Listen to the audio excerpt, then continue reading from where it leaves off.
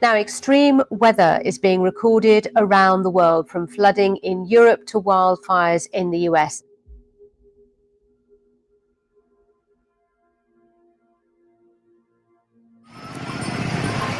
Greece, like so much of Europe, is grappling with extreme weather. And as this part of the Mediterranean burns, Southern Europe's worst heat wave for more than 30 years has fueled fires across parts of Spain, Italy, Greece and Turkey for 3 days now. In less than a week, more than 100 forest fires have broken out across the country. On the island of Evia, by ancient Olympia, people are fleeing. Wildfires have closed in on these shores, and residents and tourists are being crowded onto ferries and fishing boats.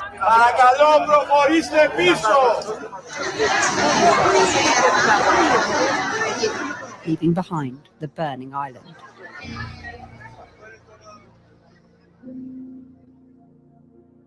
Greece, like many parts of Europe, has been grappling with extreme weather this summer, widespread flooding and colder than average temperatures in Central Europe.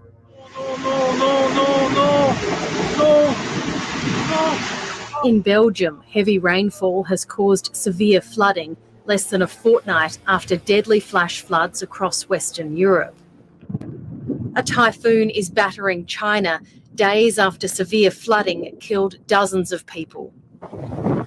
Scientists say these events are becoming more common because warmer temperatures mean the air holds more moisture, which leads to more extreme. A record heat wave is fueling devastating wildfires across much of the southern Mediterranean and eastern Europe tonight.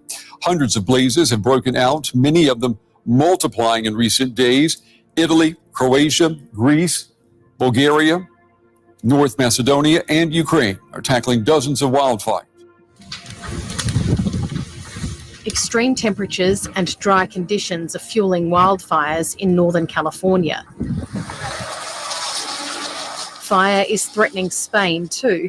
This is the Catalonia region and one of the worst fires here in years.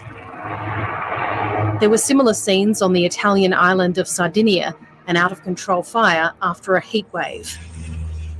While no single event can be attributed to climate change, to be stuck on a beach, surrounded by fire on all sides. It was a waking nightmare from which the sea was the only salvation.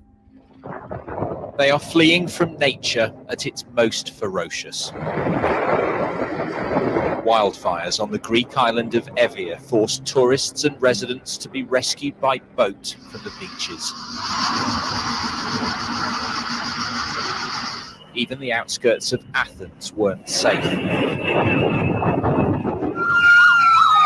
with thousands leaving their homes to outrun the fast-moving flames. Just 30 kilometers from Athens. Firefighters have been struggling to get this latest blaze near the Greek capital under control.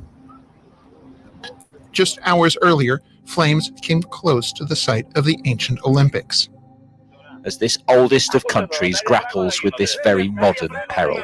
It's the birthplace of the Olympics, where the Games were first held in 776 BC. In Italy, firefighters have been working day and night to douse the flames. On the island of Sicily, the fires in the mountains are also threatening seaside resorts. This year's fire season has been one of the most destructive on record, according to EU data. The extraordinary summer is testing the region's response to increasingly extreme conditions. there was flooding in London too. Water streamed into a train station and turned roads into rivers as representatives from more than 50 countries met to lay the groundwork for November's big climate summit in Glasgow. Heavy rain has led to widespread flooding in North Korea, where state TV reports that thousands of people have been evacuated from their homes.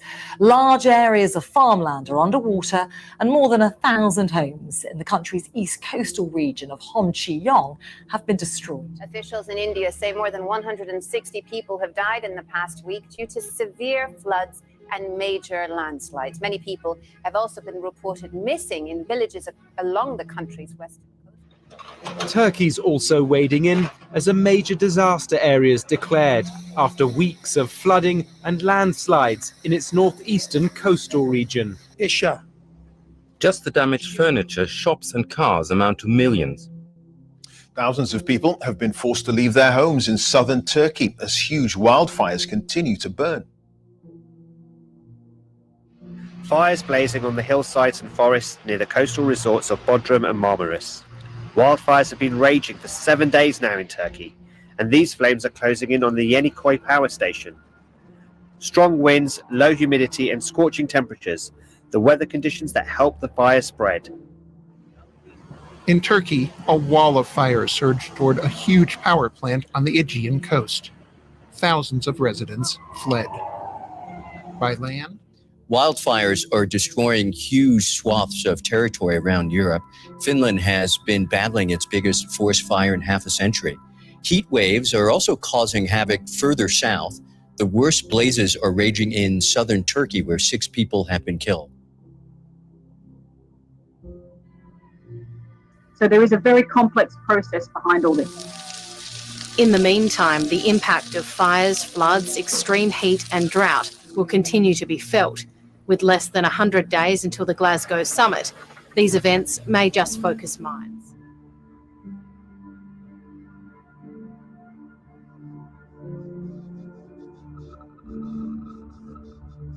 Greece's prime minister says the country is experiencing what he calls a nightmarish summer as a record-breaking heat wave fans dozens. With temperatures above 100 degrees, more than 100 fires have burned through parts of the country over the last week, forcing evacuations and destroying.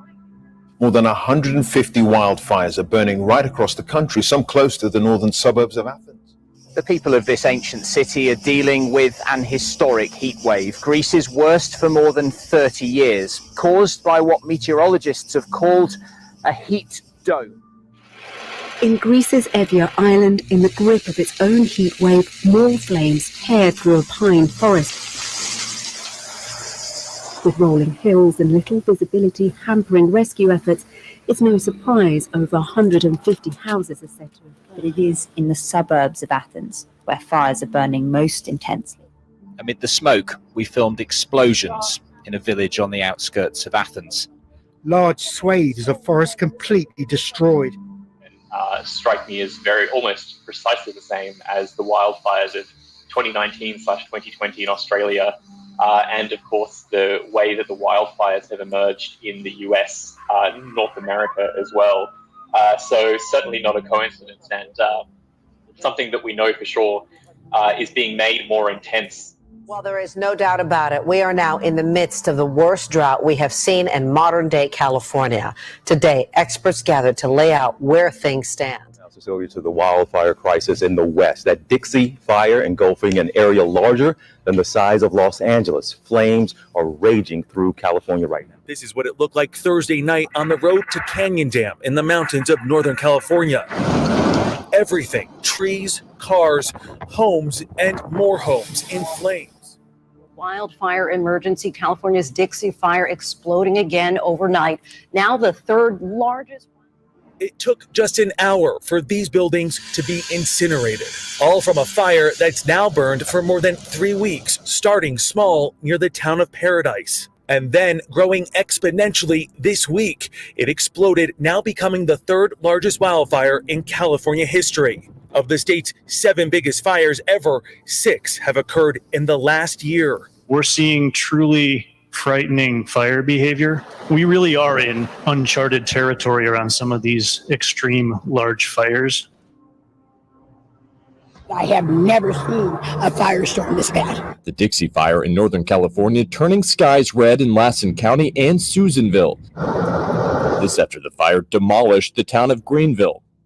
We're talking about 2 towns erased from the map in 24 hours. But he says California's wildfires are creating never-before-seen challenges. Have they become more dangerous? Well, over the past 3 years, I think we've all seen it, right? It's just they're getting hotter and faster, and I think the fire moved from that side of town through the town in maybe about an hour, maybe a little less. The historic fire season in the West driven by a mega drought that's beginning to affect infrastructure. Lake Oroville is now at less than 25% capacity. Officials were forced to shut down the Hyatt hydroelectric power plant there for the first time ever due to the lack of water. Another mountain community is aflame. Flames, look at this, swallowed up the homes and the trees. In the meantime, here are pictures from outside of the destroyed Gold Rush town. This is Greenville. Smoke filled the sky with embers and flames rising on both sides of the road. The fire moved southward Thursday, taking out additional structures along a major highway. And to the west, buildings in the town of Canyon Dam were also seen in flames. And not at all an exaggeration to say things here are dire. We've got some visuals for you. We'll start at Oroville Dam. Now at 34% of average, that's dangerously close to the point where it won't be able to generate any electricity. In Marin, the reservoir levels have reached historic lows, with water managers saying they need to cut use by 40% district-wide. Statewide, firefighters say they're concerned with 9 active wildfires as of today, and the heart of the fire season still ahead of us, that dry conditions could mean bigger burns. Give you some comparison in where we were last year at this time to where we are now. We do have an increase of the number of incidents across all jurisdictions, about 12%. We're up to 6,049 incidents statewide, as opposed to last year at this time, we were at about 5,400 incidents. The real increase we're seeing right now, which is somewhat alarming, is the number of acres that have been burned.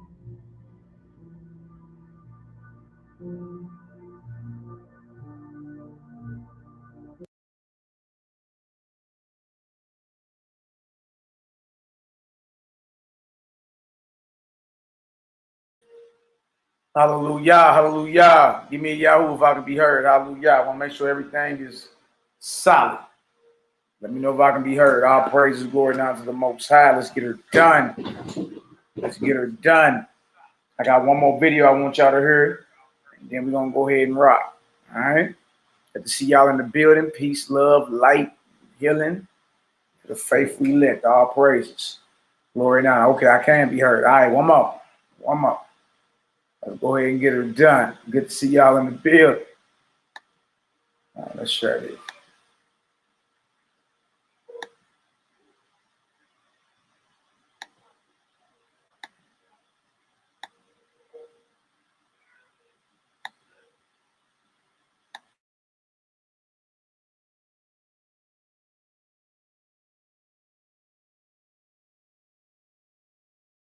Can survive.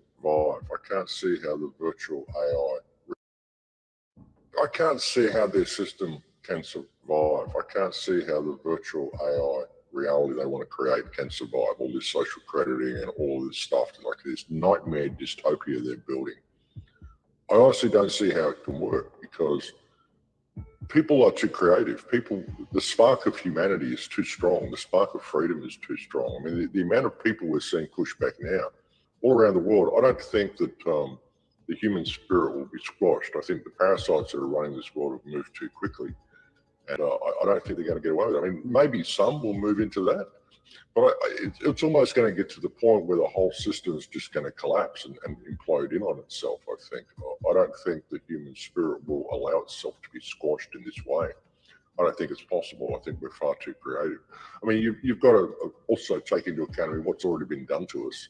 If you look at our history and what's been taken from us, you know, the ancient history, Tartaria and things like this, and what we really had. I'm sure they've reduced us to a point of virtually slavery now, but this is the final nail. This is the final screw they want to put in, and I think at that moment the entire water barrel is just going to burst when that last nail goes in, and humanity is going to rise. I really think that's what's going to happen.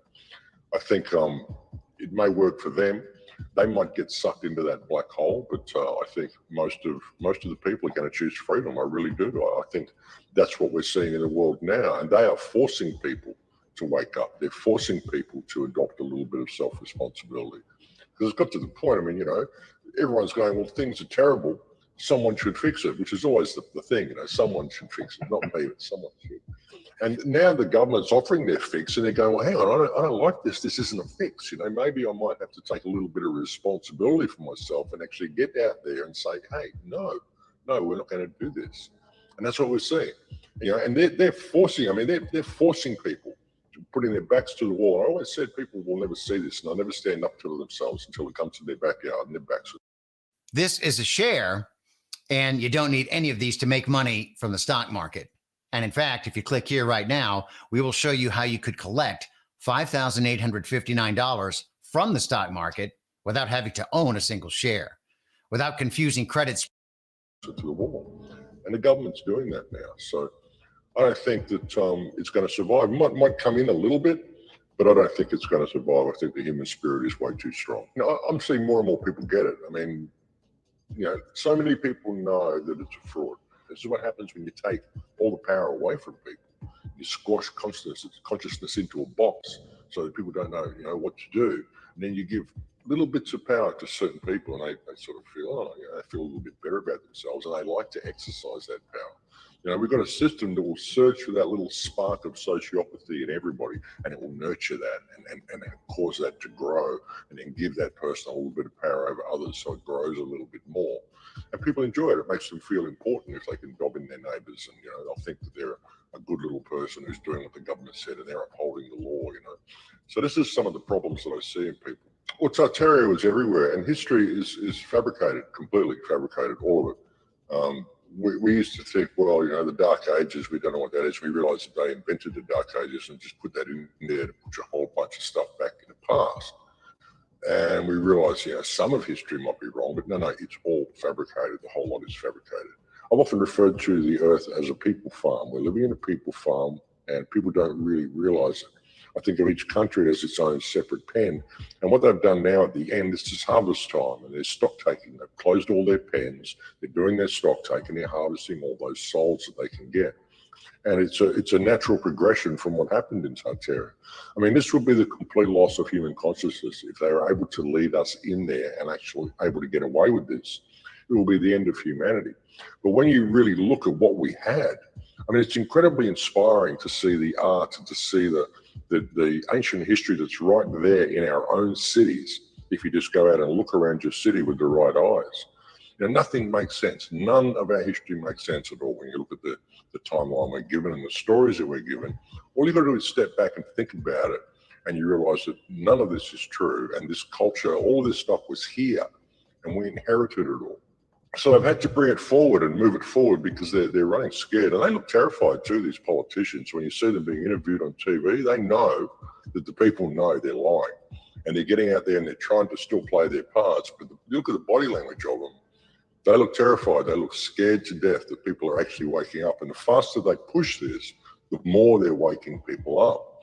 So it's all backfiring for them, I think, Rob. People have lost their power, and they give all their power away to others, and they believe that they are controlled. They believe they have owners, and they comply with wrong behavior. They're willing to step outside their moral compass to comply with legislation, which doesn't really mean anything. You know, we're supposed to have law, which is put there to protect us. It's put there to prevent the causation of harm and to provide remedy when harm is caused. And yet now the law itself has become the main source of harm, and people simply go along with it because it's the law. It's that belief itself. So ultimately it's us. I mean, even when you look at all the rulers and maybe some people say, well, they're not human or whatever. They've got reptilian souls or whatever. I mean, whatever, you know, but they look human, and they're just men and women that are out there doing these things, and we're just going along with it. You know, it's this need for power, this greed, this loss of everything it means to be human, the loss of free energy, the loss of the abundance that we're connected to all around us, which makes us believe we're in a state of scarcity, which makes us terrified. We've got to get more and more and more and more and more and be in control of everything so no one will hurt us. It's us. You know, it's us, it's all of us, you know. I mean, it's really hard to point the finger and say it's them, and that's what a lot of people want to do, you know. It's back to the same thing, but I'm not prepared to change anything in me and stop complying with wrong behavior and just do the right thing in all that I do, because if people did that, they would change the world in a day. If people stepped into their moral compass, refused to comply with anything which caused them to step outside their moral compass, we would literally change the world in a day. The whole system couldn't function if we didn't comply with their own behavior. So if people want to know who they is, they really just got to look in the mirror and look at the little smart device they're holding in their hand and realize what they're participating in. And if they were to stop doing that, then it would all go away. No stake in the outcome, brother. I face infinity without flinching. To me, it's all a wondrous experience. And the reason darkness exists is because people refuse to shine light on the darkness. And many people who believe they're in a state of high vibration actually have an inability to be able to process certain forms of light, because all information is light. It may be stuff that you perceive to be dark or negative, but it's simply information. And many people who sit there and say, I'm going to stay in a state of high vibration and keep my vibration high, I won't look at the darkness because that will bring me down. They're actually in a state of fear. You're in a state of fear of actually looking at that because of the way it will make them feel. So they're in exactly the opposite type of vibration that they think they are. We can heal the darkness by simply casting light into the darkness. If you don't know a problem exists, you can never heal that problem, and that problem will continue to persist because of your refusal to look at it. When all you have to do is cast light on it and the problem goes away. It's really that simple. You can't have any stake in the outcome, and you can't think, well, this is going to make me feel bad. It's just a way of healing the situation. You know, you've got to be aware of both polarities of reality. There's the ultimate good as far as you can get it, and the most divine and magnificent good and joy and love that you could possibly feel. And there's the other side, and one cannot exist without the other. And the trick is to bring them all together. No stake in the outcome of any of this. You're only here for a breath. You're here to heal this reality. You're here to gather the experience that comes to you and take it with you when you leave the realm. You know, and if you refuse to heal the light, or refuse to heal the darkness while you're here, refuse to ever look at the shadow, well, that's never been healed from yourself.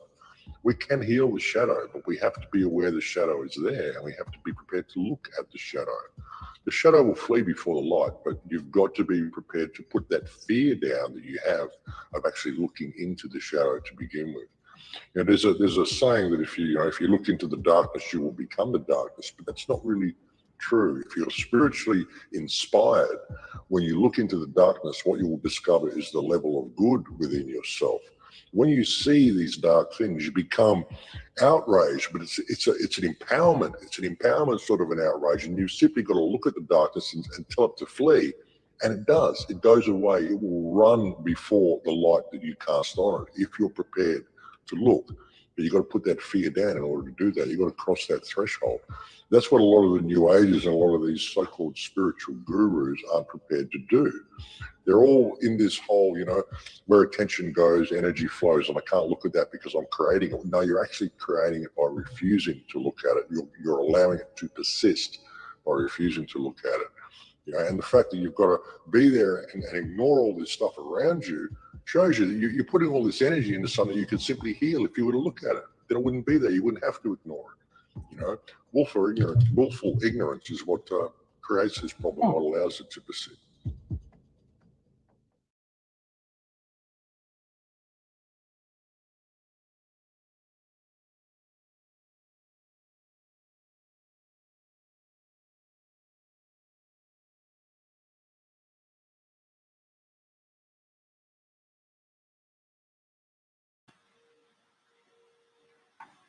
Hallelujah, hallelujah, all praises, glory, and honor. Nehemiah, where you at? Let me bring Nehemiah on this deal. Nehemiah Bond, what's the word? Me, bro. Can I be heard? Yeah, I can hear you loud and clear. Talk to me. Good to see my brother in the building. Yeah. You know, I had to come on real quick. You know, I ain't been on with my family in a while. Oh man, I see you over there. I see you got the. I see you repping. You got the honor and humility logo up. Look at you over there repping. Yeah. You ain't false flagging up. No, boy, I'm trying to raise the Nazarene banner, bud.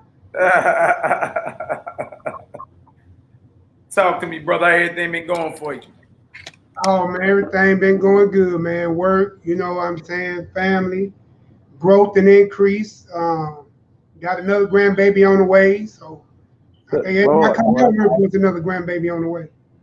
Man, look, you really y'all the Straughters believe in being fruitful and multiplying, literally. Man, them little babies have found their little stuff. They ain't lost their mind. Man, every time I talk to you, you got another grandbaby. Boy, what's that, about 100? Woo. I think I'm somewhere between 28 and 30. Look at you, boy. You know there's a lot of babies. There's a lot of babies when you lose count. I was solid at 27, man. I'm starting to lose count. Well, there's a lot of babies You when know, you lose. Deontay just had his baby, his little girl. Yeah, that was when was that? That was a while ago though. Right? About 2 months ago. Yeah, I remember Hey, that. babe, how old is the new baby, Deontay?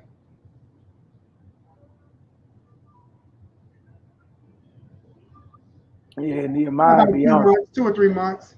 Well, y'all believe in loin warfare, boy. 2 months. The I wife ain't said mad 2 at months. you. Praise. That's what's You up, know, bro. Baby J, she pregnant. That's number 4 for her. Baby J, I didn't know Baby J was pregnant. Okay.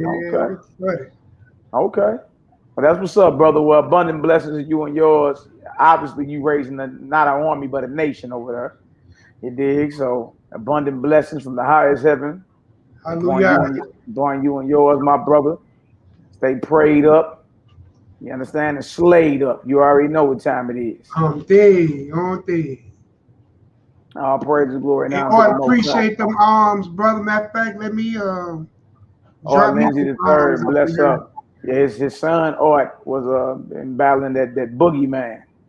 So you already know we as the family gonna come against that. Gonna come against it, bind it up, unleash the fire, strike it dead from the highest heaven. We're gonna rejoice and believe. You understand? All praises. I see y'all in the building. Agdino, Art Lindsay the third, Finesse, 12 Tribes. Look, I like this name right here, Jasmine Fly. Fly, huh? That's your YouTube handle, or is that your actual name? I like that name, Jasmine Fly. That's what's up. Naomi Israel, all praises. Jehu M. All right, my sister Jerry Manuel, bless up. Robbie Dobson. All right, brother Yahudah, Roddy Rod in the building. Ema Set Apart Living. I see y'all in the building. All praises. All praise, my brother Daisy. Bless up to you, your wife, and your bundle of joy, my brother. I see her miraculously just healing and growing. All praises. All praises. Now, Ama, Abriya, my beloved sister. Kila, the house of Troy in the building. Bless up. Kado Word. I see y'all. All praise, glory, and David Myers, my brother YAH'KI Ben Yahrael, my brother that stay over there on the continent. Much love, brother. Bless up. Bless up. Oh, yeah, I appreciate that, Agdino. Yeah, they expanded fast. I had to go ahead and do me a little splurge a little bit. Bless you. Bless all y'all. Bless all y'all for your prayers. Definitely for your support. My brother Sonic in the building. All praises. I see y'all. Okay. Q Felicia J. All right. Surrender. All right. I see y'all. Whoever didn't, I didn't get to run across my mouth. All praises anyway, whether you be friend or foe. We greet you in the name and greet you in the tongue of our forefathers. Shabbat Lakam, Shalom Lakam, Shabbat Shalom. Peace and blessings. Shout out to all the haters, jaw jackers, and naysayers. We love y'all too. Bless up. Been pretty quiet on the home front, Nehemiah. Ever since the hammer had to drop yesterday. Talk to me. What you think? Hey man, look. When you call somebody outside and they don't come off the porch, you ain't got to say nothing else. You know what I'm saying? Absolutely. Hey, the old school say it to your face. You know what I'm saying? So look, names were called, which was the main ones. And look, as soon as you put that video up, man, I seen the ops running through a private video. Hey, man. Instead of calling you up and saying, come on, man, we outside with you. What's good? Well, we want to do us a little video with 3 of us on here, and we would just say a little piece, and then we'll tag you in the video on Facebook after the live is over with. What type of madness is that? Oh, we know what that is, though. All right, look. Somebody call you to the mat. And then you sneak out the back door and wait till you get home in the comfort of your own home to run your mouth. We already know what we call that in the world. You ain't even got to say what it is, but you know what we call that in the world. You understand? So, look, I ain't dealing with no. I'm not dealing with no videos in response. I'm like, hit the live button. You understand? If you ain't talking about that, then you ain't talking about nothing. And y'all, just like we thought, wolfing. All right. So, all praise and glory now to the Most High. Y'all see the chat, and y'all see the title, Nazarene Edition, Part 19. We got Simon Peter, the Apostle, versus Simon Magus or Simon the Magician, the Apostate, Part 2. All right, so we about to get into this, and this is very important because one thing you need to know is how to battle. Is how to battle and defend the Nazarene faith. All right, Peter knew how to battle. He was taught it strategically by our master. All right, so for y'all that don't know, we have been off YouTube for about a week, a little bit over a week, and what we did, we uploaded on Facebook, and I took the videos we uploaded on Facebook and just uploaded them, the past 2 nights. You know what I mean? Right here on YouTube. So all praises. All right. So the video part 1 of this, Nazarene Edition 18, part 1 was put up or uploaded last night. We're about to get into part 2. NehemiYAH, anything else you want to say, my brother? No, we ready, bro. I'm gonna run up here and grab me a shirt real quick. All right, let me go ahead and pull this on up and let me know when you're ready to rock. All praises. All right, let me pull this on up. Good to see y'all in the building. All right. Jay, who would you say hold me back vibes? Absolutely, man. Absolutely. Anyway, let's get back to what the Most High called us to do, y'all, and that's teaching and healing. All right, let's get on back to it. All right, we know what it is. All right. If anybody don't know, you either a wolf or you crying wolf. I'm game. Hit the live button. Let's get it. All right. Let's go into this Nazarene Acts. All right. Let me see. Let's go back over this way one more. I wonder if that's a book I got, 'cause I can't see it. I'm in the front room. Yeah, I'm about to make it bigger, but you do got this.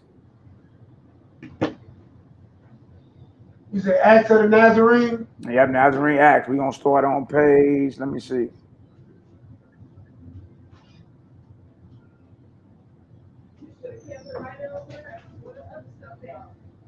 All right, hold on 1 second.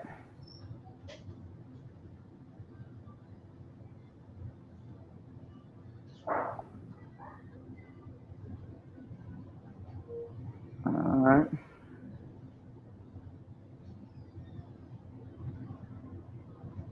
All right, we're going to start at the bottom of page 91. All right. We're going to go back over a little bit. And then we're going to read on in. All right, about to build with our people about this. You got to know how to battle. That's one thing you got to know how to do is battle. All right. Pull this back up. Make sure we got the full screen on. Wow. All right. All right, bro. Welcome back.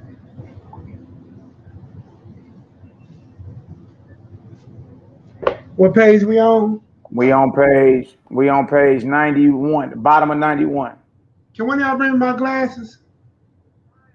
Please and thank you. I was just in the room. You on 14? Yeah.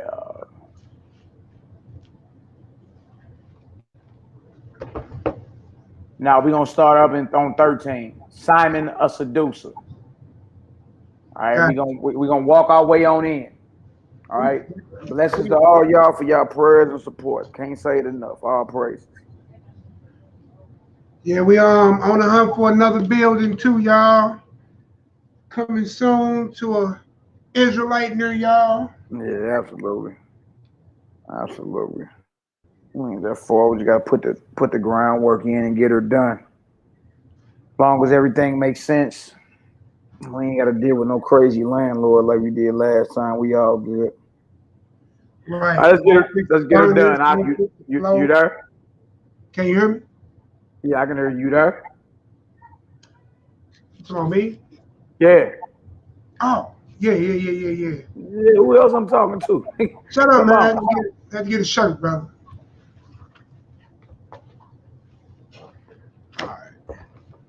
All right.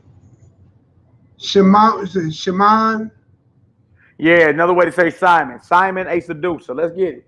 All right. While Simon was talking on in this style, Kepha, having saluted the people in his usual way, thus answered, O Simon, his own conscience is sufficient for everyone to commute him. It says confute. Confute means to battle him or go against his line of reasoning.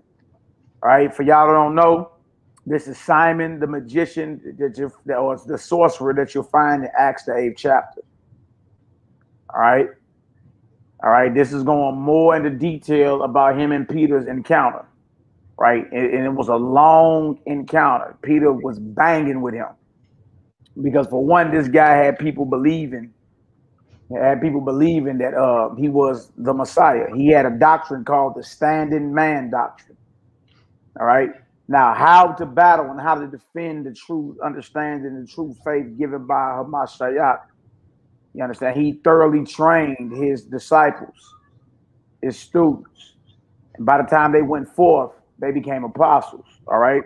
Now, Peter was sent by the Messiah's brother, James the Just, on a mission to shut down Simon Magus. All right. Simon the sorcerer. You'll find this guy in Acts the 8th chapter. All right. Just wanted to let y'all know that. All right. Come on now. Let's get it. All right. But if you wonder at this, that those who are acquainted with you not only do not love you, but even hate you. Learn the reason from me. So, and understand this, y'all. The plot is this. The setting is this, should I say. They're amongst a crowd of several hundred people. All right. Now, trip off this, y'all. They not flipping back and forth, yelling off precepts. You understand? Kepha or Peter is there in the spirit, well trained up to destroy this cat. Now, as we're listening to this, listen and understand the battle strategy. Look at what he's doing. He ain't there shooting the breeze with him. He ain't there throwing any type of false humility. He ain't there like, bro, you know I love you. This is out of love. You know, I mean, look, I'm not here to defend you. Look, y'all, people gonna be offended. You gotta understand, what someone grows to believe, that person becomes that. You become what you believe. That's why faith is so strong. Why do you think holy wars are fought? Why do you believe wars are fought concerning what you believe? Because once you believe and receive something in your mind, you become that thought. That's why to receive a change in thought or any type of revolutionary thought is very radical. All right. So he letting it be known. I'm about to let you know right now why the people hate you. Right? He going right at them. And if you in battle mode, y'all, you got to be in the mindset of take no prisoners. We not there to we there to win. We not there to lose. We not there to break even in time. We not there to shoot the shits and giggles with nobody. We are to utterly destroy. Why is that? Because it can't be two losers. It can't even be two winners. All right. And we serve a God who has never taken the L, ever. All right. Come on, Hebrew, let's get it. Since you are a seducer, you profess and proclaim the truth. And on this account, you have had many Haverim. Friends. Haverim is Hebrew for friends, right? Go ahead. Who had a desire to learn the truth. But when they saw in you things contrary to what you professed, they being, as I said, lovers of truth, began not to only not love you or not to love you, but even to hate you. He like, look, you claim you about the truth, but you a seducer. You had many friends based off that because they were in pursuit of truth, but when they perceived in you that your words don't line up with your actions, basically, they began to hate you. All right? Because if you read back further, you'll see that Simon Magus is basically mad that the crowd is showing so much love to Simon Peter or Kepha. And Kepha letting them be known, like, the reason that you're losing friends in this is because of this. You understand? What you speak, your actions don't add up to. All right? So that's one thing. You can't be a hypocrite in this thing. All right? That don't mean you ain't never got nothing wrong before. All right? But when you understand that what you didn't say it is wrong, or you may have been going the wrong way, it's time to turn around and speak up and let the people know. All right? Come on, Doc, let's get it. But yet, they did not immediately forsake you. Because you still promised that you could show them what is true. Right, come on. As long, therefore, as no one was present who could show them, they bore with you. And that's what a lot of these men are mad at us in this hour. And I figured it out, this is what it is. They're losing control of their constituents. They're losing control of their congregations. Right, because they thought you had what was true. Yeah, So they bore with you. There you go. There you go, brother. You see, it makes sense, don't it? Hey, excellent sense. Perfect. Makes sense. Now you starting to get asked them hard questions. And that's what they hate.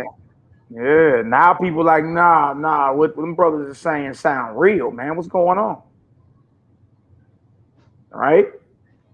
So Peter, 2,000 years ago, was saying the same thing to this sorcerer, this seducer.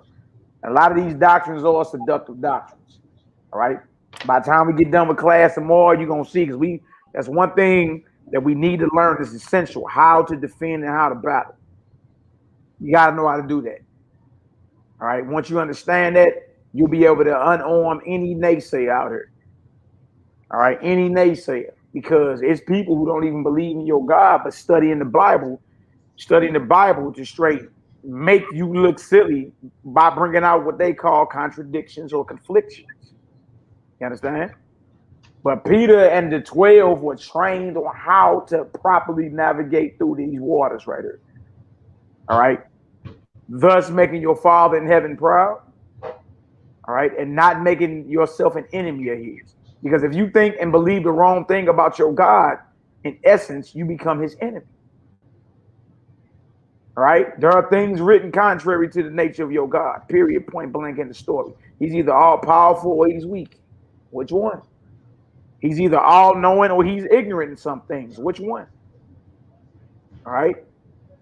He's either a creator of good or he's a creator of evil. Which one? All right? Now you got to know and understand what your God represents, who he represents, and what his essential character is.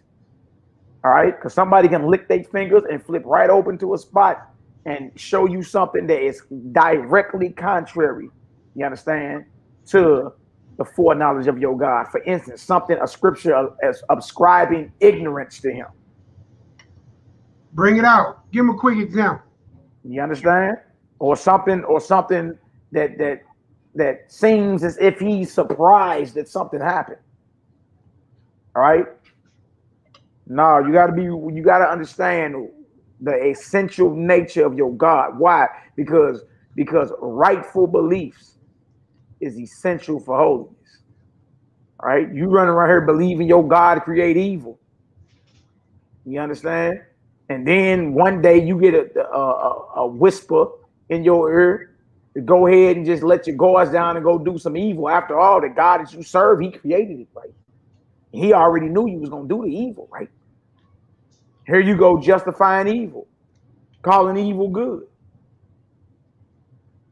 All right? Now, Simon Magus was highly trained in your scriptures, but he wasn't in it. All right? And there are going to be things he's going to point out that are in the scriptures.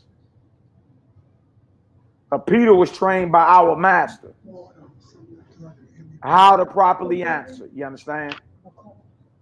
So it's just what it is. I know a lot of people have spent their careers in this trying to make everything harmonized. You don't want to trip about this, y'all. You don't want to think the wrong thing about your God and thus become an enemy of his. All right? He's either all-knowing or he's ignorant. You need to choose this day. He's either all-powerful or he's weak. He either knows all, you understand, and sees all, or his foresight or foreknowledge is limited. All right? Nehemiah, you got something to say? Go ahead. No, bro. I mean, you're on point, because the thing is that we see this often in the scriptures where it tells you from the beginning it was not so. From the beginning it was not so. But I say unto you, you know what I'm saying? And we forget that Moses told us that the one that will come after me, him must you hearken to. Right? So like you have been saying, like we all claim it, we should be following Hamashiach and his understanding. So when we get to understand it, we're supposed to be following Hamashiach and what he say and what he do, then it all makes sense, right? Because I mean, you know, one I always use, right, the first thing. We quick to run around and throw that paper up on somebody real quick. Bang, and we out of here. But he told you in the beginning it was not so. And many other things to understand that he gave. So we have to look at the perfect example that the Messiah gave us and walk in that perfect example and do better. You know what I'm saying? As these lessons come out, you'll find out that the Messiah didn't eat meat like you thought he did. Right? I give you a premise on that. So you sit here, you read Luke 24. That's one account, right? Now we know according to the scripture, according to the law, according to everything we've been taught, one witness of itself can do what, Malaki? Man, can't hold up in court. Can't hold up in court. But in the matter of 2 or 3 witnesses, it tells you let every word be established. So when you understand that, you read Luke 24, read the whole thing, 1 through 33. You can read the whole, I'm just giving you like 1 through 33, right? Write these down. Hold on, man. I'm gonna get this away tonight. I'm gonna get this away. Just say it so we can keep moving. Luke 24, y'all don't line up with John the 21st chapter about the resurrection. The resurrection accounts do not line up. Also in the book of Mark and Matthew. Luke 24, John 20, they don't line up. You understand? We got to break. We already got the breakdown. We just got to bring it out. Y'all willing? We can do a Sunday or something, bro.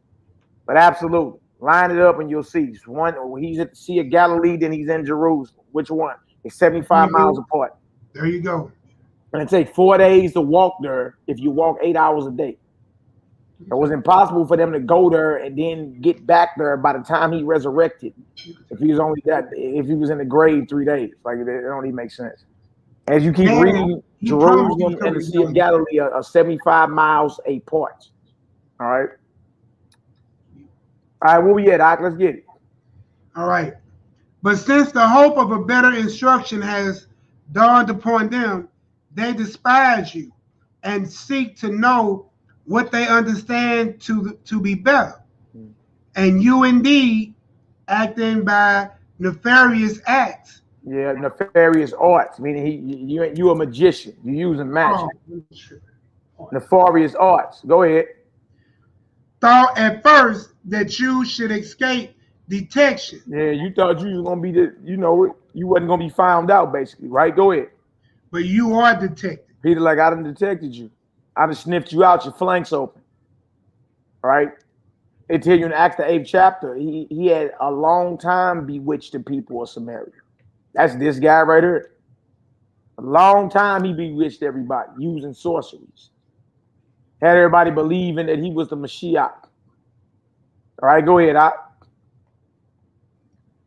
But you are detected, for you are driven into a corner, and contrary to your expectation, you are made notorious, not only as being ignorant of the truth, but as being unwilling to hear it from those who know it. You know, we done bagged you in a corner. Done bagged you down. Right? Go ahead. For if you had been willing to hear, that saying would have been exemplified in you of him who said that there is nothing hidden that will not be known, nor covered that will not be discovered. Absolutely. So notice this, y'all. This is one thing I want y'all to see and understand. When the battle is on, Peter is not shooting the breeze with him. Peter ain't there to be his friend. Peter ain't there to, oh, brother, I love you. And I ain't really trying to offend you. No, gloves are off. That's how you got to be in battle. This is war mode. If we're debating understanding, then we're here to win. We're here to utterly destroy what you're talking about. All right? All right, maybe afterwards, if you come to your senses, we can, you understand, sit back and laugh and talk about it. But hey, until then, it's on and cracking. And y'all got to be treated like that. Again, why do you think holy wars are fought? Beliefs, faith. Faith is something that's very, very powerful. It dictates who you are. All right, and if it wasn't so powerful, then why you think all the arguments? Why you think people fall out with one another? Why do you think it causes division in households and all that? Belief. Very, very powerful. All right. All right. Shimon claims the fulfillment of Kepha's promise. Watch this. Go ahead, Op. You ready? Yeah.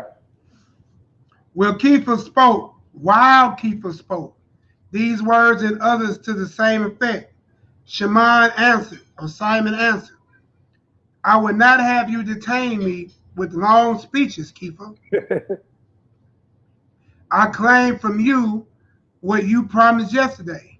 You then said that you could show that Torah teaches concerning the immensity of the ageless light, and that there are only two heavens, and these created, and that the higher is the abode of the light, in which the ineffable Father dwells alone forever.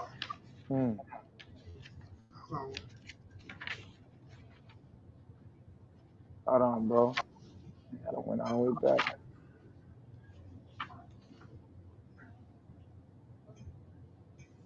All right, go ahead. Dwells alone forever, but that after the pattern of that heaven is made the visible sky, which you assert is to pass away. You said therefore that the Father of all is one, because there cannot be two infinities. Else neither of them would be infinite. Because in that in which the one subsists,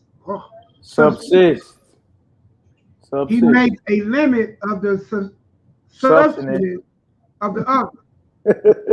I know, right? It's a lot of substance.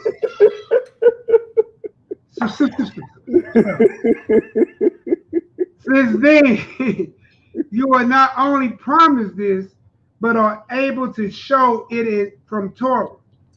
Leave off other matters and set about this. Then Kepha said, if I were asked to speak of these things only on your account, who come only for the purpose of contradicting, you should never hear a single discourse from me. Nah, true about this. Simon Magus basically telling Peter, later fall, man, you being long-winded. That's what he basically telling him. I'm not gonna have you detain me with these long speeches. You being long-winded. You said you can prove that the Torah teaches about the eternal light or the ageless light. Y'all know what that is, that light before the sun and moon was created. Genesis 1. The third verse, let there be light. All right, so your enemy is calling you to the mat about what the Torah teaches concerning the eternal light.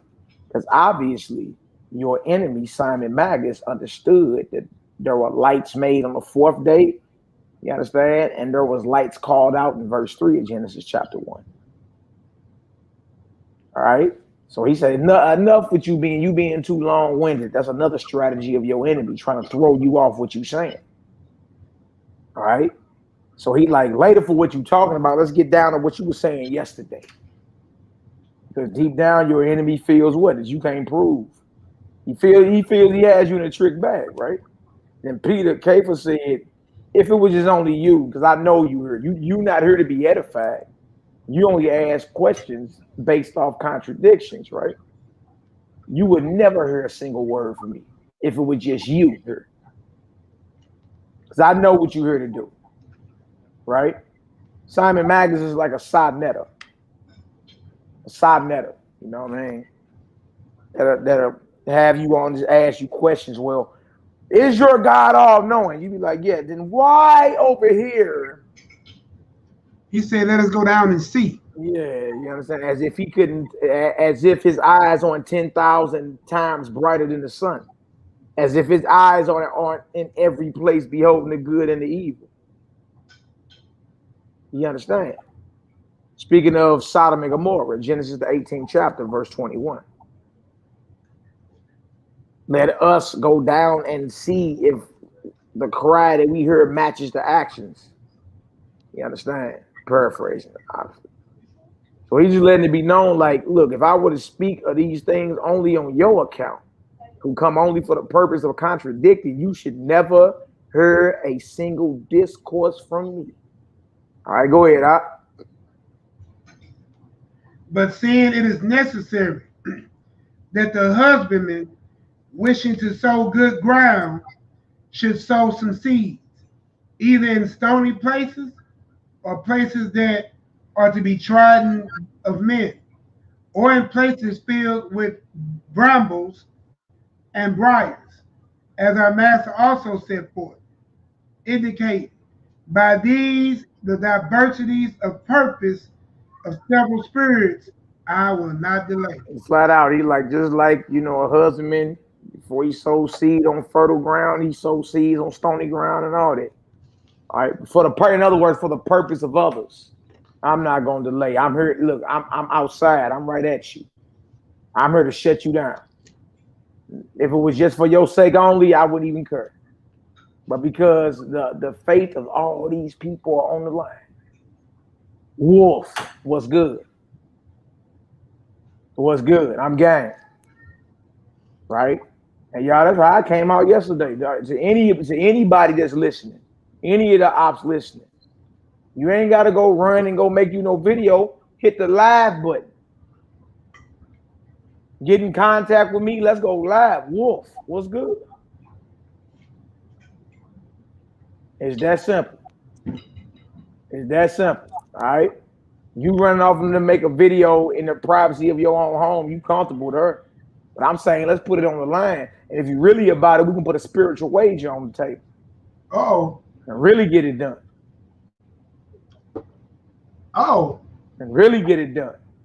In front of, and look, do it the hey man, whole I think you was reading this, man, and got inspired, brother. That's just something to tell me. You was reading this, you got inspired. Do it the old school way, right in front of niggas. All right, let's get it. Boy, ain't what you do. You kept saying that all the day. Hey, shout out to my brother Aquar. Keeping them popped up in her. Shabbat shalom to you and the family. Tell my sister Soldier, I said shalom, all praises. Blessings to you and your family, my brother Aquar. Hey, look, hey, Google Aquar, man. Support that Israelite brother, man. Make a lot of good products. Absolutely. And they're Torah biblically based. They're not mixed linen or none of that. And yeah, Finesse, you got to be funny with Malaki, man. That boy give you a headache if you let him talk to you too much. Man, whatever. Whatever. I going off. Yeah, that's what she said. Let's get her done. We're at 25. I mean 15. All right. Then said Simon or Shimon, you seem to me to be angry. Ain't that what they always say? That's what the old boy said last night in text. All right. Seem to be angry. Y'all act like y'all getting attacked. I'm saying that. See, y'all not understanding. Look, we with the smoke. All right, y'all just mad because you got called out. You been running your mouth. Ain't nobody like called you on like, all right, I'm game. Hit the live button. Like, I think I kept my cool in that video. What you think, NehemiYAH? Yeah, I think you was pretty relaxed, brother. I heard the children in the background getting it in and everything. Yeah, I wasn't over there foaming at the mouth and angry and all that. I kept it cool. I'm just letting it be known so everybody can understand. Somebody a wolf and somebody crying wolf. That's just what it is. All right. If they really about it, they'll take the challenge. As of today, nobody is accepted. Somebody reached out and said they want to chop it up with me. Hopefully, him and his crew. I'm like, all right, whatever. Get it done. It's all good over here. So it's all good, man. But that's a tactic of your enemy when it's time to go ahead and get it done. You sound angry, brother. All right. What happened to brotherly love? Yeah, well, you're not humble. The one op said that. One op said that. You should use some more patience. Love nothing. You should use some more patience. You're causing division. I say, man, like these cats, Tito, what the crazy thing is, I'm in all they little chat groups and all that. I just don't respond. I watch all of them run their mouth, getting their feelings. I'm like, okay. Good, hey, good to know how he feel. Good to know how he feel. Oh, that's what they saying. That's what they thinking. Look, they showing me every move they make, they show it to me. And I understand this. I just sit back and watch. I said, oh, okay. Okay. Well, I see who's saying what, who think what. All right. Well, look, I'm game. Out, live button, calling all y'all out. What's up? All right. You'd have thought my phone would have been ringing off the hook. Like, set it up then. Let's get it. Set it up then. Set it up then. No. 2 men right out the gate dunked. Hey, and look, and both of them got my number. Ducked. You crying wolf then. All that you seem to be angry. That's a tactic of your enemy when it's time to bang. See, you can't just know how to properly handle up yourself. You got to have the spiritual discernment to peep how they come. Because everything he doing is trying to throw you off of your square. So it'll be perceived or looked at as if you can't control yourself. And that you actually lost the so-called discourse. You understand? If you can't control yourself, it's going to look like that. Oh, you lost or you got something to hide. So you got to learn to control yourself, right? Come on, Hebrew, let's get it.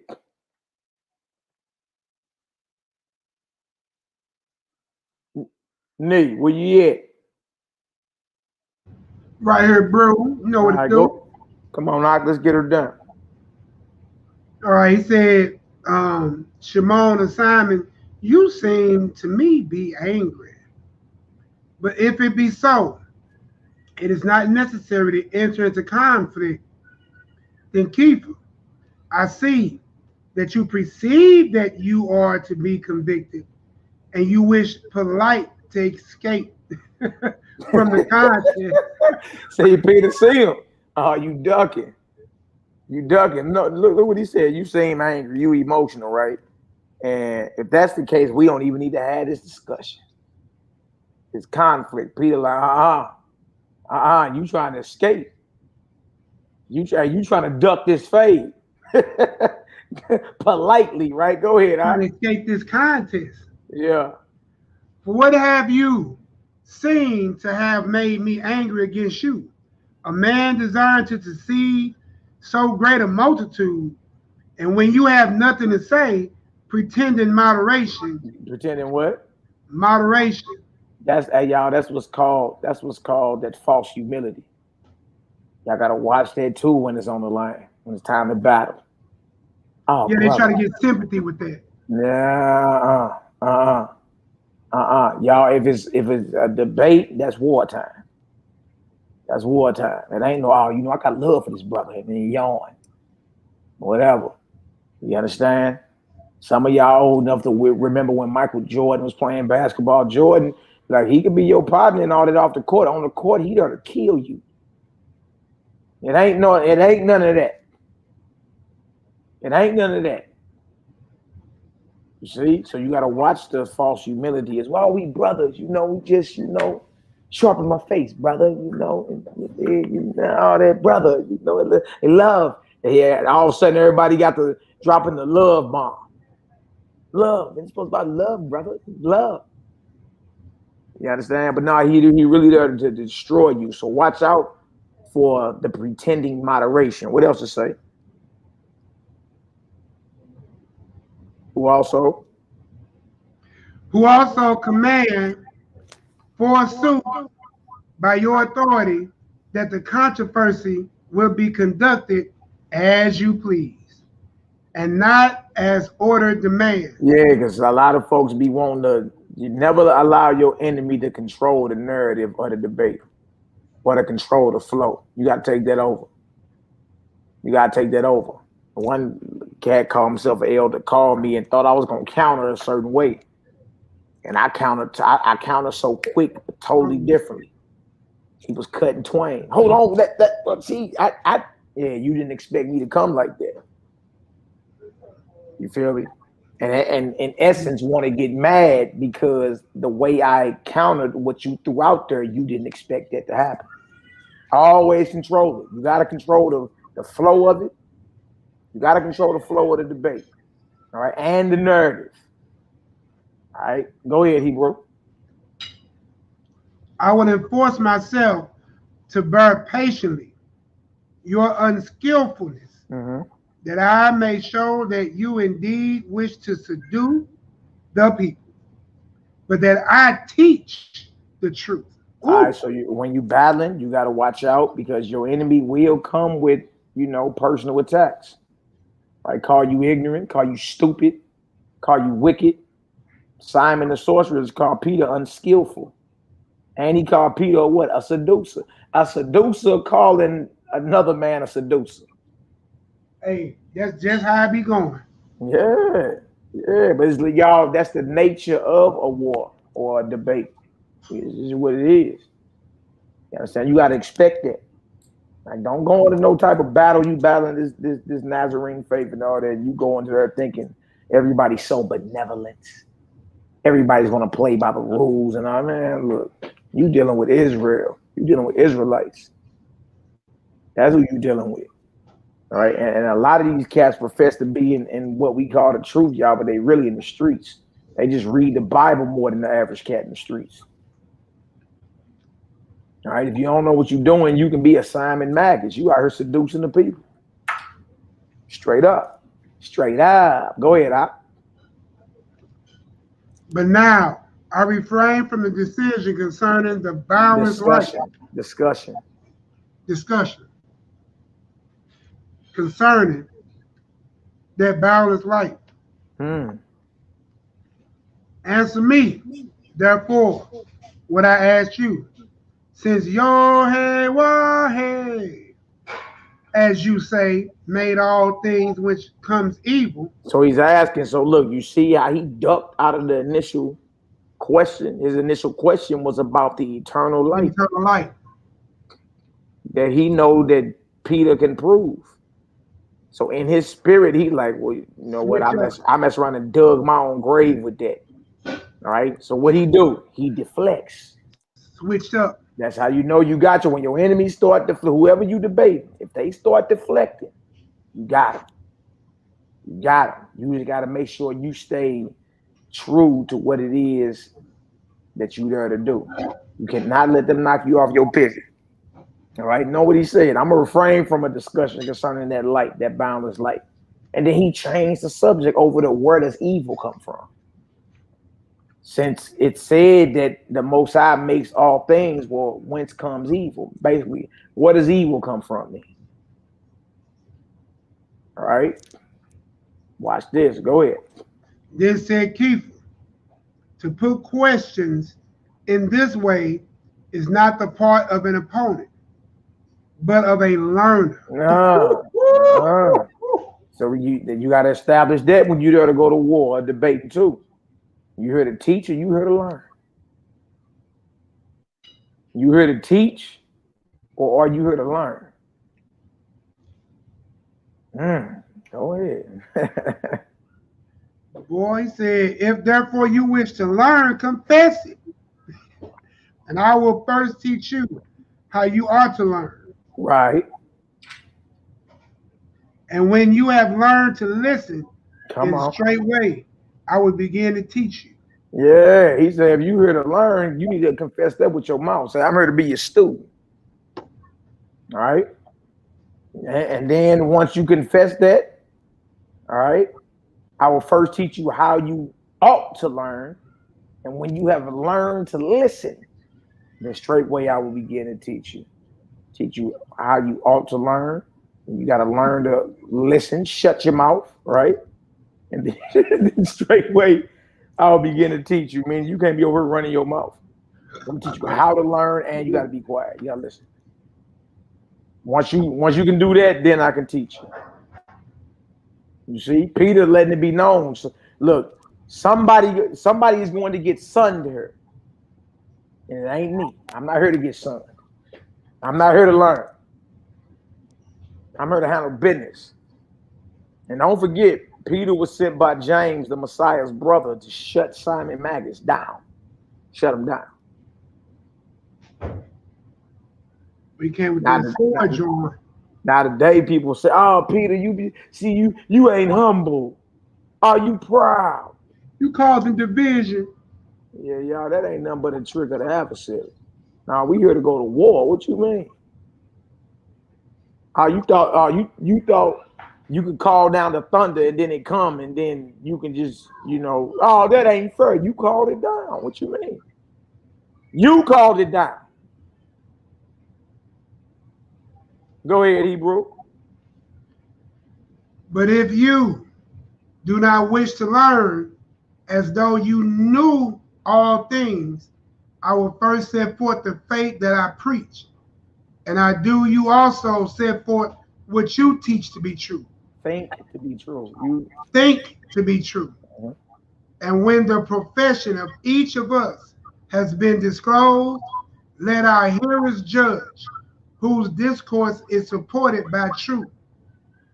To this, Shimon and Simon answered. So Peter's saying, look, if you not heard to learn, then guess what? Fight on. I'm going to state what I believe, you state what you believe, and we'll let the crowd judge. What's up?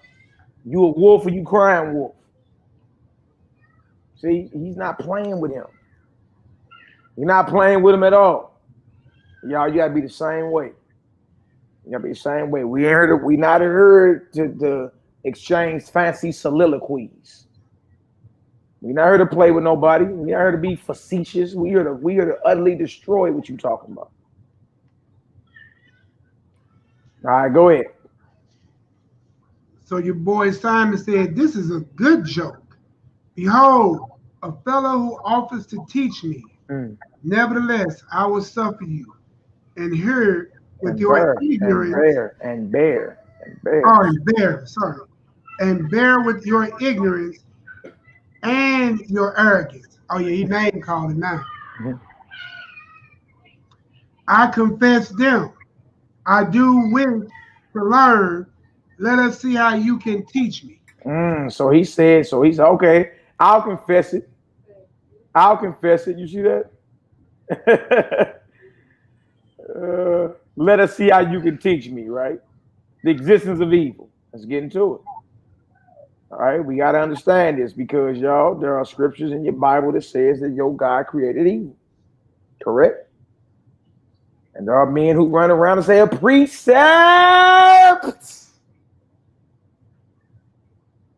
They bring out the one in Amos and the one in Isaiah. And you go, yeah, we do say it in the Bible. It says it in the Bible. Here you go, believing your God creates evil. All right? Right beliefs about your God or Elohim is essential for holiness. How dare you believe anything spoken or written against him? Because how can your God be all-knowing and ignorant at the same time? How? How can your God be all-powerful, but in some instances, he can't get it done? Now, you got to pick or choose. It can't be both. It can't be both. right? How come he tell you in one essence he don't delight in the blood of bulls, goats, or lambs? And in the next breath, oh, that smell, the blood of lamb smell good to me. It's a sweet savor. You're gonna have to choose, and that's the whole thing, right? That's why I was telling everybody yesterday on that video. This is important because there are two forms of worship being propagated in your scripture. All right, you need to decide today: do you serve the God of the living or the God of the dead? Which one? He said, "I'm not the God of the dead, but of the living." Exactly.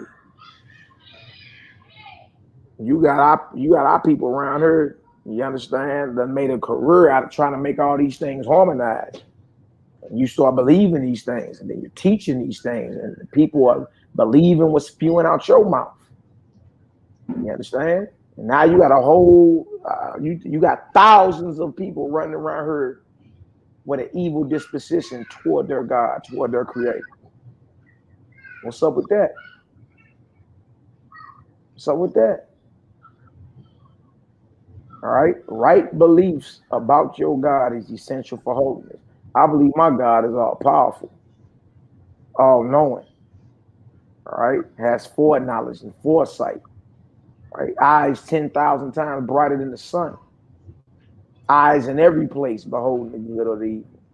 Is not the creator of evil. Does not tempt man.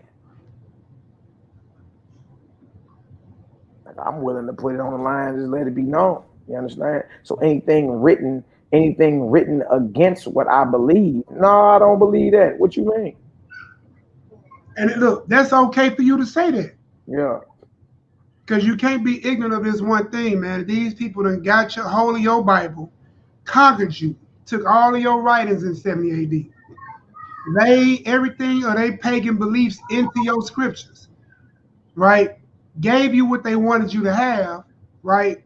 And then want you to believe that it's all holy. I mean, you have to be honest with yourself. You got to be real. That's the place where it starts. Listen, they can't never eradicate the word of God. You hear what I'm saying? So what you have to do is look in there and say, what would the living God do? The God that created heaven and earth, the God that created the animals and everything therein, the lights, the moon, the stars. He created his creation to destroy his creation. Let me say it again.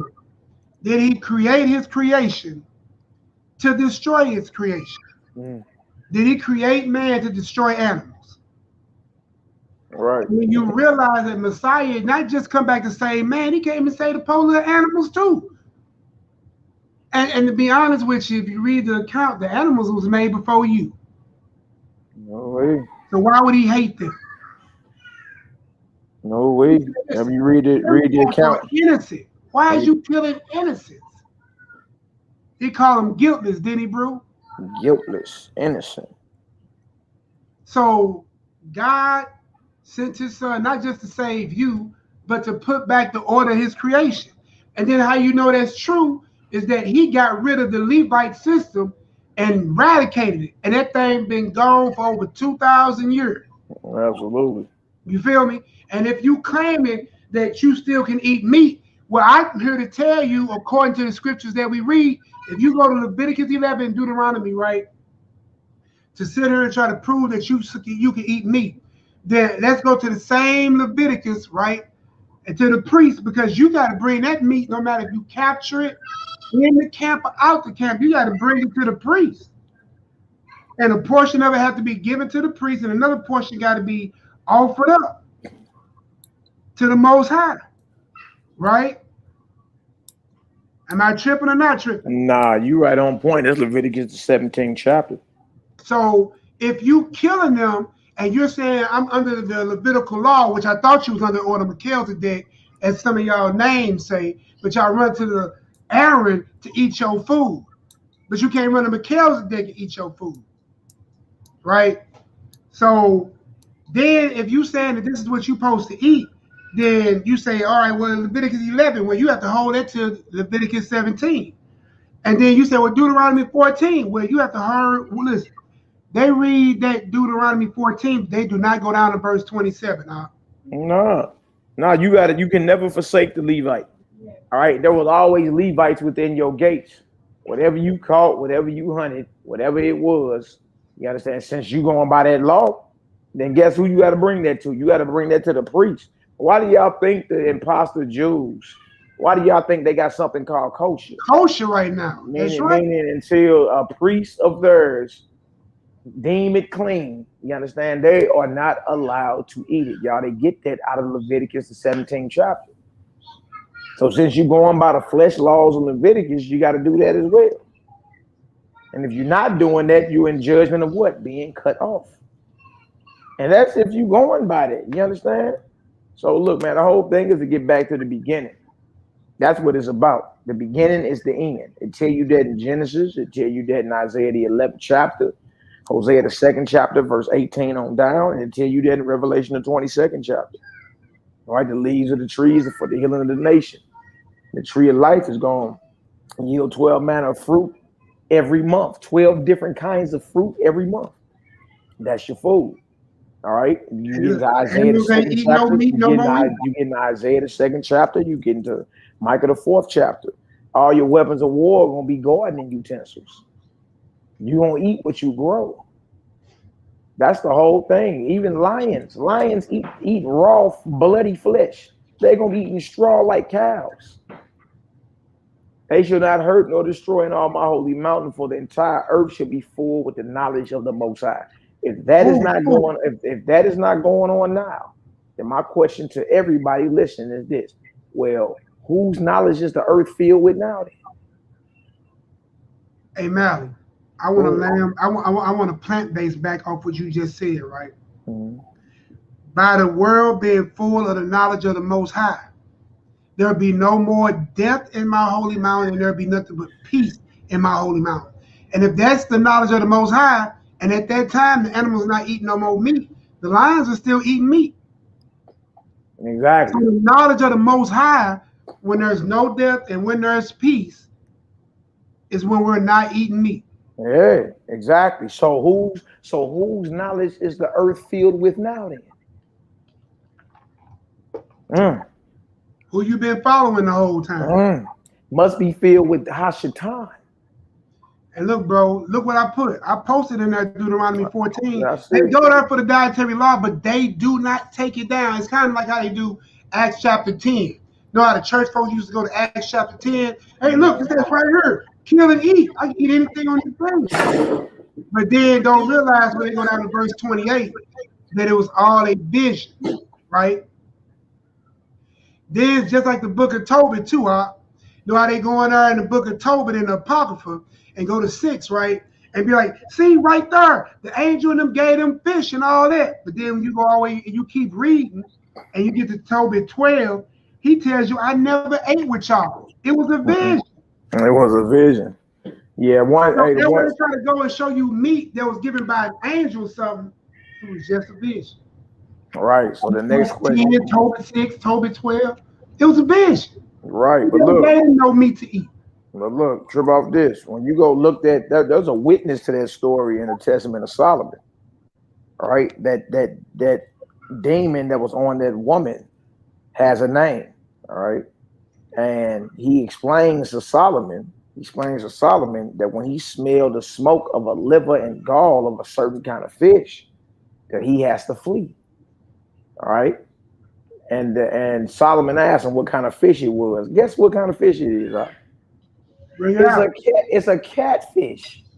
Oh, an unlawful fish. It's a catfish. So anybody should. That's why you gotta read with critical understanding, man. You gotta read it with critical understanding because cooking the catfish and make us leave. Man, look, the fish almost ate Tobias when it jumped out the water. Remember? When you go back to that Tobit and read the story, it's in Tobit the 5th chapter. That fish almost ate him.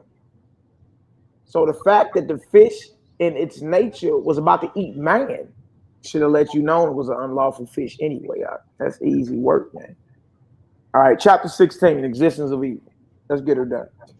Yeah, just wanted to share that little light with our people, man. You know, Absolutely. Then Keeper said, if you truly wish to learn, first this, how unskillfully you have framed your question. For you say, since Yahweh or Yahweh has created all things, whence is evil? But before you ask this, three sorts of questions should have the precedence. First, where there be evil? Hold on. Is y'all hearing the echo? Yeah, I hear echo too. I mean, I don't hear it right now. It's when I'm talking, like just now. Maybe your speaker kind of loud, or did you hit that check mark on that one part? Hold on. Take this out the way. Move these headphones. Maybe the headphones are doing it. You still hear it? It's only when I talk. A tiny bit. It's real barely noticeable though. Okay, cool. So know what he asked him. He knows what he told him. All right. He said your question is unskillfully framed, right? Because trip off this. Before you even ask about if the Most High created or where does evil come from, right? There's three questions that should have preceded your question. Where does evil come from? The first is whether there be evil, right? Whether there be evil. Let's go over to 93. All right. Secondly, what? What evil is. Mm-hmm. Like define it. Like it has to have a definition. Right. Thirdly, to whom it is and whence. Right. Right. Does it exist? What is it? And to whom does it belong and where does it come from? Right. There's more. So in other words, this whole topic of evil is not just you asking where does evil come from. You got to define it. All right.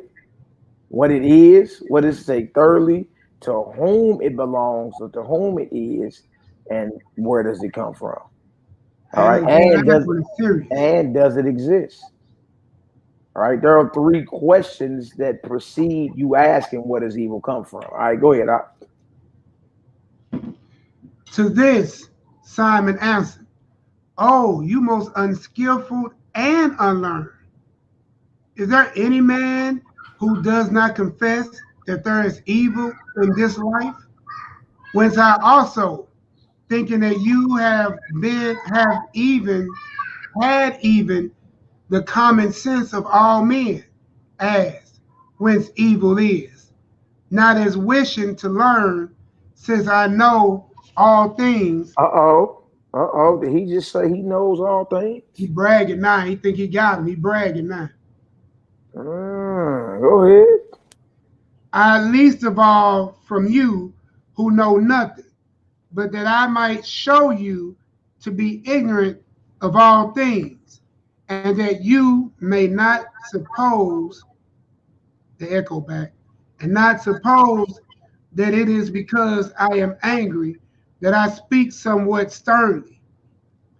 Know that I am moved with compassion for those who are present, whom you are attempting to deceive. Then Keeper said, the more immoral are you, if you can do such wrong, not being angry. Smoke, but smoke must rise where there is fire. Nevertheless, I will tell you, lest I should seem to take you up with words, so as not to answer to those things that you have spoken disorderly. You say that all confess the existence of evil, which is barely false. For first of all, the whole Hebrew tribe denies its existence. So they banging, they exchanging cuts back and forth.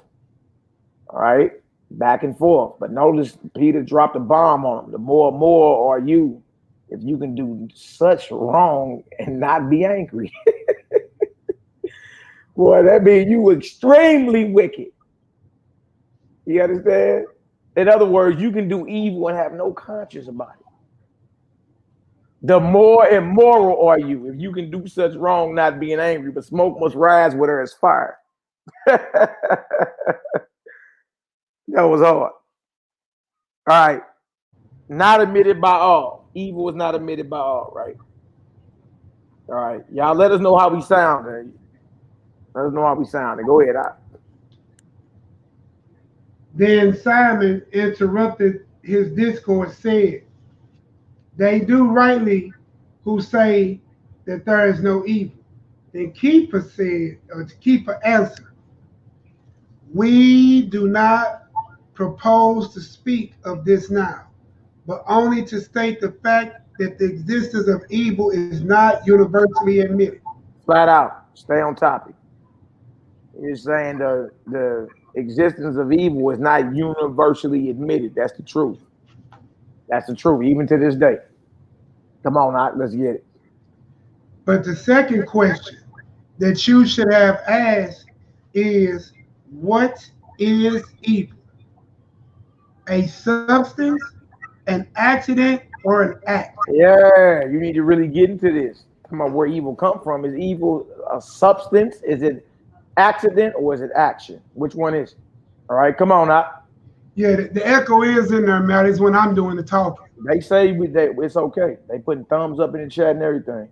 They say they can hear us. Oh. Yeah, okay. Come on. And many more things of the same sort. And after that, towards what? Or how it is, or to whom is evil, whether to YAH'KI or to Malaki, angels, go ahead. Malaki, or to men, to the righteous or the immoral, to all or to some, to oneself or to no one. I mean, straight up, you need to start asking these things. Is it evil a substance, an accident, or an act? All right. Also, all right, towards what or how it is, all right, or to whom it is evil, whether to the Most High. Is evil attributed to the Most High? Is it attributed to angels, or is it directed toward men?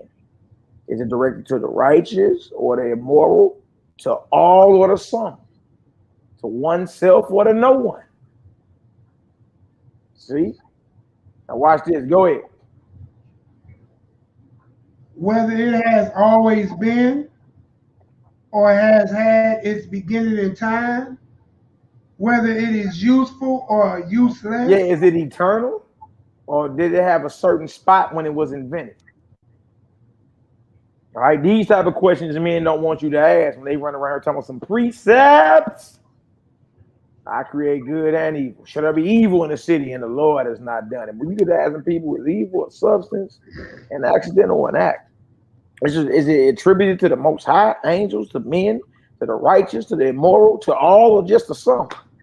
To me or to nobody? All right? And then you should ask the question, where does it come from? You got a whole line of questions about this evil you need to be asking before you ask the question, where does it come from? Whether it comes from the Most High or from nothing. Does evil just pop out of the clear blue sky? Whether it has always been, meaning is it eternal? Or has had its beginning in time, meaning it is a creation of someone. Is evil useful or useless? Yeah, you thought you was about to be able to come in and pull one or two precepts and debate was over. All right, come on, Knock, let's get it. And many other things that a proposition of this sort demands. To this, Simon answered, pardon me?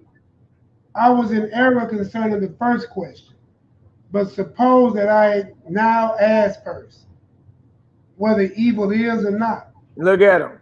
He had just said he know all things, didn't he? Now look at him again. He's deflecting again. Y'all remember he deflected earlier? First he asked about the eternal light and said, no, I don't want to talk about the eternal light. Later for that. I want to talk about where does evil come from. Peter put it on him. Is evil a substance, an accident, or act? Is it eternal? Was it created? Is it directed to all, some, to the righteous, to the Most High, to the angels, to no one, to me? Peter started grilling them hard with these line of questions, right? And then Simon Magus says again, he deflects again. I was in error. I messed up asking that first question. Wow. Y'all see that? Peter ain't come to play with him. He didn't come to play with him. Evil eternal is ascribed to the Most High, to the angels, to the righteous, to the wicked, to all, to some. Is it a substance? Is it an accident? Is it an act? A lot of things you need to answer before we get to the question about where does evil come from, because it's not universally admitted by all. Guess what Simon Magus said? The very man who had people thinking he was the Messiah. The very man who said he knows all. I was in error concerning the first question. Oh, okay. All right. Okay. But suppose that I now ask first whether evil is or not. Does it exist or doesn't it exist? Hey, if y'all get some understanding on how to battle, all right, how to defend this Nazarene understanding, go ahead and give us a 9 up in the chat. Y'all know we ain't trying to lose nobody. All right. All right. It is what it is, y'all. All praises. My sister YAHKI said, metaphysically, I can call them fallen angels because that's who they worship. My opinion, allegedly. Right? No doubt. I ain't mad at you. She said, this meat that these fallen angels are producing is full of nano. And who knows what else? Yep, nanoparticles. I feel you. She said, I call them heathens, fallen angels. I ain't mad at you, Shebrew. Believe that, know that. All right. You got to know how to battle. All right. So far, we understand this. Peter is very bold and he's very direct. He ain't dirt shitting and giggling with Simon Magus. All right. He coming right for him. And we're learning spiritual strategy and warfare. All right. Not only from Peter, but also from Simon Magus. He's tilting his hand. All right. And guess what? Your enemies, whoever you bringing this toward, guess what? They're going to act the same way. They're going to try to get you off your pivot, get you off your square. You getting mad. You unskillful. You ignorant. Arrogant. Keep you cool. Keep you cool. And trip off this. Hold them to the fire. Simon keep dancing around, changing topics. No way. All right. All right, let's get her done. Blessings to my brother King David. Hallelujah. All right, let's get it, Hebrew. Manner of conducting the discussion. Then Keeper said, in what way do you put the question? As wishing to learn or to teach? Or for the sake of raising the question? He asking them again. Y'all heard that? He straight said it, like he said it earlier. Learn, teach, or you just making questions? Which one? Because everybody that asks you a question, y'all, is either there to learn from you, teach you, or just, curious. Raising the question. All right. Hey, look, it's your job to identify who is who. Believe that, know that. All right. Come on, Knock, let's get it. If indeed, as wishing to learn, I have something to teach you. First, that coming by consequence and the right order of doctrine, you may understand from yourself, what evil is. Come on. But if you put the question as an instructor, I have no need to be taught by you. For I have a master from whom I have learned all things. Yep, y'all look, you gotta come off the same way. I know people gonna call you arrogant and all that. All right, but Peter said, I'm not here to learn nothing from you. If you're here to learn, then all right, I'm here to teach. But if you're here to teach, I'm not here to learn from you. State what you believe, I'm gonna state what I believe, and we can let the crowd judge. You gotta be the same way. Right? We ain't saying like when it's time to fellowship with brothers and sisters, we all learning from the spirit of the Most High is present. Because where 2 or 3 are gathered, he's there. But y'all, if we battling, you got to understand this. You not there to learn nothing from a naysayer. And yes, they going to call you proud for that. Oh, you so proud like you can't be taught. Look, we battling. We battling. That's like the brother getting in the ring telling us he got to learn how to box. Nah, it's too late. You learn how to box training. You better hope they learned how to box training. You don't get the fight don't be on and you in there to, oh brother, you ain't being humble. No, he there to eat. He's there to eat your food. All right? So people gonna call you proud for that. But you gotta have the mindset that I'm not here to learn nothing from you. I'm here to destroy you. I got a master that teach me all things. I learn from a sight. I'm not here to learn nothing from you. I'm here to destroy you. You a seducer. You're deceiving the people. Well, I'm here to destroy you. I'm here to destroy you. I'm here to take your head smooth off your shoulders. Yeah, that's how you gotta be. When the battle is on, that is. All right? Come on, Knock, let's get it. But if you ask merely for the sake of raising a question and disputing, let each of us first set forth his opinion, and so let the matter be debated. Hey, game on. Game on. You heard the dispute and asking your question? Hey, set forth your opinion. Let both of us do that, and let's go ahead and bang. Let's go head up. You either a wolf or you crying wolf. What's up? Peter wasn't no joke. It makes sense. Peter was filled with that set apart spirit, that ruach. Had them fiery tongues on him. He ain't ducking nothing. What you mean? And he keeps saying, and look, in today's lingo, that's like you saying, push the live button. Let's go live. Because they got a crowd. A lot of times these people we be discussing stuff with, they don't be right in front of us. So in today's time, that's you saying, hey, look, hit the live button. You feeling froggy, hit the live button, and let's shoot this out worldwide. I call you out. In today's language, that's what that is. No way. Come on, Knock, let's get it. Yeah, King David, boy. When you evaluate evil, you didn't realize how that was. That's deep, though, ain't it? Where did it come from? Is it eternal? You know what I'm saying? Is it attributed to God, to the angels, or to man? Is it an act? You know what I'm saying? Accident, substance, right? Yeah. Right? Is it eternal? You understand? Was it created? Does it happen to everybody, to the righteous? Right. Is it useful or unuseful? Yeah, right. Absolutely. Be up there like Eddie Murphy. Evil is good. Y'all don't know we reading out the Nazarene Acts of the Apostles. All right. That, along with the Clementine homilies, is Peter's or Kepha. It's his journal. All right. It's a document. It's a document that goes back to the 1st century that chronicles his actual debates with this guy called Simon Magus. You read about Simon the magician or Simon the sorcerer in Acts, the 8th chapter. All right. Now, how many of y'all know that was Peter's straight up enemy? This reads a lot different than what you read in Acts, the 8th chapter. A lot different. All right. Come on, let's get it.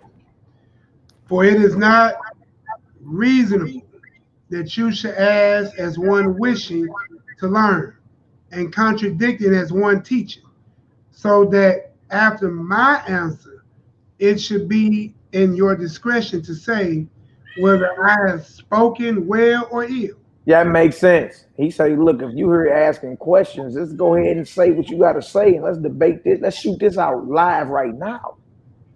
Because other than that, you understand, you here acting like you learning just to contradict as one that's teaching something. And based off your own opinion, you're going to say either I did good or I did evil. No, let's just debate it then. You understand? Let's go ahead. Look, let's cut to the chase, in other words. All right, let's cut to the chase. Later for all the, the beating around the bush, tiptoeing through the tulips. I know what you're here for. All right, you my enemy. You an op. You gonna call brothers ops? You being angry. Nah, like this is what it is, right? You know when you and somebody is at odds. We're spiritual people. So you know the men that's coming against you, the men and women that's coming against you in this hour based off what you believe. Y'all, before you even heard them say something against you, you already felt it. Most of y'all. You already felt it. Oh, they got a problem with that.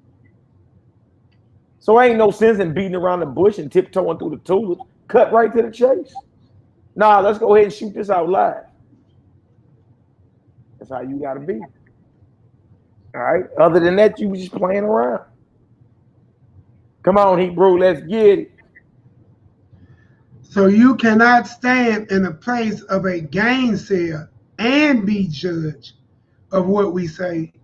And therefore, as I said, if a discussion is to be held, let each of us state sentiments, and while we are placed in conflict, these alternative hearers will be just softer. There will be just judges, all right? These attentive hearers will be just shaftim or judges, all right? Y'all see Peter ain't even trying to play around with him. Like, hey, brother, I know you ain't got time. I got all the time in the world. What you mean? Oh, I know it ain't fair because you probably ain't ready. No, I'm ready now. What's up? That's how you got to be, all right? Chapter 19, desire of instruction. Look at this.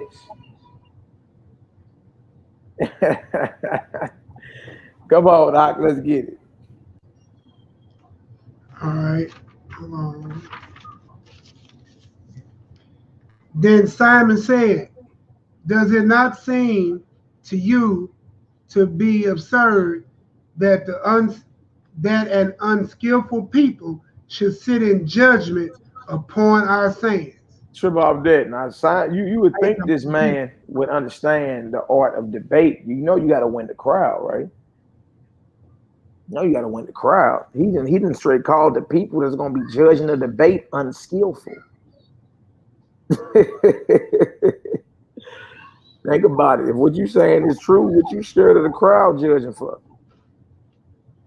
All right, go ahead. All right. We got 10 thumbs downs already. Dang. Go ahead. Hello there. We pissing off the right people, ain't we, boy? All right, go ahead. All right.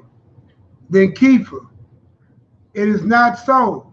For what is less clear to one can be investigated by many. For oft times, even a popular rumor has the aspect of a prophecy. But in addition of all this, all these people stand here constrained by the love of Yahweh and by the desire to know truth.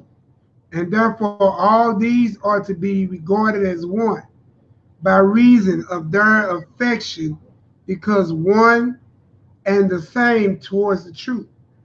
Being one and the same toward the truth. Being one and the same towards the truth. As, on the other hand, two are many and diverse, if they disagree with each other. But if you wish to receive an indication how all these people who stand before us are as one man, consider from their very silence and quietness how with all patience, as you see, they do honor to the truth of Elohim, even before they learn it, for they have not yet learned the greater observance that they owe to it. So I hope, through the mercy of Yahweh, that he will accept the obedient purpose of their minds toward him, and will give the palm of victory to him who preaches the truth, that he may make manifest to them who herald the truth. The herald of truth. So Peter basically, you understand, Simon Magus basically condemns the crowd or talks down on, but Peter like, they all good. They listening, they attentive hearers. They need to be the one, and they got the love of the Most High in their hearts. Right? And they're ready to learn of him before they even have learned or heard. So they need to be the judge. Common principles. All right? Common principles. So the debate about to go down, right? And y'all, this is a question that happens before every debate. What we gonna talk about then? What we gonna talk about then? Right? I stayed on the video I did yesterday what I'm willing to talk about and go live about. Let's get it. All right? Go ahead, Common Principles, chapter 20. What does it say? Then Simon, on what subject do you wish the discussion to be held? Right. Tell me, and I also may define what I think, and so the inquiry may begin, and keep an answer. If indeed you would do as I think right, I would have done it. I would have it done according to the precept of my master, who first of all commanded the Hebrew tribe, whom he knew to have knowledge of Yahweh, and that it is he who made the world, not that they should inquire about him who they knew, but that, knowing him, they should investigate his will, his righteousness, because it is placed in men's power that, searching into these things, they may find and do, and observe those things concerning that they are to be judged. Therefore, he commanded us to inquire not when evil cometh, as you asked just now, but to seek the righteousness of YAH'KI and his kingdom. And like the master told us, don't even worry about where evil come from. Seek the righteousness of the Most High and his kingdom. That's Matthew the 6th chapter, right? And all these things, say he, will be added to you. Then Simon said, since these things are commanded to Hebrews, and having a right knowledge of YAH'KI, and being of opinion that everyone has in his powers to do things concerning that he is to be judged, but my opinion differs from theirs. Where do you wish me to begin? Well, Peter, like, look, if we're gonna talk about anything, we're gonna talk about what I've been trained to talk about. The precepts of my master. Look at it. Remember I said earlier, make sure you control the narrative. Shout out to my Marcus Israel. He just texted. Marcus Israel said, I know you lie, but key for answers are hard. That's right, You ain't like, hey, I'm straight up. You can learn a lot about, defending the faith of a Mashiach. All right. And then a lot of people was asking there yesterday, what should we read out of? And then that, this and that. Look, I'm gonna tell you, it's like this. The mystery of the entire Bible. One of the many mysteries is this, y'all. You are the book of the Most High. Huh? What you mean? Well, I thought the totality of the new covenant was that no man should teach you, because the commands or the words of the Most High will be written on your heart and in your mind. If Most High's words are written in you, what does that make you? The book. That make you his book or his scroll. How about this, right? You've known it your whole life. Every time you turn a different age, what you say. You know what I mean? On to the next chapter. On to the next chapter. All right. Now man can't tamper with that. Man can't tamper. You are the book of the Most High. That's one of the biggest mysteries in the Bible. Here you go flipping through stuff. I mean, yeah, we can glean from everything and get understanding and truth. You understand? But the problem is today you've turned a book into an idol. The book is your God, not the Most High. Right? So when you run up against somebody like called Simon Magus, your entire faith will be destroyed. Because what he gonna do? He gonna show you the discrepancies that are in it. You understand? Now you can act all day as if you don't see them, because that's what a lot of men are acting like now. Oh, they ain't there. They don't say that. They don't say that. I don't see that. I don't see the conflict. You just in denial. I understand. Don't even know I am lying. Denial. You just in denial. That's it. You understand? But if you was truthful with yourself, you'd be like, yeah, that is conflicting. Yeah, that contradicts. But the beautiful thing about it, y'all, the Most High, through his son, trained his disciples how to go ahead and properly conduct and combat, you understand, the conflicts when they get pulled out by a naysayer. That's the beautiful thing about it. All you got to do is study his 12 disciples. Ain't Peter one of his 12 disciples? Well, how many of y'all knew Peter got a very in-depth journal? 2 of them out here. Nazarene, Acts of the Apostles, and the Clementine homilies. Y'all trip off this. Trip off this. They in Yale talking about this. And they religious courses, or they even if they study the Bible from a historical point of view. I heard a heathen the other day. I heard the heathen the other day talking about the Clementine homilies. I say, good Lord. Oh, they straight talking about this. Yale, Harvard, Cambridge, in England, Oxford. They straight bring it like they know about it. So I would, as your brother, and that's why I'm glad y'all went out there and y'all got these. So now you can slowly read through them, get the understanding, and when it's time to battle, game on. Game on. You need to know how to battle, but make no mistake about it, y'all. The whole thing on your quest to pursuing perfection. You understand? Never lose in your mind the fact that you are the Most High's book. You are his letter. His words are written in you.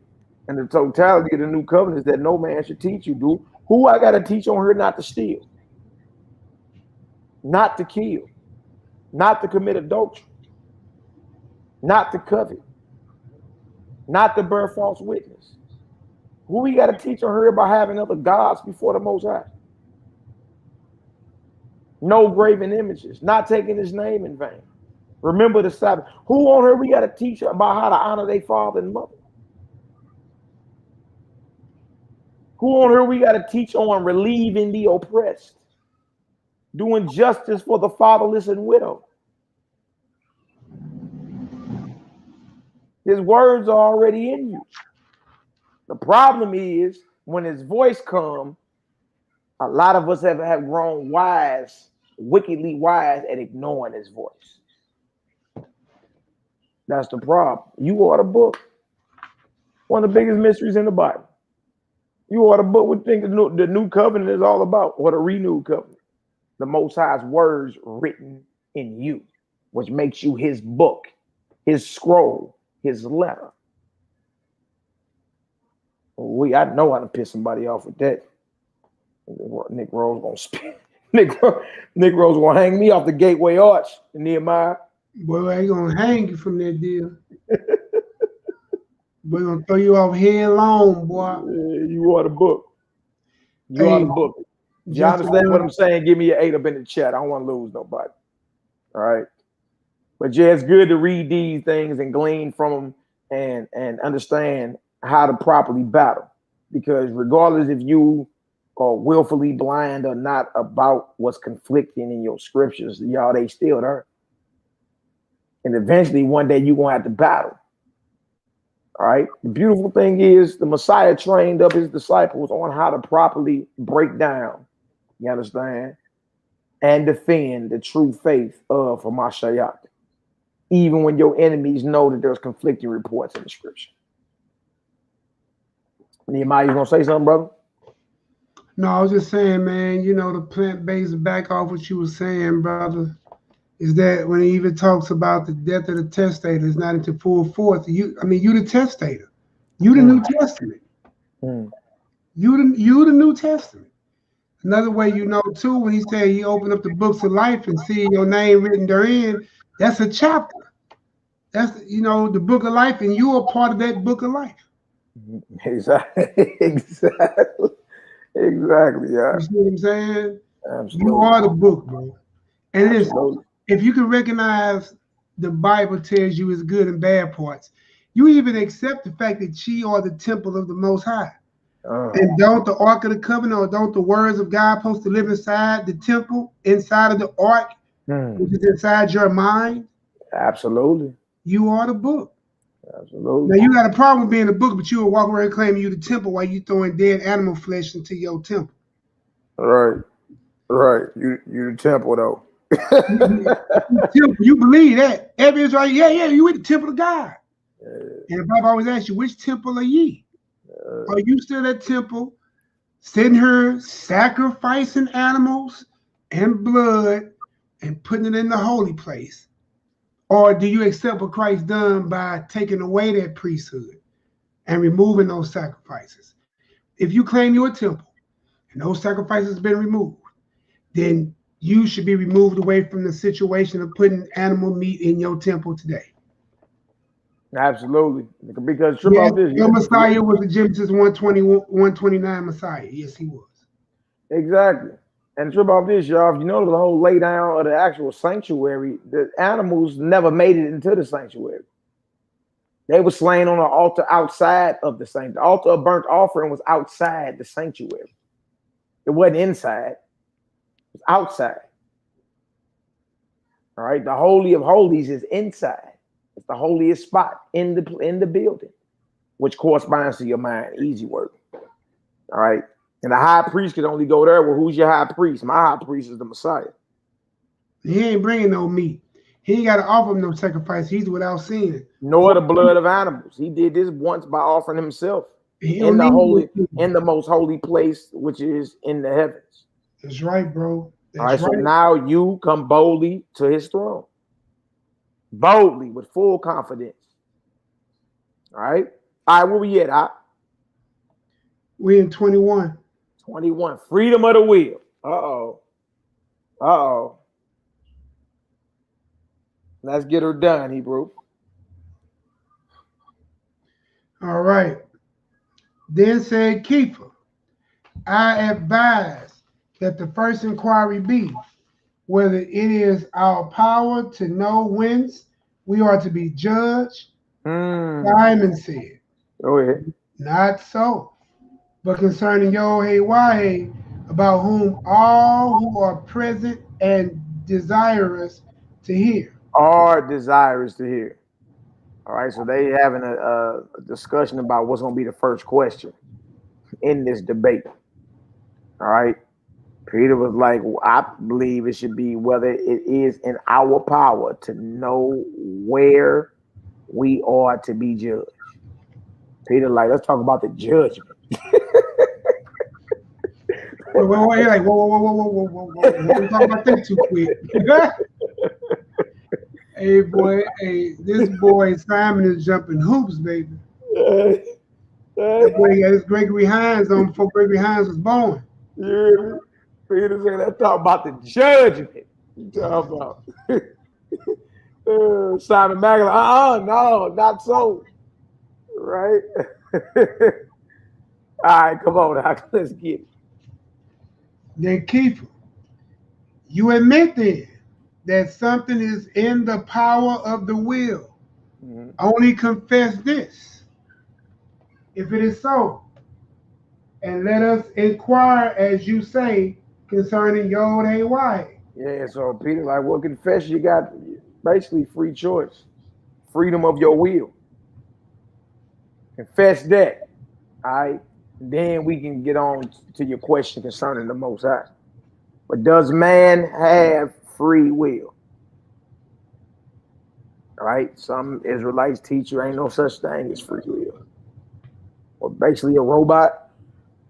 Everything is already what it is. We're a robot. There's no choice. There's no freedom of will. Or what we know today is free will. So Peter said, okay, you speak of free will. Okay, bet. We'll trip off this. Well, answer, confess first that there is free will. Then we can talk about the Most High. All right, go ahead, Hebrew. To this, Simon answered, by no means. Then Keeper said, if then nothing is in our power, it is unless for us, it is useless. It is useless for us to inquire anything about YAH'KI, since it is not in the power of those who seek to find. Hence, I said, well, that this should be the first inquiry. So Simon is saying there ain't no free will, by no means, and Peter hit him right back. All right. If then nothing is in our power, it's a waste of time to even ask about the Most High. Since it ain't even in our power, since we don't even have the free will to seek and find. Go ahead, Op. It is, I'm going to go back up, I forgot exactly what I was saying. Hence I said, well, that this should be the first inquiry, whether anything is in the power of the will. Then said Simon, we cannot even understand this, that you say, if there is anything in the power of the will, but Keeper, seeing that he, Simon, was turning to contention, and through fear of being overcome, was confound all things as being in general uncertain. Answer, how then do you know that this is not in the power of man to know anything, since the very thing at least you know? Yeah. See, Peter's starting to see Simon Magus sweat. He's starting to sweat. All right, starting to sweat. He's deflecting, getting changed the subject several times. All right, and Peter asked him about free will. Simon don't believe in free will. He don't believe in the power to choose. You know, it's a waste of time in even talking about the Most High end. If you don't believe in free will, you don't believe in there's a power of choice. What's the point of even talking about the Most High God for then?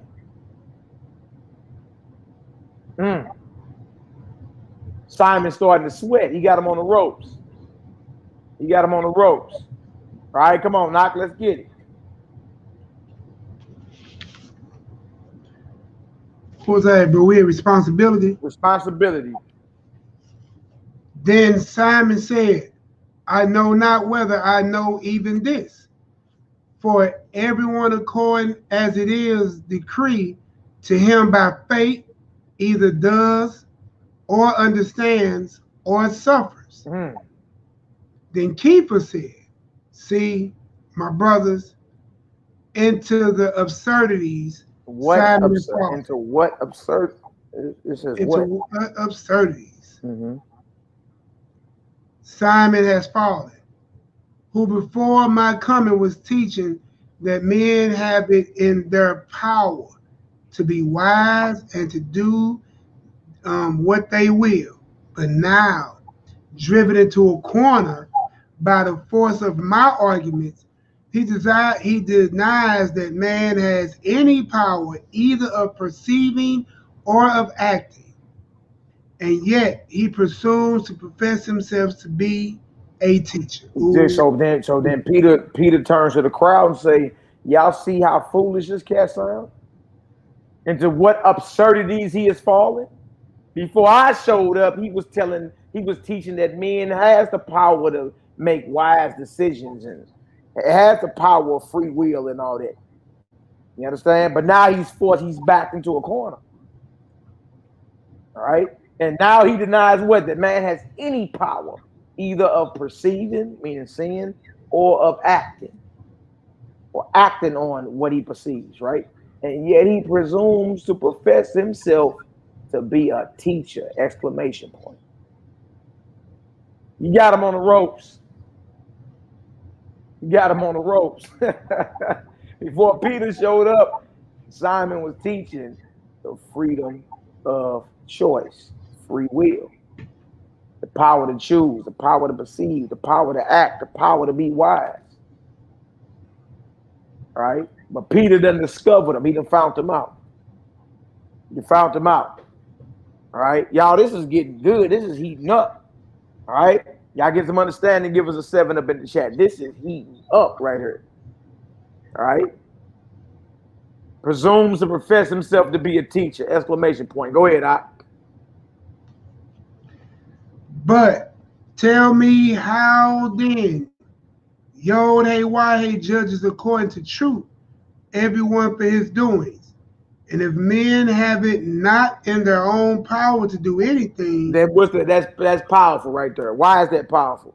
Because he's saying, what's the point of judgment then? Remember, Peter wanted to talk about judgment from the jump. Remember, he like, I don't want to talk about no judgment. Simon Magus like, nah, I'm good. I don't want to talk about no judgment. But you see how it turns right back around. It comes back around as a full circle. How then does the Most High judge according to the truth everyone for his actions? If man has no power, no freedom of will or free will, no power of choice, no right to choose, why is he being judged for what he chooses? Why is he being judged for his actions? If there is no free will. Make that make sense, Nehemiah. I can't. Exactly. Go ahead. If men what? If men have it not in their own power to do anything, if this opinion he held, all things are torn up by the roots. Vain will be the desire of following after goodness. That's right. Everything is uprooted. If what you're saying, Simon Magus, is true, everything as we know it is uprooted. And guess what, y'all? We wasting our time striving to be perfect. Because you're doing everything robotically anyway. Yeah, and trip off that. There shouldn't be no hell for you either, because you're purpose for evil. Right. There should be no judgment. You're being obedient because you're purpose to evil. What's the point? What's the point of judgment if man don't have it in his power to choose? If man don't have it in his power, if free will is not in man's power, if man can't choose between doing what's right and wrong, what's the point of judgment? Well, this is powerful. All right, come on. Let's go back. You see, it said, what is evil? It's the act. And who is it of? Man. And does it have a beginning of time? No. It came with the beginning of man. And it'll die with the end of man. We about to get into it. Origin of evil is the next chapter. Let's get it.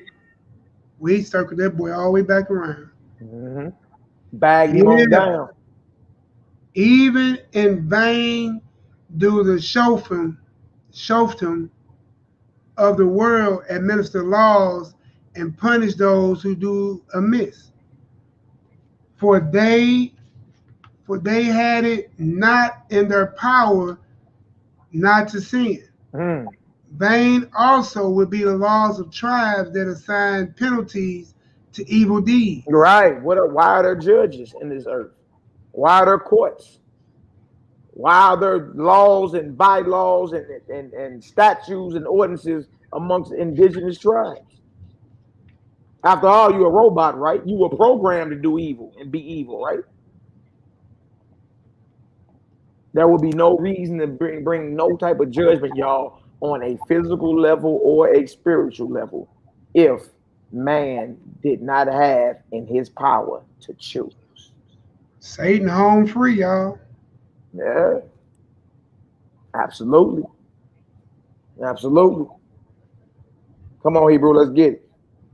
Miserable also will those be who laboriously keep righteousness.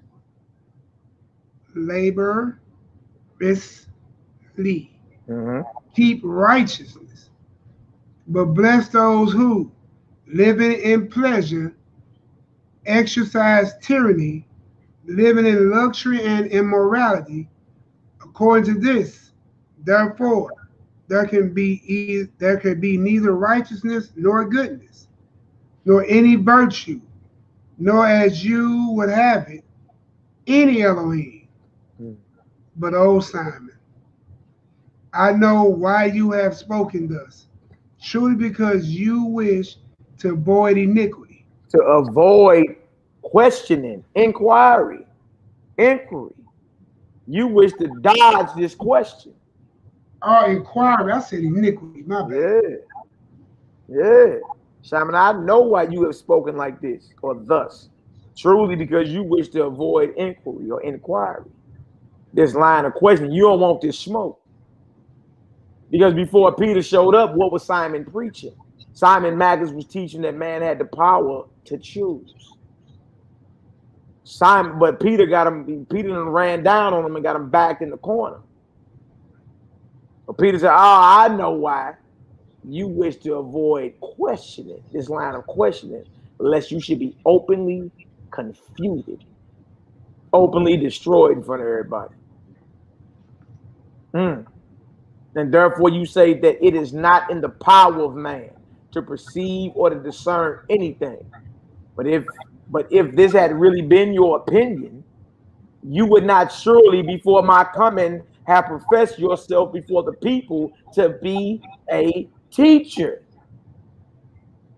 I say therefore that man is under his own control. Then says Simon, what is the meaning of being under his own control? Tell us. To this Kepha, if nothing can he learn, why do you wish to hear? If nothing can, I should say, be learned, why do you wish to hear? Boy, Simon Magus getting destroyed, ain't he? We're getting handled. Right, there's nothing to be learned. You already programmed to either be righteous or wicked. And you claiming, man, ain't got the power to learn, the power to be wise, the power to choose. But Peter say, all right, well, if nothing can be learned, why do you wish to hear? You see how utterly ridiculous this man's line of reasoning is, man? This man's logic. And look, hallelujah, YAHKANON made a great point. Satan and fallen angels had options to choose. Even when you was dealing with the fallen. Absolutely. They chose to come down and lay with the daughters and defile the earth. They had a choice to leave their estate. Even when you had Ashatan and he took a third of heaven with him, right? He had a choice. Those who listened had a choice. You see what I'm saying? Exactly. It's always a choice. It's always a choice. All right. Now watch this. All right. And Simon said, you have nothing to answer this. Like, how dare he? He's still running his mouth. And he been getting his head slapped up. I'm talking about, the back part, like back when you was little boy, you used to get them skin fades, boy. Remember that? Boy, your partner run up, boy, and slap the fat off the back of your head. You know what I'm talking about? Boy, Simon Magus been getting slapped up this whole time by Peter. Slapped up. Right? And he got the nerve to ask what? You have nothing to answer this. All right. Origins of evil. Let's get it done.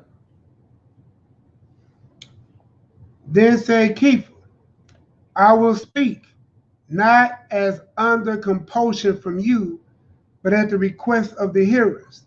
The power of choice is the sense of the spirit, possessing a quality by which it can be inclined toward what acts it willeth. And he just bust his dome, boy. I'm speaking to you. I'm speaking because the hearers want to hear this. Sometimes the crowd is bigger than yours. Yeah, that's right. The power of choice is the sense of the spirit.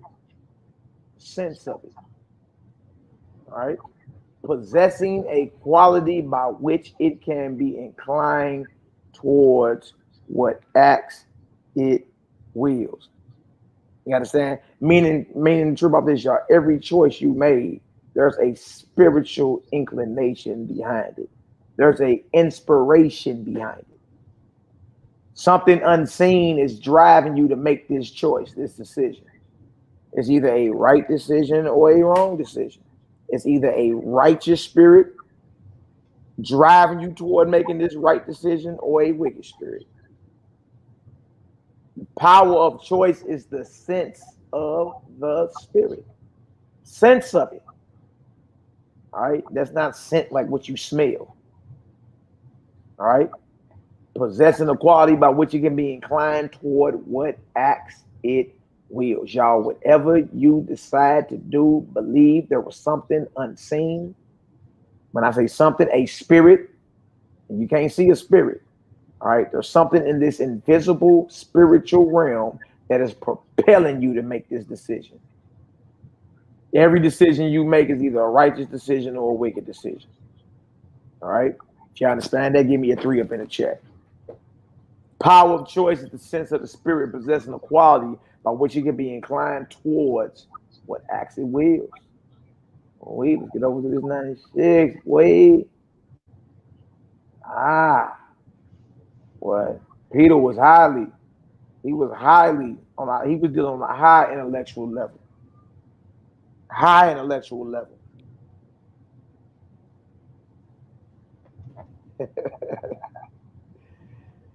Praise. All right, come on, Hebrew.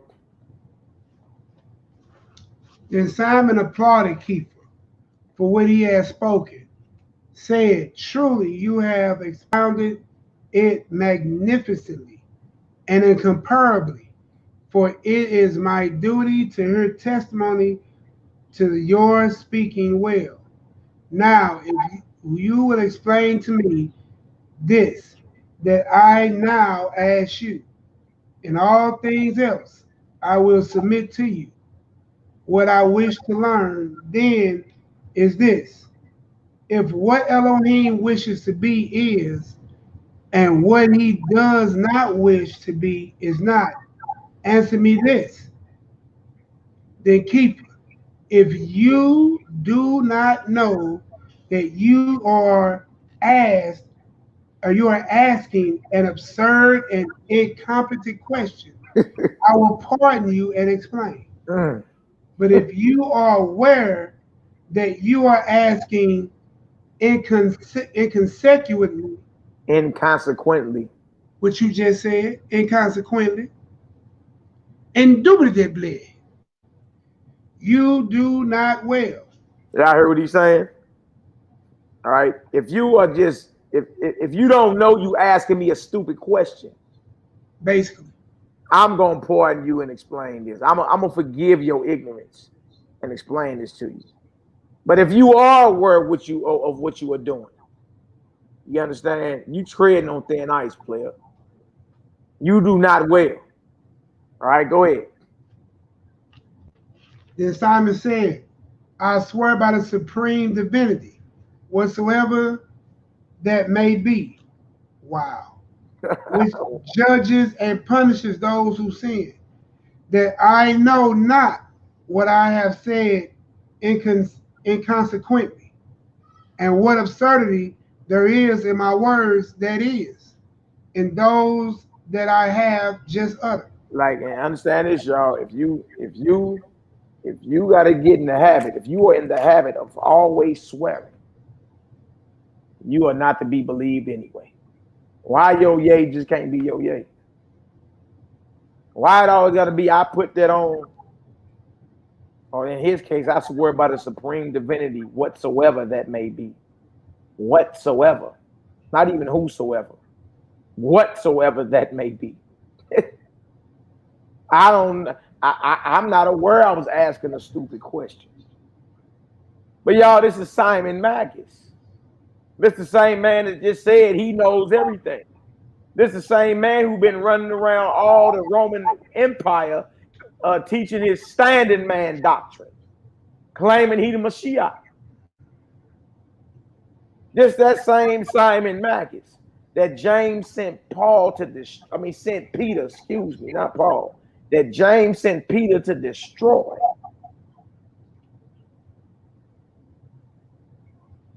And y'all see he's steady asking questions. And why you think Peter keep asking them? You here to learn or you here to teach? Watch this. The Most High, the author of good, not of evil. To this keep an answer. Since then you confess that you are ignorant. Now learn. Your question demanded our deliverance on two matters that are contrary to one another. For every motion is divided into two parts, so that a certain part is moved by necessity and another by will. Y'all, we even heard that our whole lives. For every action, there's a what? There's a reaction. For every action, there's a reaction. Peter breaking this off 2,000 years ago. All right? Notice what he said. For every motion or every movement is divided into two parts, so that a certain part is moved by necessity and another by will or desire. And those things are moved by necessity are always in motion. Because they have to move. All right. Those that are moved by will, not always, meaning they're not always in motion, right? For example, the sun's motion, trip off that, y'all. Sun's motion, the sun moves. I tell you that in Psalms, the 19th chapter. You see that every morning and every day when you get up, the sun actually moves. All right. Simon Magus and those alike, I have you thinking that you on a ball spinning so fast, and at the same time it's spinning, it's moving, but you just can't feel it.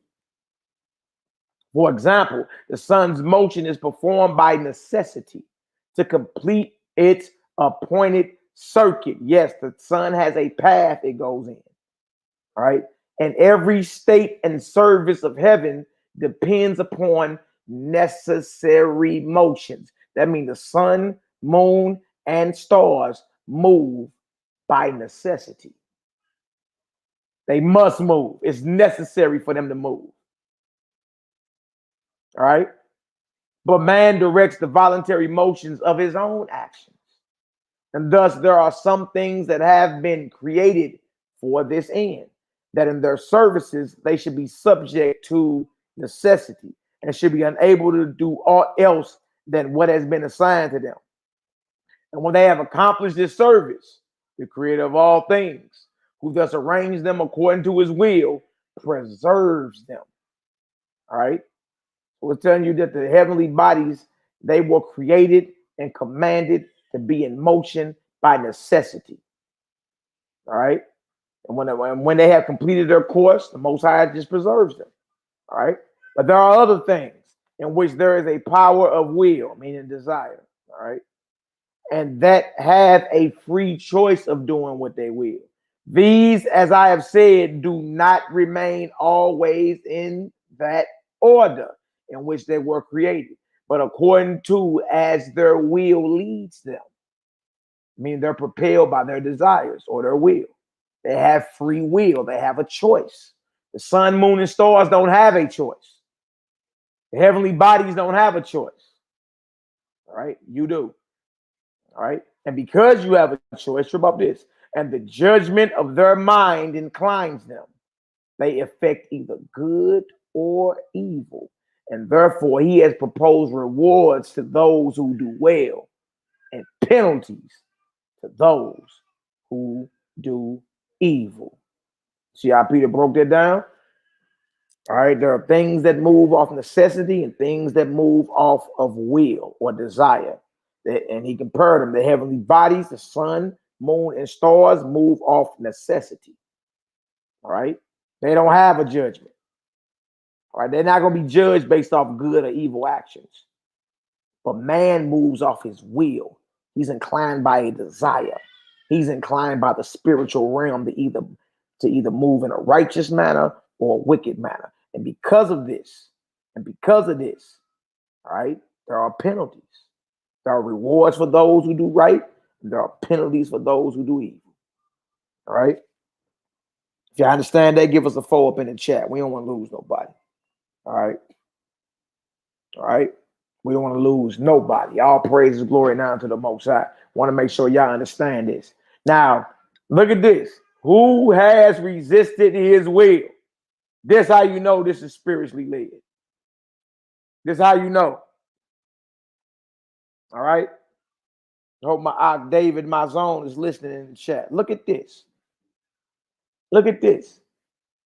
All right. Because in Romans, the 9th chapter, well, who has resisted his will then? Man, you can't make this up. You can't make it up. You can't make it up. All right, I see foes. Y'all throwing foes, so that means y'all understand. All right. There are creations of the Most High that move off necessity, and there are creations of the Most High, which is man, that move off will. All right. Those that move off of necessity, such as the sun, moon, and stars, the heavenly bodies, they move off necessity because of the Most High's design in this earth. All right. All right. In other words, if they not moving, guess what? Ain't no life popping. All right. But guess what? The sun, moon, and stars will not be rewarded for doing well and will not be punished for doing evil because they don't have a choice. All right. Man has a choice. And because of that choice, because you're propelled by the spiritual realm, the invisible forces, to either do right or wrong, well, guess what? There's rewards for those that do well, and there's judgment for those who do evil. All right. All right. Y'all see this? Chapter 25, who has resisted his will? You say, therefore, if the Most High wishes anything to be, it is. And if he does not wish it, it is not. But if I were to answer that what he wishes is, and what he wishes not is not, you would say that then he wishes the evil things to be that are done in the world, since everything that he wishes is, and everything that he wishes not is not. Peter busting this cat head. He's slapping him all up and down the fat of that head, boy. Slapping him all in the back of that head. Slapping the fat off the back of his head, ain't it? Look at that.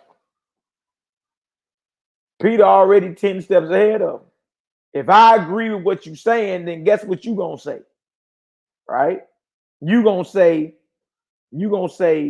that then he wishes the evil things to be that are done in the world. So you got to be 10 to 20 steps ahead of your opponent. You know exactly where you're going to go. You know where you're coming from. All right? Because that's what you want to do. What he wants to do is ascribe to your creator evil. These men out here want you to believe that your God creates evil. I'm not saying if he has the knowledge of it, but did he create it? You see? So Peter understood that. If I agree with what you're saying, then you're going to say the evil that is done in the world, the Most High wanted it to be like that. He wanted it to be like that. All right? Since everything that he wishes is, and everything that he wishes not is not, meaning what's actually happening in this world. All right? And we can think about some of the most wicked, evil things that happen. Everything wicked that happened, if you believe your God created evil, guess what you got to eat? You got to stomach that. You got to stomach that little girl getting molested and raped. You got to stomach that little boy getting raped and molested by his perverted uncle. You got to stomach that straight bullet that came through and killed that brother. You got to stomach every wicked act done in this earth. And guess who you got to attribute that to? Your God. Away.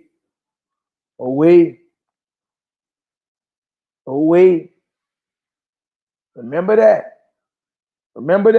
Also, what you saying, Mally? You saying you saying that the Most High don't create evil? Not my God don't create evil. No.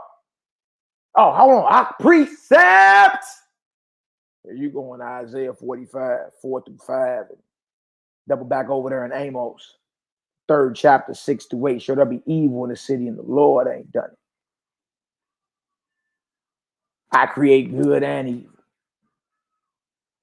Y'all, that mean everything that wicked, that mean the Most High created that man, Bruce Jenner, to be Caitlyn. That means everything evil that's happening, God said it. God did it. And you feel comfortable saying your creator did that. He created that.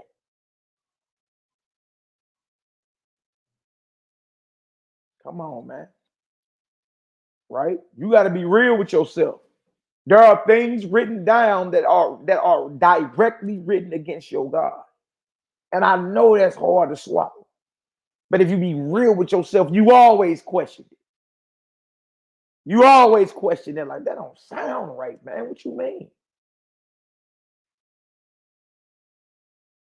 And if any of our enemies that's listening, if that's what you believe, everything evil that happens, you got to say God created that.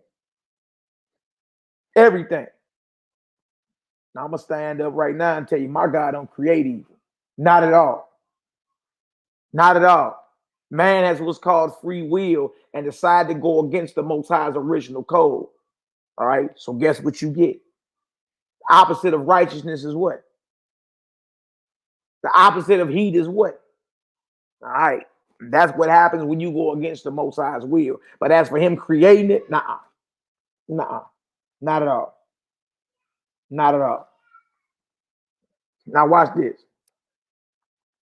But if I were to answer that what he wishes is and what he wishes not is not, you would say that then he wishes the evil things to be done that are done in the world, since everything that he wishes is and everything that he wishes not is not. But if I had answered that it is not so, that what the Most High wishes is and what he wishes not is not, then you would retort upon me that the Most High must then be powerless if he cannot do what he wills. Peter already 20 steps ahead of Simon Magus. And you would be all the more petulant as thinking that you had got a victory. You think you gonna win, huh? That's how you gotta be when you battling. You gotta know where they gonna go. If I answer like this, you gonna say this. You understand? You're gonna say my God actually created evil, and you're gonna say he powerless to stop the evil. Right? Never let them put you in a trick bag. And you're gonna be around here thinking you won. You got the victory. Though had said nothing to the point.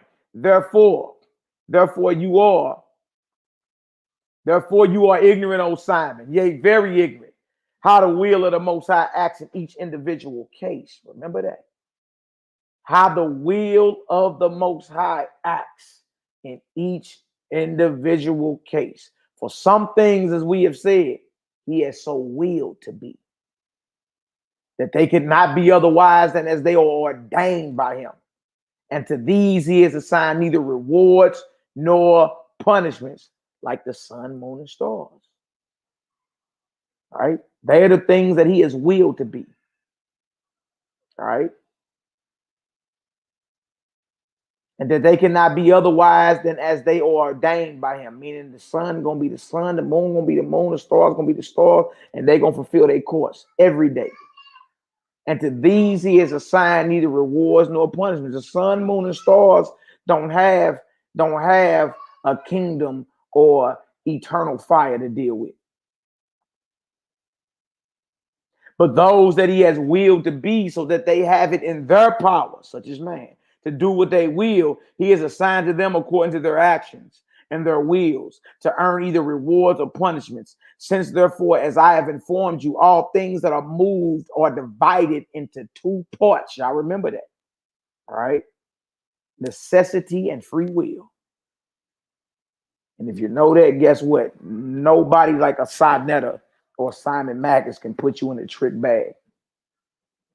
Because you know now what? Everything that moves in twos. Right? Either by necessity or by free will. Those that move by necessity don't have rewards or punishments coming. Those that move off free will, they got rewards and punishments. All right, now you know. Now you know how to answer. All right. That are moved or divided into two parts according to the distinction that I formerly stated. Everything that the Most High wills is, and everything that he wills not is not. Ooh-wee. Ooh-wee. It's going down up in here. It's going down up in here. All praise and glory and honor to the Most High. All right. Glad y'all getting some understanding. It's all praises and glory. All right. No goodness without liberty. To this Simon answered, was not he able to make us all such that we should be good, and that we should not have it in our power to be otherwise? Y'all done heard that before. Why the Most High didn't make us all good? You know why the devil? Y'all done heard that. Right? Kiva answered, this also is a stupid question. One absurd question. For if he had made us of an unchangeable nature and incapable of being moved away from good, we should not be really good, because we could not be aught else, and it would not be of our purpose that we were good. And what we did would not be ours, but of the necessity of our nature. But how can that be called good, what is not done of purpose? Peter busting this cat head, man. He's slapping the fat off the back of his head. There it is. How you gonna call good something good which is not done of purpose? Meaning good is an action, righteousness is an action, and it's done on purpose. Not of necessity, because you choose to do what the Most High commands of you. You choose to do what's right. And because you choose life, you choose freedom, you choose righteousness, guess what you get? A reward. All right, y'all, if you was a robot programmed to just do whatever, how could you even be called good? How is that good? How is that good?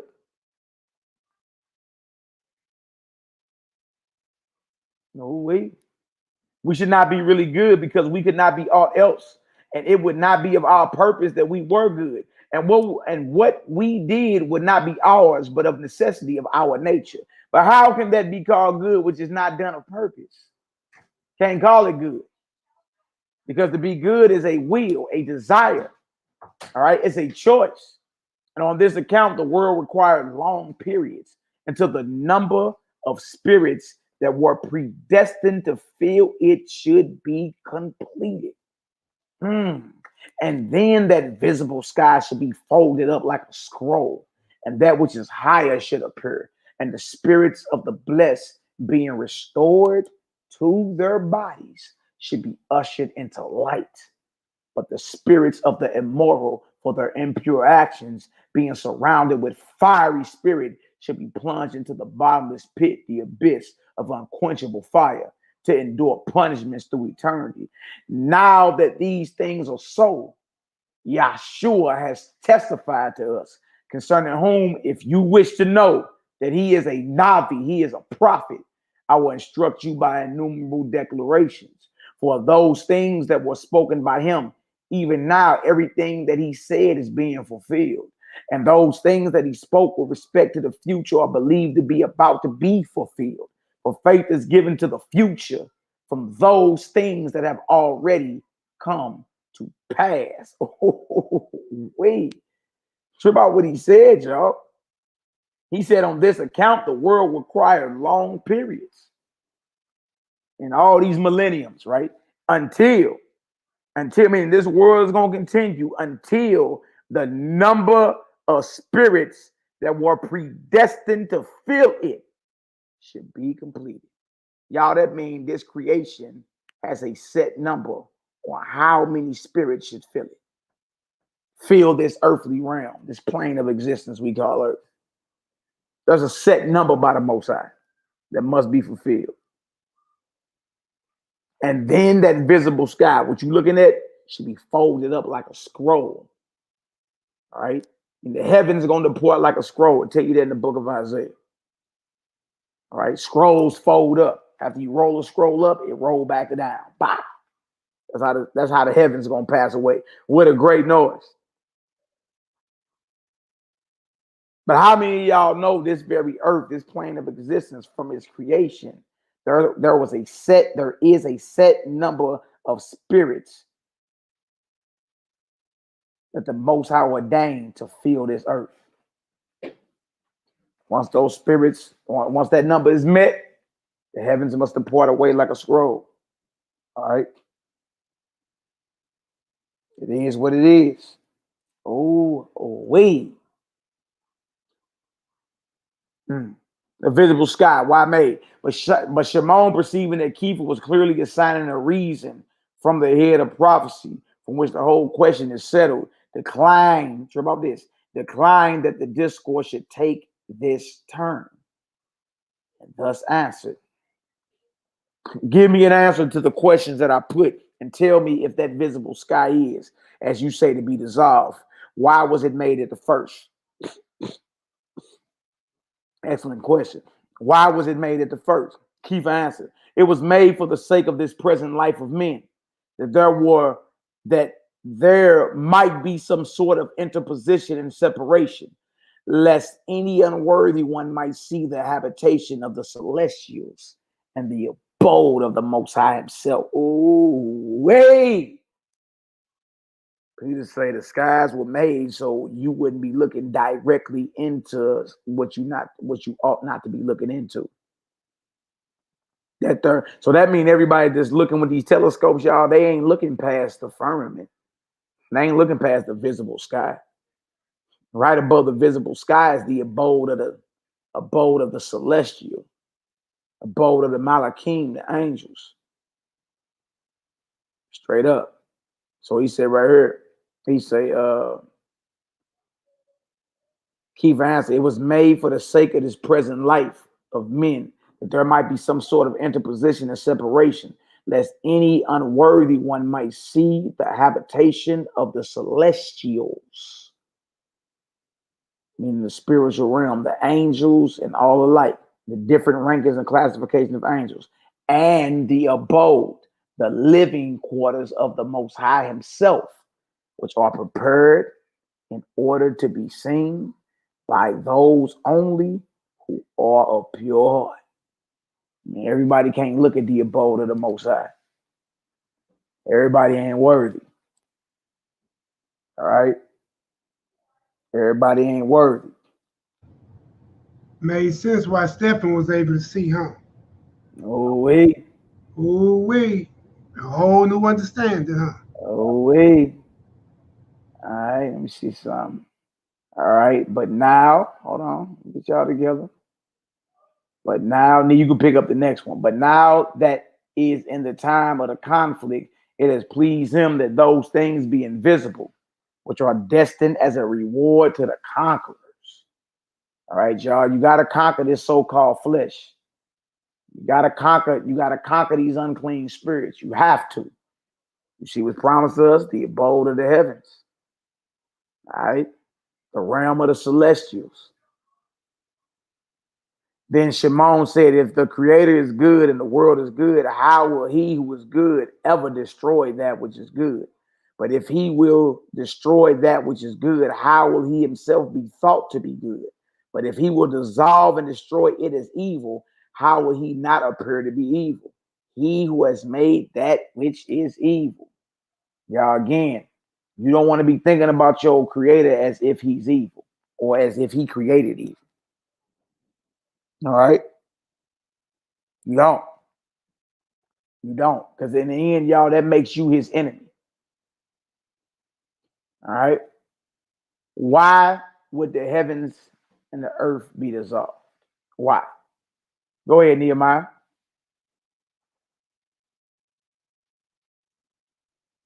I had to unmute myself. Yeah, we can hear you. All right. My brother Kanook in the building. What up, little bro? How you be? What's the word? Yeah, David Mazon. A lot of what Peter and them said conflicts what they call Paul or Saul of Tarsus. Really, the book of Acts, y'all, the Acts of Paul. Like the disciples is barely mentioned. If I don't know if y'all really trip, they barely mentioned in the New Testament. I'm talking about who he blew his breath on. The 120 that was up in that upper room and got them fiery tongues. So yeah, eventually what happened was Paul ended up doing his own thing. All right. And y'all, it's wild we arrive at this understanding. Y'all, it's so many scholars that know this, that know it. And they understand he started his own thing opposite of the leadership that was in Jerusalem under the Messiah's brother, Yaakov, the just James. After James died, it was his other brother, Simon. You understand? Y'all, history tells a different story. History tells something different than what you got in your Gospels. All right? Like the history shows that the Messiah's entire family, he is from a family of revolutionaries. From his brothers, his cousins, all of them. You understand? And how the Herodians and them was picking them off one by one. Absolutely. The Herodians who were in cahoots with the Roman Empire. These brothers were very much feared. Very much. All right. But come on, that's another. We got plenty of lessons coming, y'all. You understand? Kanuk just brought out Stephen being James.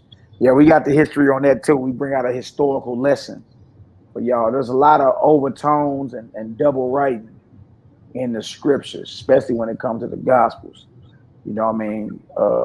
It's been based off certain agendas. There's been a lot of things hidden because they don't want you to know how radical and revolutionary your Messiah really is. I'm talking about went against the entire establishment, shook the powers that be down to their very fabric. You understand? And guess what? We here to finish what he started. Period. End of story. We're here to finish and pick up the mantle and finish what him and his chosen 12 disciples started. True about that. We supposed to be pissing off the right people anyway. That's what we supposed to be doing. Because when those men spoke, what they were speaking got them killed. Killed. All right. I got some I was doing some reading the other day, going into some more, because I found some more historical findings of the ancient sect of the Nazarenes. And man, look, these Pharisees and them, man, used to be the Pharisees and the Sadducees and them. They used to be in the temples and the synagogues on the Sabbath, asking the Most High to curse us. They used to do this 3 times a day, curse the Nazarenes. Like, good Lord. You understand? So, but I mean, these are classes that's coming, y'all. We got so much. That's why, look, we busy healing and teaching, and that's what we gonna do. All right, but now this movement right here, believe it or not, this right here is what shake up the heathen and the Israelites. Believe that. All right, let's get her done, he wrote. All right. To this, Keeper replied, since we have promised not to run away from your blasphemies, we endure them patiently.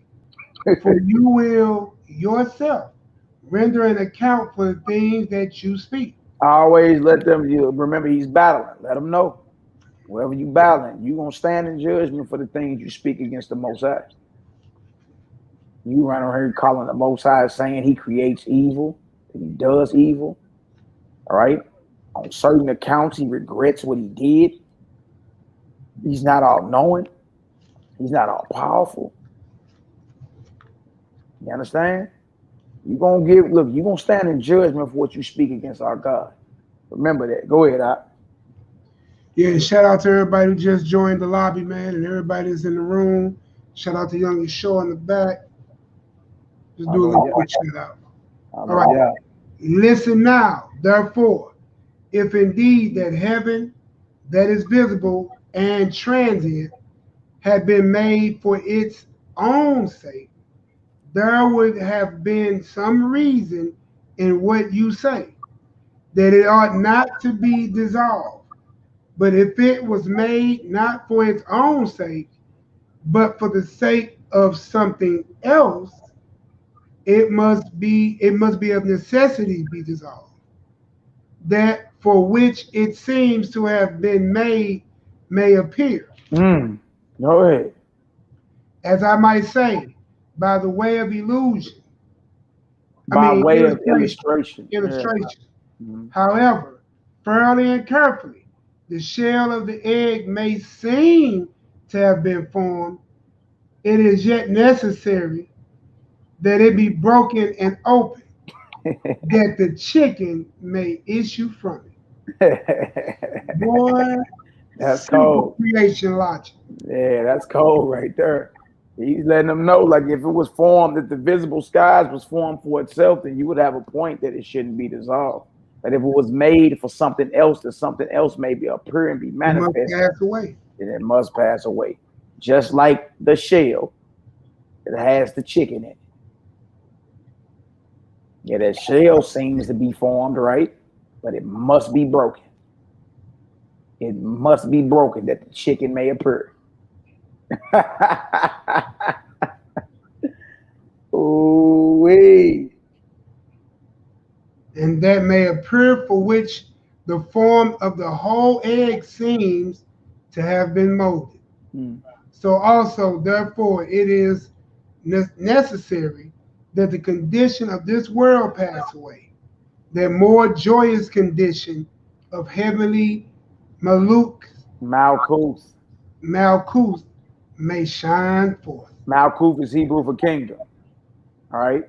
So it is necessary that the condition of this world pass away, that the more joyous condition of the heavenly kingdom may shine forth. And his comparison about the heavens passing away, what did he compare that to, Nehemiah? Well, like the chicken and the egg, huh? I think we need to go ahead and highlight that and add that to them quick notes, boy. That chicken and the egg, boy. Yeah, because that egg seems to be formed, but it must be broken for the chicken to come forth. For the chick to come forth. The egg must break for the chick to come forth. All right. In the same manner, the visible sky must pass away. For the heavenly kingdom to what? Shine forth. All right. All right. And that makes sense because the Most High sit up high. Christ will be sitting here in the kingdom, and you will be able to look and see because Christ will be the light thereof.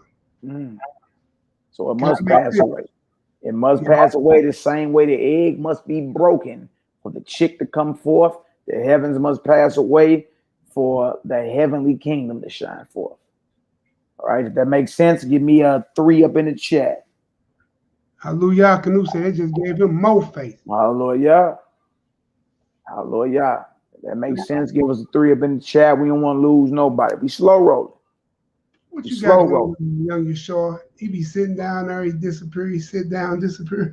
Yeah, his computer be tripping. Tomorrow I'm gonna have y'all over tomorrow. We're gonna get it done. Let's get it done. All right, corruptible things made by the incorruptible. Let's get it. All right. Then Simon, it does not seem to me that the heaven, which has been made by Elohim, can be dissolved. For things made by the Eternal One are ageless. He messed up right there. While things made by the corruptible one are temporary and decaying. Then Kepha, it is not so. Indeed, corruptible and temporary things of all sorts are made by mortal creatures. But the eternal does not always make things corruptible or always incorruptible, but according to the will of Elohim the Creator. So will be the things that he creates. For the power of Elohim is not subject to instruction, but his will is Torah, a law, to his creatures. Then to his who? To his creatures. Y'all, that would include, that also include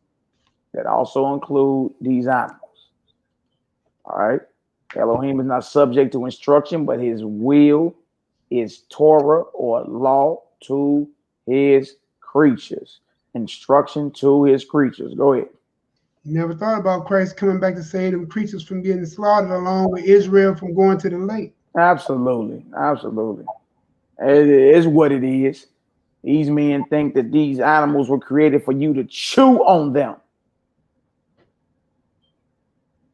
They kill it. Created with creation for you to kill it. Man, it's wild because these men run around cracking jokes like they got a point. Look, you gonna stand in judgment for what you saying.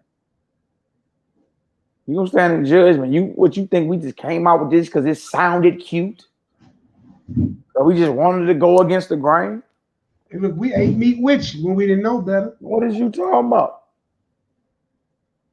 What is you talking about? You men gonna stand in judgment for what you've been saying and what you've been doing. Because all y'all that's in disagreement been going even harder chewing on that animal flesh, posting more and more pictures. You stand in judgment.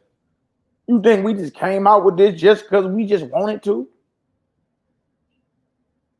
No, we were convicted in our mind, in our body, in our spirits. That's true right there. Dang, we out here tripping. Straight up. Come on, Ak, let's get it. Then Simon answered, I call you back to the first question. You said now that Elohim is visible to no one. But when the heaven will be dissolved and the superior condition of the heavenly Malkuth will shine forth, then those who are pure of heart will see YAH'KI, which statement is contrary to Torah law. For there is written that YAH'KI said, none will see my face and live. All right. Chapter 30, how the pure in heart see the Most High. Then Kiva answered, to those who do not read Torah according to the tradition of Moshe, my speech appears to be contrary to it. But I will show you how it is not contradictory. The Most High is seen by the mind, not the body. Ooh, wait. The Most High is seen by the mind, not the body. All right, by the ruach, by the spirit, not by the flesh.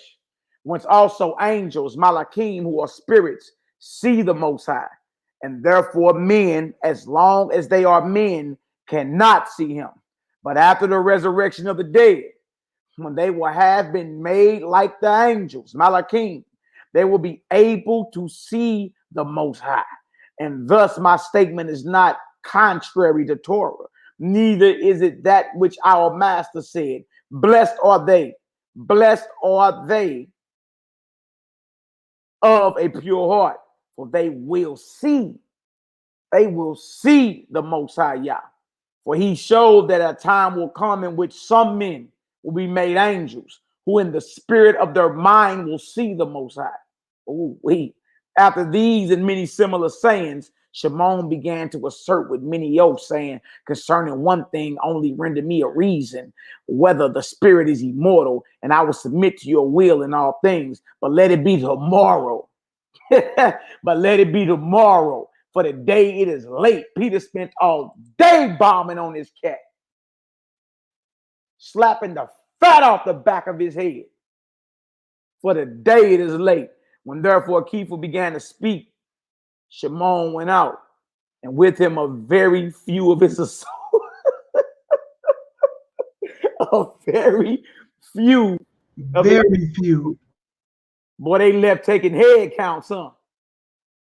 Y'all remember that? Y'all remember we were young, we was going to field trips, right? And the teacher used to have to count heads to make sure everybody that they left with, everybody they came with, they left with. That's what I was saying about everybody who was lining up to call themselves coming against us. Y'all gonna leave taking head counts. Y'all, we get messages every day of people saying I was against that, but I see what y'all saying now. You gonna leave taking head counts, meaning everybody that you came with to come against what we talking about is not gonna leave with you. You ain't gonna be apologizing. Notice how Simon Magus had to leave. Simon went out, and with him a very few of his associates. And that for what? Shame. For shame. But all the rest turning to Kepha on bending knees, prostrated themselves before him. And some of those who were afflicted with diverse sicknesses or invaded by demons were healed by the prayer of Kepha and departed rejoicing, as having obtained at once the halakha. Halakha means the walk. All right, the halakha of the true, the Most High, the walk of the true Yahweh, and also his mercy. When therefore the crowds have withdrawn and only we, his attendants, remain with him, we sat down on couches placed on the ground, each one recognizing his accustomed place, and having taken food and given thanks to the Most High, we went to sleep. Boy. Well, it went night. Man, I try to tell you, boy. I try to tell you, this thing is real, man. All right. This thing is real. I want to get all the way over to, we almost done for the night. We can pick it back up. We're going to get to the end of that self-evidence of the truth. All right. Did that already, 99. Let me see. So I'm paying. All right, we had diligence and study. All right. Oh, boy. Y'all see that? Peter put it on him. K5 put it on him, man. Didn't play no games with him. All right. Pulled the hammer out on him. And look, and that's how it's got to be, y'all, when it's time to battle. You can't play with these people. Don't even play with them. Line them on up, chop them down. All right. If anybody were looking for the mercy and all that, they need to be getting in contact with you like on some private one-on-one. All right. Remember this: there are many things written against your God. You're gonna have to arrive at a decision in your mind, y'all. Malachi Maccabee can't force you to believe anything. NehemiYAH can't force you to believe anything. All right. Again, either your God is all knowing or he's ignorant. All right. Either his eyes are 10,000 times brighter than the sun, and his eyes are in every place, looking at the good and the evil, or he's foresighted. Either he's all powerful or he's weak. All right. Either he creates good or he creates evil. You got to decide. And once you understand where you at, then we gonna read through these effects or these defects ascribed to him, and you can easily navigate through them. You understand, and stand up and defend the faith or the belief in your Creator. All right, but y'all, all these men running around here with their flanks open, who claim God is all powerful and all knowing, but they hold on to scriptures that say he ignorant. They claim he's all good and righteous, and there's no darkness in him. But I turn around and say what? I create the light and the darkness. I create good and evil. The Lord is my name. Huh? You're going to have to decide that. You're going to have to decide what attributes describe your power, describe your Creator, and what doesn't. All right. Other than that, you're going to bump into a Simon Magus. That's going to have you all over the place. All right. The beautiful thing is this: Mashiach taught his disciples how to properly navigate through the scriptures. All right. How to be good money changers with the scriptures. What does that mean? A money changer is a banker. You got to develop the skill of knowing what's real from what's counterfeit.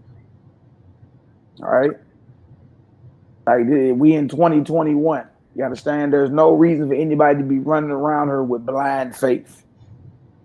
Believing there are no scribal errors in the Bible, intentionally put in the Bible. All right, we ain't telling you to put down your faith, abandon your faith in the Most High, abandon your faith in His Son. Who told you that? We giving you the tools on how to properly defend your faith and belief in Him. Why? Because many scribes from many time periods with many agendas have had their hands on your records. And there are defects in there ascribed to your God. You believe that? Because I don't believe my God is weak. I believe He's all powerful. I don't believe my God is ignorant of nothing. I believe He's all knowing. I don't believe my God got bifocals on. I believe His eyes are 10,000 times brighter than the sun. And He has eyes in every place. I believe my God is good and creates good. I don't believe He creates evil. All right? I believe my God is light and there is no darkness in Him. Yeah. Yeah. Now, does that sound like somebody who has lost faith in the Most High? I'm boldly telling you what I believe. And I'm going to stand on it. And whatever's written against them, I ain't riding with it. Oh, man, dang. I thought last we heard the Most High don't change. He don't change, right? If He don't change, then anything ascribed to Him changing, guess what? You got every right to look at that with a jaundiced eye. Period, point blank in the story. Nehemiah, you want to say something out? Oh, no, good, bro. I'm good. All praise the glory and honor to the Most High. All right, let's finish this off. Diligence and study. But on the following day, Kephi, as usual, rising before dawn, found us already awake and ready to listen, and thus began. I entreat you, my brothers and fellow servants, that if any of you is not able to wait, he should not torment himself through respect to my presence, because sudden change is difficult. Peter used to get up early, rising before dawn. But everybody, he's saying that everybody didn't develop that discipline. That takes discipline. All right. But he's saying sudden change is difficult. That don't mean you can't arrive at that discipline, but it takes, you know what I mean? It takes for you to be diligent in it. All right. But it, for a long time, one gradually accustoms himself. That will not be the stressing that comes of use. For we had not all the same training. Remember that, y'all. For we had not all the same training. Although in course of time, we will be able to be molded into one habit. For they say that custom holds the place of a second nature. Absolutely. But I call Yahweh to witness that I am not offended. If anyone is not able to wake up or to wake, but rather by this, if when anyone sleeps all through the night, he does not in the course of the day fulfill that which he admitted in the night. For it is necessary to give heed intently and unceasingly to the study of doctrine, that our mind may be filled with the thought of Yahweh only. Because in the mind that is filled with the thought of the Most High, no place will be given to the immoral one. That's right. That's right. That's the life of a Nazarene, y'all. That's one thing we gonna do. We gonna study. We gonna study. That's our life. All right. Why? Because you want your mind filled with the thoughts of the Most High God. All right. Straight up. We study. We spend prolonged times in study and prayer and meditation and communing with the Most High, communing with the spiritual realm. Absolutely. All right. You don't want to give no place to the devil. All right. For he's a spirit as well. All right. Chapter 32. All right. And y'all to adapt, to acquire something like that, y'all, it comes with habit. All right. You gotta diligently do something in repetition. All right. Some of y'all know you may have your alarm set for 4 a.m. You understand? But at first it does take the alarm to get you up. But after a while, you naturally start waking up 15 minutes before the alarm go off. Sure do, boy. Sure do. Bring it out, Nehemiah. No, I'm saying that's actually my schedule, man. Like I told you, I used to get up all the time that time. Now I'd be on automatic. Get up at 3:30. Get up at 3:15. You know what I'm talking about? Right. On and popping since then. You hear me?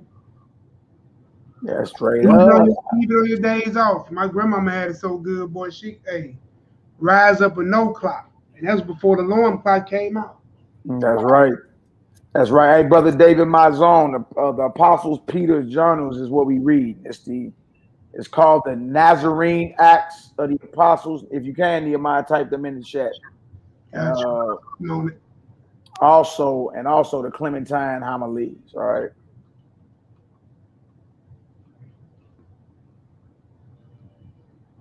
All right.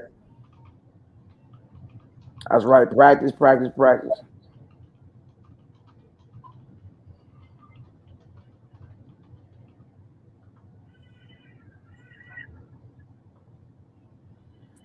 All right. Private instruction. When Kepha spoke thus to us, every one of us eagerly assured him that we were already awake, being satisfied with short sleep, but that we were afraid to arouse them because it did not become the students to command the master. And yet even this, O Kepha, we had almost ventured to take upon ourselves because our hearts agitated with longing for your words. Hold on.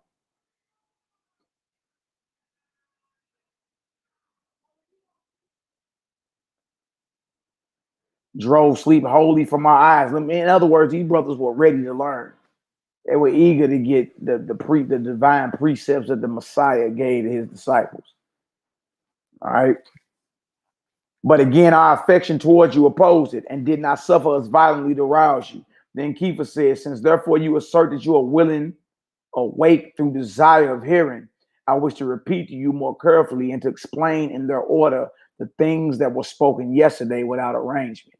And this I propose to do throughout these daily disputations, that by night, when privacy of time and place is afforded, I will unfold in correct order and by a straight line of explanation anything that in the controversy has not been stated with sufficient fullness. Peter saying, after I run down on Simon Magus, I'm free game to explain what I was saying in more deeper detail to y'all, my students. Said I'm willing to do that. All right. Because it's all about the understanding. All right. That makes sense. That's a brother that's selfless. He's not selfish. Selfless. And then he began to point out to us how yesterday's discussion ought to have been conducted and how it could not be so conducted on account of the contentiousness or the unskillfulness of his opponent. Now, see that?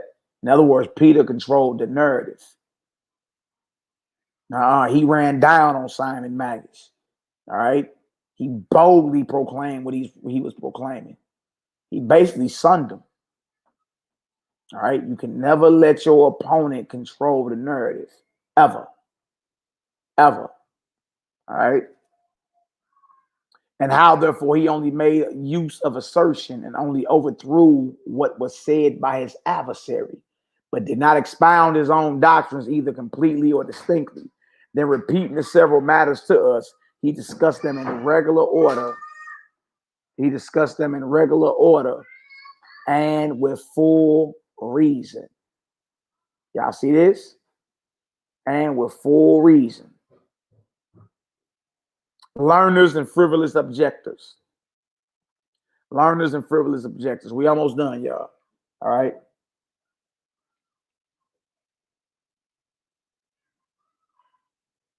All right, let's get her done. I said, but when the day began to be light after prayer, he went out to the crowds and stood in his accustomed place for the discussion. And seeing Simon standing in the middle of the crowd, he saluted the people in his usual way and said to them, I confess that I am grieved with respect to some men who come to us in this way, that they may learn something. But when we begin to teach them, they profess that they themselves are masters. And while indeed they ask questions as ignorant persons, they contradict as knowing trees. But maybe someone will say that he who puts a question puts it indeed in order that he may learn. But when that which he hears does not seem to him to be right, it is necessary that he should answer. And that seems to be contradiction. That is not contradiction, but further inquiry or inquiry. So in other words, he's talking about those as those that are really there to learn and those who are there to receive your response in order, you understand, to counter what you're saying. That's why you kept asking Simon Magus, are you asking as a student or a teacher? Or you just plain old asking a question? If you're asking as a student, I'm going to teach you how to listen.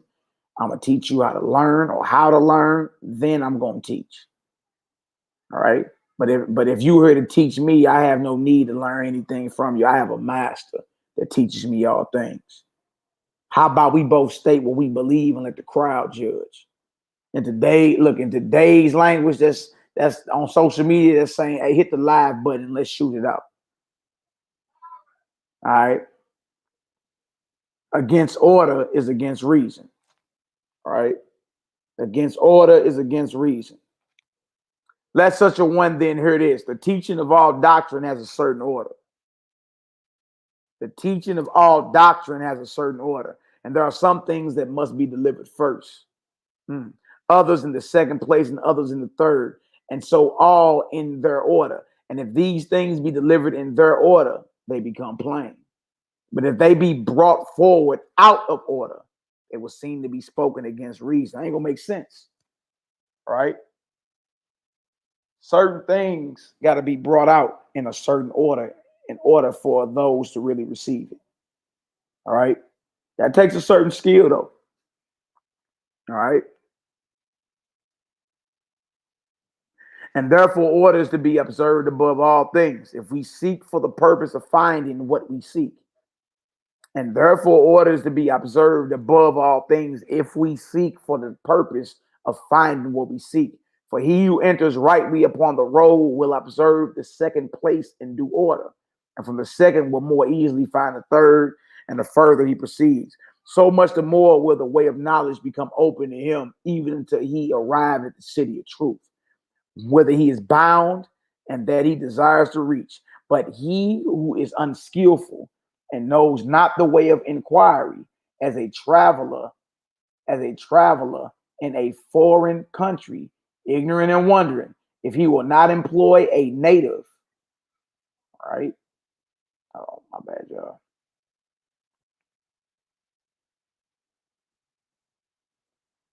All right, if we not imply native of that country as a guide, undoubtedly, when he has strayed from the way of truth, will remain outside the gates of life, and so involved in the darkness of black night, will walk through the paths of destruction, perdition, and as much therefore as if those things that ought to be sought in an orderly manner, they can most easily be found.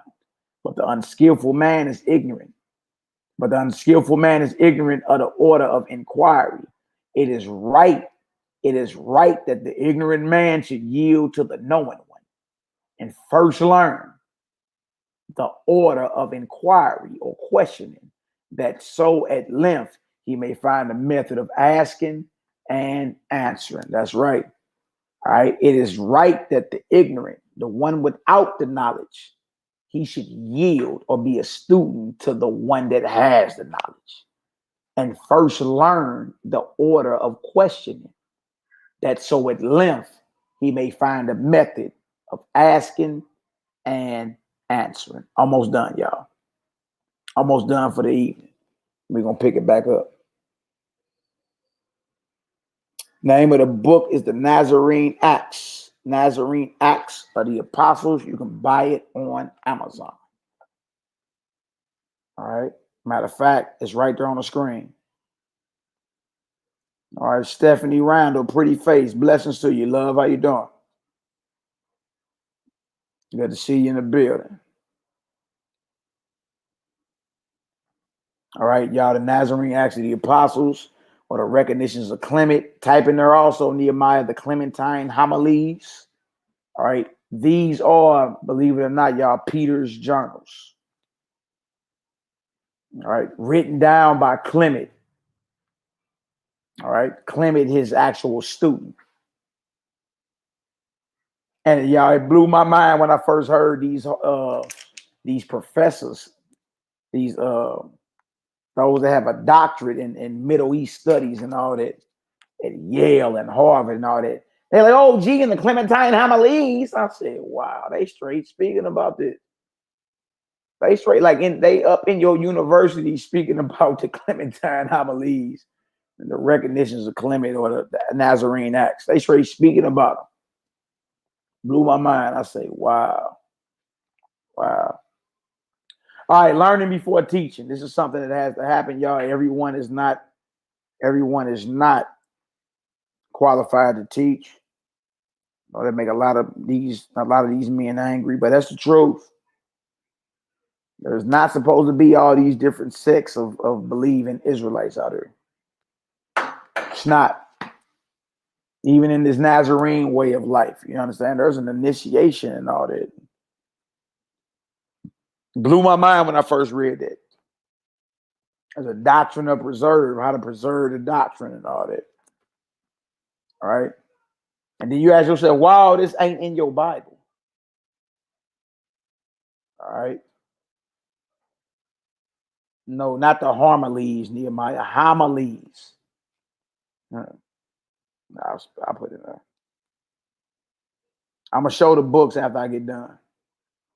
So y'all go ahead and get them. Very, very, very, very powerful. Very revolutionary. And also the Gospel of the Nazarenes is another one. All right. Learning before teaching. To this Shimon replied, then truth is not the property of all, but of those only who know the art of disputation, which is absurd. For it cannot be, since he is equally the Elohim of all, that all should not be equally able to know his will. Then Kepha, all were made equal by him, and to all he has given equally to be receptive of truth.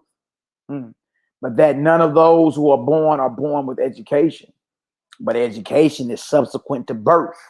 No one can doubt. Since therefore the birth of men holds equity in this respect, that all are equally capable of receiving discipline. The difference is not in nature, but in education. Peter is buzzing this cat head, man. Who does not know that the things which anyone learns, he was ignorant of before he learned them. Who don't know that? Before you learn something, you was without the knowledge of it, right? Who does not know that the things which anyone learns, he was ignorant of before he learned them? And Shimon said, you say truly. Then Kepha said, if then in those arts there are in common use, one first learns and then teaches, how much more ought those who profess to be the educators of spirits first to learn and so to teach, that they may not expose themselves to ridicule, if they promise to afford knowledge to others when they themselves are unskillful. Now, Simon, this is true in respect of those arts that are in common use, but in the word of knowledge, as soon as anyone has heard, he has learned. All right, almost done, y'all. Self-evidence of the truth. Then said Kepha, if indeed one heard in an orderly and regular manner, he is able to know what is true.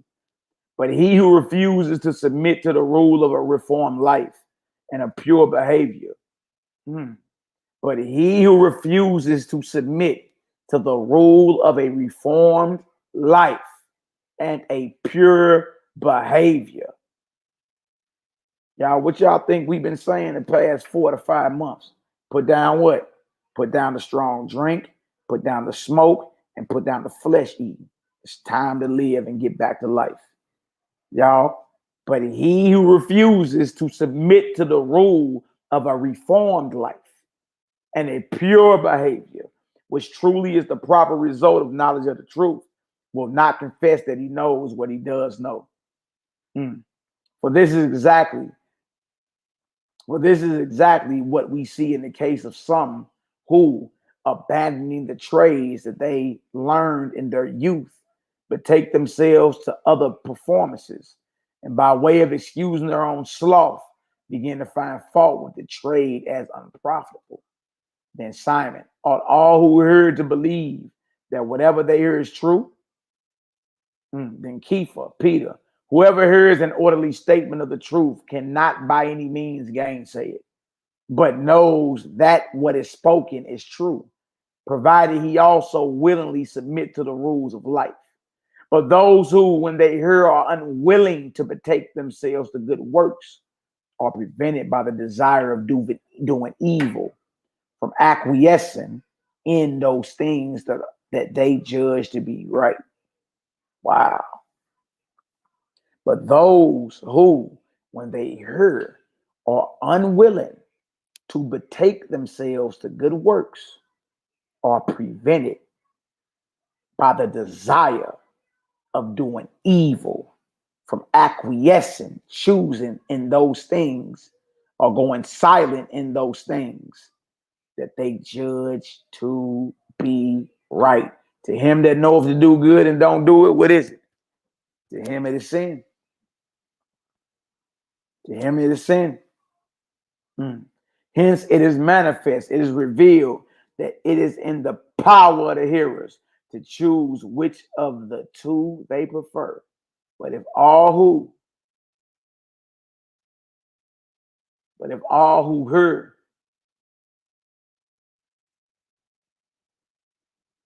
were to obey, it would be rather a necessity of nature, leading all in one way. Whereas no one can be persuaded to become shorter or taller, because the force of nature does not permit it. So also, if either all were converted to the truth by a word, or all were not converted, it will be the force of nature that compel all in the one case and none at all in the other to be converted. Oh, wait. Next chapter, we probably pick up on this tomorrow. I may jump back because I got some things I want to show y'all about the beginning. Because Peter and Simon Magus was arguing about what went down in the beginning, specifically in the garden. Oh, is gonna blow y'all mind. It's gonna blow your mind. You dig? So I may jump up a little, I might jump back a little bit tomorrow. And then if I got time toward the end of the class, we may pick back up right here. Yahweh righteous as well as good. All right, that's page 102. All right. All right. Man, this cat was getting his head busted. For as no one can be persuaded to become shorter or taller, because the force of nature does not permit it. So also, if either all were converted to the truth by a word, or all were not converted, it would be the force of nature that compelled all in the one case and none at all in the other to be converted. Wow. Wow. Remember that, y'all. What it say right there? Hence, it is manifest that it is in the what? The power of the hearers. Y'all listening right now to choose which of the two you prefer. All right? Choose life or choose death. All right? That's it. And that's all. All praises, glory, and honor to the Most High, owner, creator, and possessor of all things. Nehemiah, where you at, YAHKI? Nehemiah. Oh, man, that brooding got off. Going off in these late hours. Yeah, he probably fell asleep. Let me get this together, this screen together. No, I was putting stuff up and finalizing the house for the evening. Look at you going off. I put some books in order. I'm like, do I got that Clementine homilies? I say, I might be forgetting some of the books I get. I had a chance to sit down and dive into them, but yeah. That Council and I still got that one. Gospel of the Holy 12 got that one. Clementine homily, that's why I was able to spell it right. Acts of the Nazarene, and the one we was just reading out the other day. So a few of the books. Yeah, well, you know that Clementine, for y'all that don't know, that Clementine and that Acts of the Nazarene Acts basically the same. It's like 11 chapters, in that Clementine homilies that's missing, that's picked back up in that Nazarene Acts. And that Gospel of the Nazarenes is basically the same of the Gospel of the Holy 12. It's written a little different in certain cases, but for the most part, it's the same thing. All right. David Mazone says, I lost 15 to 20 pounds in the last 2 months. Dang, how you do that, Hebrew? What you been doing? What you been doing? You done lost 20 pounds in 2 months. Let us know. Let us know what you've been doing, my brother. It's all good. What you on Jenny Craig? What happened, huh? That's right. I'll praise of the Most High. And a lot of our people, man, be getting off that flesh and that strong drink and all that, man. And, man, it'll blow your mind. It'll blow your mind, the healings that's going on. All praise to the Most High, though. All right? All right? Somebody pointing you to life and somebody pointing you to death. That's right. Y'all see this? The brother said he lost 20 pounds in 2 months. Completely off the flesh or meat, strictly plant-based diet. That's right. That's right. That's right. We ain't tripping off what nobody else got to say. All right. Feel like I'm 18 again. I love you. I lost 2 times 2 ago. Yeah, I lost about 25 pounds too. You know, I'm a short bro. I was up to like 225 pounds, man. It did. I'm right at 200. Right at 200. Feel good too. Feel good. Well, them all impossible to reach numbers, man. I lost 20 pounds, but I'm still in the upper 3s. It's all good. You got pictures when you was up in the 5s, boy. I ain't lying, boy. Send me 2 in pants, boy. Yeah, you look, man. Yeah, you looking good. But y'all the Clementine homilies, excellent. Y'all need these. That way you know how to battle. All right. And y'all, even if you didn't want to subscribe to any of that, like the contradictions and the conflictions are still in the scripture. And anybody you bump into that you want to gain into the faith, into the following of a MALAKIMAC, if they are studied up in your scriptures, you know, they're gonna trip you up. Here you go trying to harmonize everything when everything ain't meant to be harmonized. All right, everything ain't meant to be harmonized. Nazarene Acts of the Apostles or the recognitions of Clement. Make sure y'all get that. Get both those. All right, and I got this other version of the Gospel of the Nazarenes. All right, because you can get that other one. NehemiYAH, I know you got that. You got not this one. Pull out the other Gospel of the Nazarenes. You got the main one they got on Amazon. Pull it out, you can. Cato, look at everybody in there. Cato say he went from 245 to 223. That's right. All right. David Mazone say he down to 160. Straight up, Enoch, you ain't lying, boy. All praises to the Heavenly Creator. Nah, not the Nazarene Acts, the Gospel of the Nazarene, bro. Yeah, that right there. That's the main one you're gonna see, y'all, on Amazon when you look it up. All right, what I just pulled up right here is just a different cover. All right, this one calls him Yeshua. That says Jesus in it, but you know it's all good. Yeah, that's right, y'all. Y'all keep it up, man. Keep up that good work. Dedicate these vessels all the way back to the Almighty. All right, and in the end, look, what sin is being taught. Like, oh, that's good news. Everything we hearing, brothers like, man, I'm shed weight, I'm feeling better, skin feeling better, feel like I'm 18 again, I got more energy. How is this bad?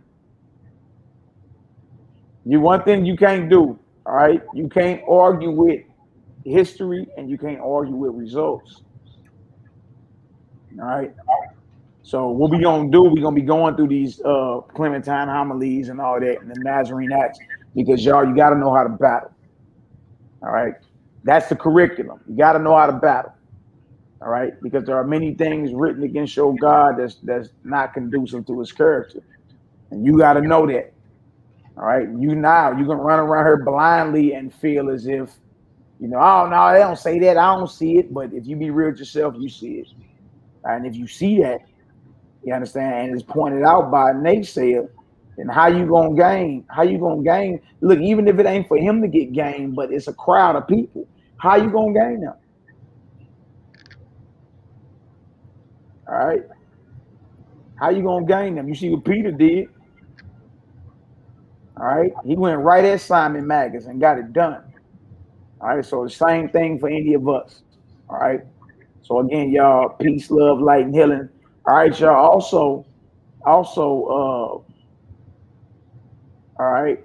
Also, when it comes down to like if any of y'all having problems transitioning from that standard American diet, what they call the SAD diet, y'all, all the recipes is online. Like it ain't even no excuse. All your plant-based recipes is online. All right, so just apply it. All right, we got here. Makes more sense knowing we shouldn't be forgiving our enemies and such, and many other things I've learned from y'all. Yeah, I mean, look, it's certain things though, dealing with your own people. You gonna have to learn how to, not hold certain things. But man, look, these heathens that worship the devil going down. You understand? And we praying for them to fall. Bill and Melinda Gates and all that. We praying for them to fall. We praying for the powers that be. We pray that the Most High unleashes weapons of mass destruction on these devils. You understand? And that every last one of them bust the lake of fire wide open. We pray for the destruction of these enemies who have aligned with our enemy. All right? And y'all, that's one thing that the Nazarenes and the Saints knew. They spent a lot of their time praying because they knew if they kept themselves pure, they could invoke the presence of the heavenly host. You could ask the Most High to unleash his weapons of mass destruction. You understand? And send confusion into the camp of Satan. Break their back and crack their skulls. Destroy them all. Who are plotting to destroy your people. All right? But you need to be pure to invoke the presence of the Almighty. Let all that go. You don't need none of it. You don't need none of it. In these hours, we all need to be pure and on one accord praying for these heathens to go down. All right? Because I've seen brothers used to be out in that wilderness invoking the presence of them angels, them warring hosts. How much more should we in these last days knowing it's about to go down now? It went down in their day, but not like it is now. It's something different now. All right? So all praise and glory now to the Most High. All right, we should have losing too much weight since I lost my you lost your husband. Sorry to hear that. I'm working on it. Feel like I look sick now, but yes, all fruits and veggies, spring water. I do have to admit I use Ensure, which isn't good. You be on that Ensure. Hey, I got with the dairy. I don't mess with that. Yeah, I don't deal with the dairy either. But look, sis, jump on them lentil beans, and which are legumes. The lentils are legumes, all right. And also eat you some avocados and them sweet potatoes. You want to keep look. If y'all want to keep y'all some weight, some healthy weight on you. You understand? Like, look, don't be around here looking like you about to disappear. All right, but if you want to keep some healthy weight on you, for one, spend you some time outside in meditation all day. 2, when you eat, start adding things to your meal plan. So adding things to that meal plan like legumes, which is like lentils. All right, avocados. All right, sweet potatoes. All right, these things, quinoa. All right, which is a grain. These things keep healthy weight on you, so you don't be looking like you about to disappear. All right, make sure y'all get that in. You ain't no sense you looking like you about to disappear, but get yourself together. All right, get yourself together. Understand that, believe that, know that. Yeah, salads will get too boring. I understand that. Yeah, But y'all look, all the recipes. Look, chickpeas is another one. That's right, Ema. Y'all need to get with our Ema right here. Oh man, look, get with Ema, man. Get with her. She is amazing in the kitchen. Yeah, y'all need to get with her. She is off the chain. She'll get you right together. I'm kidnapping her. I'm going to get her from our house and bring her. Yeah, that's right. Get with Ema. Ema, if you can go ahead and post your email in the chat so the brothers and sisters can go ahead and start emailing you. All right. That's a great idea. That's right. Then that way hey, y'all used to see Mally when he was losing weight, right? Hey, Mally used to be like, man, I said, boy, you stay eating avocados. He said, I can't let the ops get me, dog. No, I can't. Hey, I'm not hammer. I can't lose too much weight. I can't turn to no stick figure. You understand? You know how many enemies I got, boy? I got enemies. That boy whip out an avocado, straight. I got enemies. See? Yeah. I exercise too, though. I exercise 3 times a week, man. I make sure I get myself together. Exercise, I use the resistant bands and all that. I'm getting great results. Behind it. You understand? Like my Enoch say, discipline yourself. No doubt. You got to be disciplined. You don't want your stomach to become your God. You understand? But you don't want to be out here sick, and you don't want to be out here weak. Understand that. You understand? Because hey, trip off this, y'all. It can jump off at any time, and especially you men on here. You got to defend your families. All right? You got to defend your families. You got to defend them women. You got to defend them children. All right? Period, point blank in the story. All right? You can't be out here weak. It jump off, and you done threw a punch like that. Like one of them Wayne brothers, them sodomite brothers on in Living Color back in the day. You used to tie their shirts up in the back. Hated it. Yeah, you better not. Hey, look, y'all. Even though we spiritual people, look, we not negligent when it comes to warfare. Understand that. And it was certain sect of them Essenes that kept blades on them. Get yourself hit. All right, like we ain't around here being no slap targets. No, believe that, know that. All right, so ain't no way in the world, you already know. I'm right where I need to be though. I'm right at 200. My strength is up. I'm even more stronger. I got more energy. You understand? But I refuse to disappear. You understand? Like I'm a skeleton or something like that. Man, I ain't seen 200 since puberty. Hey, but understand this. You understand? Understand that it's a must for you to keep your strength up. Keep your strength up. All y'all should be outside every day at least 2 hours, and all y'all should be exercising at least 3 times a week. All right? Even if you don't want to lift weights, just do your body weight. Do your body weight. Resistance is what builds muscle. Resistance, you know what I mean? So you ain't even got to be lifting. I know cats that's real strong that don't even lift heavy weights. They don't even lift heavy. It's just lots of repetition. You understand? And they just put stress on the muscle to where, you know what I mean, that deal grow. All right. So I ain't with the blowing off. I got too many enemies. I ain't with the blowing off like a little flyweight or something like that.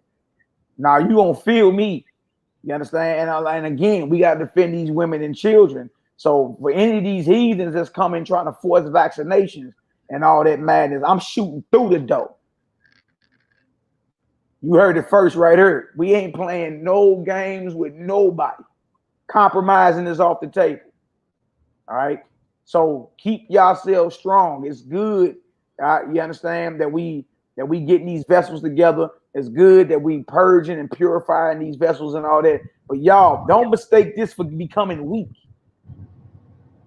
All right? Becoming soft. No, we all about that action. All right? We all about that action. Check our history. We've been about that. All right? So all praise and glory now to the Most High. I didn't know if last night you all were mentioning me when y'all said Lynn Evans and her hubby and kids, because I'm Samantha Lynn on Facebook. No, it's the sister Leanne Evans. But hey, sister, you know, if you need prayer, we bring you before the throne of the Most High as well. You understand? And bind up every force that's coming against you and strike it dead from the highest heaven through the eternal spirit of the Messiah. All right, and we order all them spirits back to the pits of darkness where they belong. Every prayer, every curse, every bewitchment, every seduction sent against you, sent against your house, sent against your mind, body, and spirit, we strike it dead on arrival. We strike it dead right now, and we command it to boomerang back to whoever sent it. The power, name, and authority of our mighty Messiah. Bind up every unclean spirit, every sickness that's within your vessel, whether it's a mental disorder, whether it's cancer, whether it's breast cancer, whether it's depression. We bind it up, we break it, and we strike it dead from the highest heaven, order it back to the gates of hell where it belongs. The gates of hell will never prevail over us, ever, ever. We come against every force of darkness that's coming against the people of the Most High in this very hour. Every force of darkness. In the power, name, and authority of our ascended master, Mashiach Yahushua, our master. All right, my eye Troy in the building. What it do, Troy? Bless up, eye. All right, all praise and glory and honor to the Most High. Right, set up where I live and losing weight is the right way. Your body knows when to stop. Absolutely, absolutely, absolutely. Praise NehemiYAH. I want to do Psalm 35th chapter. Let's go ahead and pray on out. Good to holler at y'all. We right back up tomorrow. And we teaching our people for the foreseeable future. The main curriculum on the channel will be, of course, the Bible is always what it is, because all these is referring to the Bible. All right. But we gonna show you how to battle, because there are many things written against your God that you ought not to believe. All right. Right here, y'all. That's our sister. All right, and she's actually is pronounced Leanne Yvonne. My bad day. Yeah, but we brought them prayers for y'all. All praises. She said they feeling better, a lot better. You know what I mean? And to all our military family, man, look, y'all got a decision to make eventually. Watch out for them spike proteins and all that they're trying to inject y'all with. My Tarmel out in Cali, brother. Look, all y'all in our prayers. But eventually y'all gonna have to stand and tell them, look, the hell with what y'all talking about. No deal. You understand? There ain't no compromise at all. All right. All praise and glory now to the Most High. Hallelujah. All right. Psalm 35, NehemiYAH. Let's pray on out, brother. Let's go ahead and get her done. Y'all willing, y'all be right back up 1 p.m. Central Standard Time.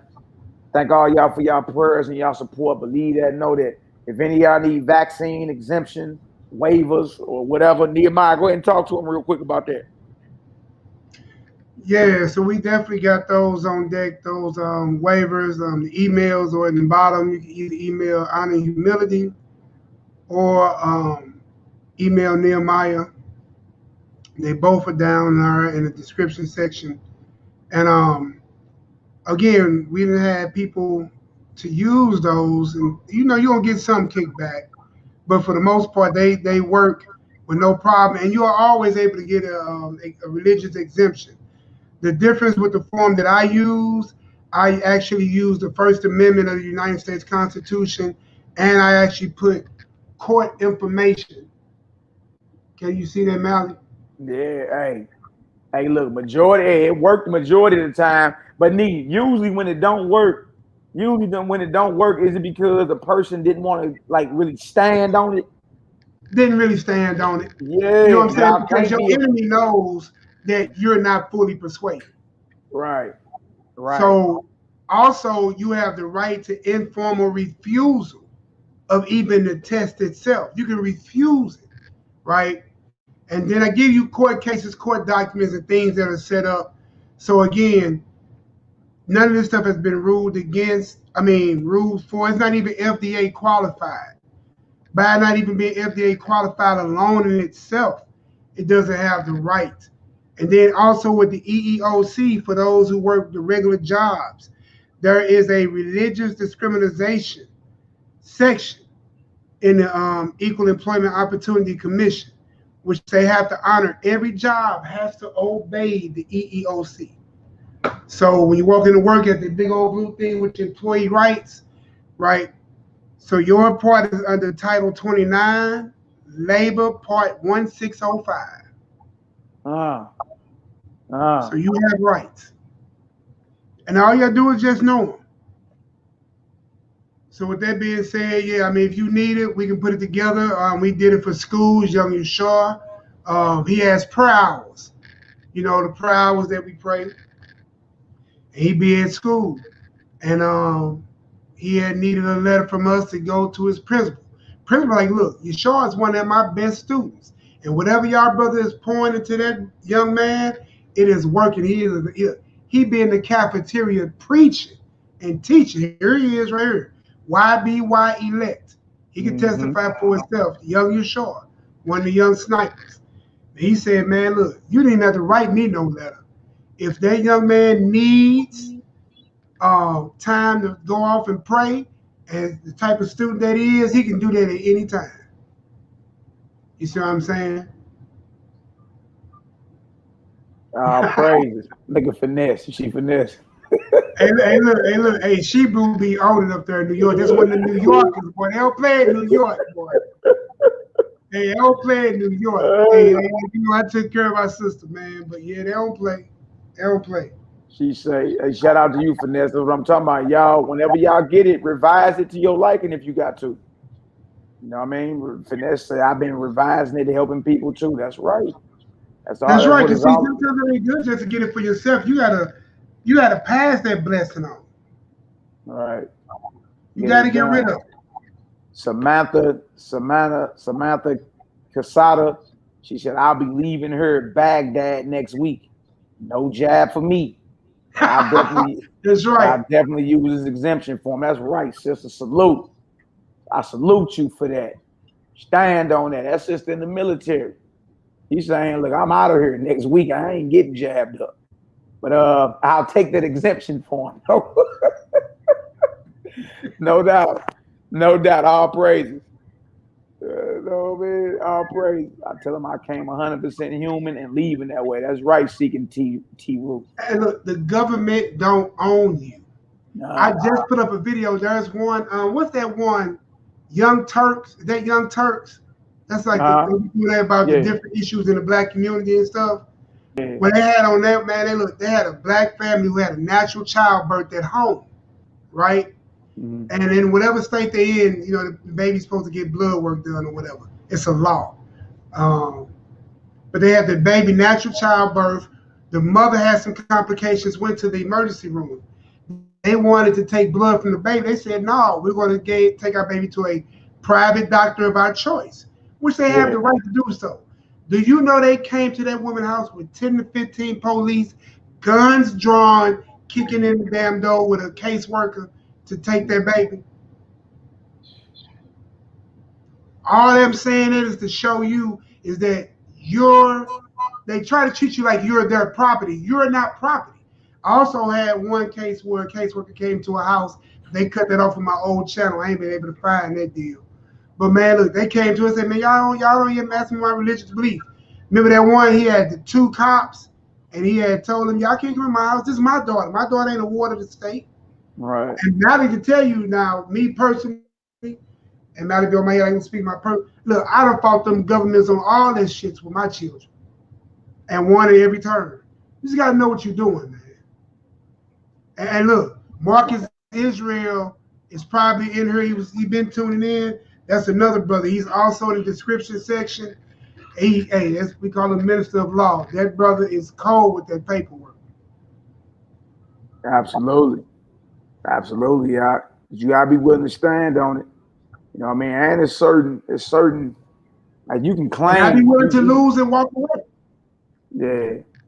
Hey, Lisa B, y'all just email us. You know, it's all type of things y'all can do though. You just can't be afraid to look apart or be deemed radical and all that. You understand? Like me myself, I've been banging in these courts and you understand, few successes, a few of them they like, what's up then? You understand? But hey, whatever, right? One thing you ain't gonna say is that I complied on the way to the grave.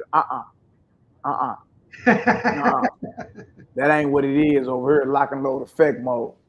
No matter who like it or whatever, you dig? So there's a lot of things that we need to be doing, y'all, off camera. A lot of conversations we need to be having. We doing a lot of traveling now, so we be coming your way. You understand? Let's have some good living food for us, and maybe a couch to sleep on or something, and let's chop it up and get it in.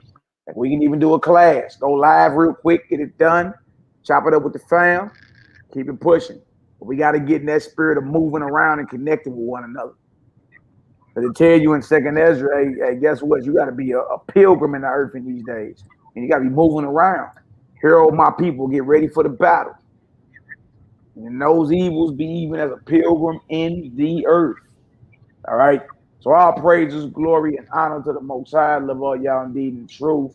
Nazarene edition, part 19. Simon Peter, the apostle, versus Simon Magus, the apostate, part 2. Part 3 will be up tomorrow.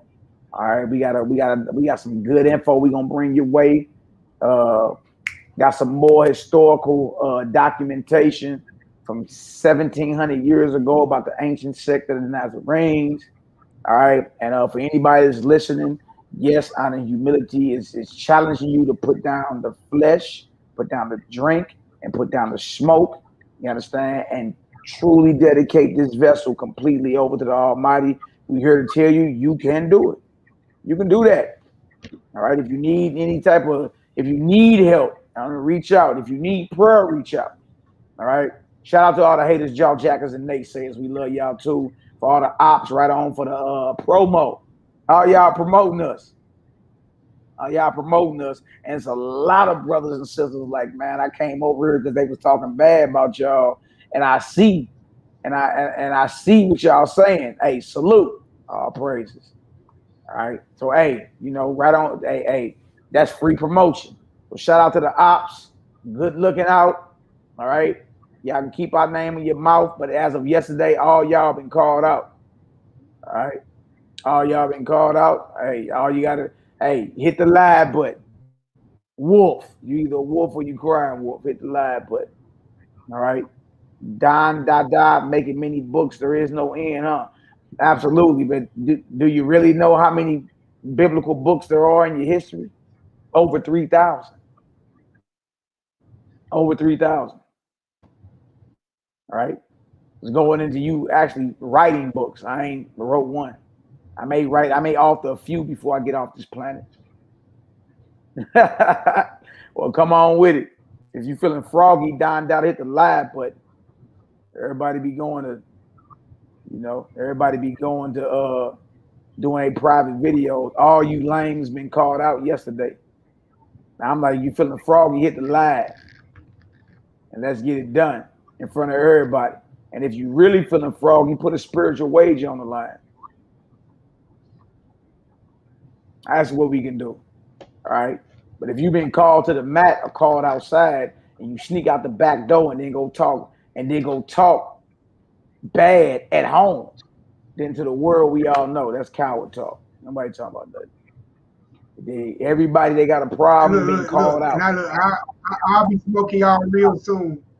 That's like, I'll be outside tomorrow to fight you. I ain't gonna fight today. Right. Real easy. How about this? Let's do this. How about this? Watch this, y'all.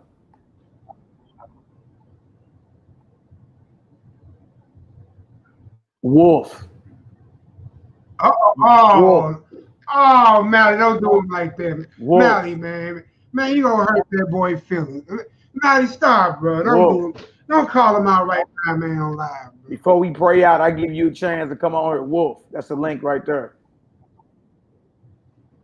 Damn, Don, all you gotta do is click on the link, brother. Dang, but you gotta go take a couple more karate lessons, bro. Wolf. You're either a wolf or you crying wolf. Smoking us real soon. I'm ready now.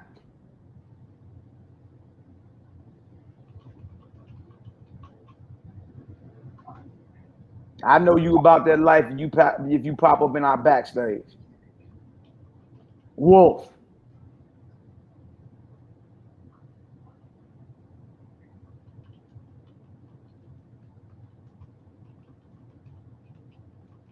Ah, look at this. Is it this? Look at this. Look at this. You see what he say?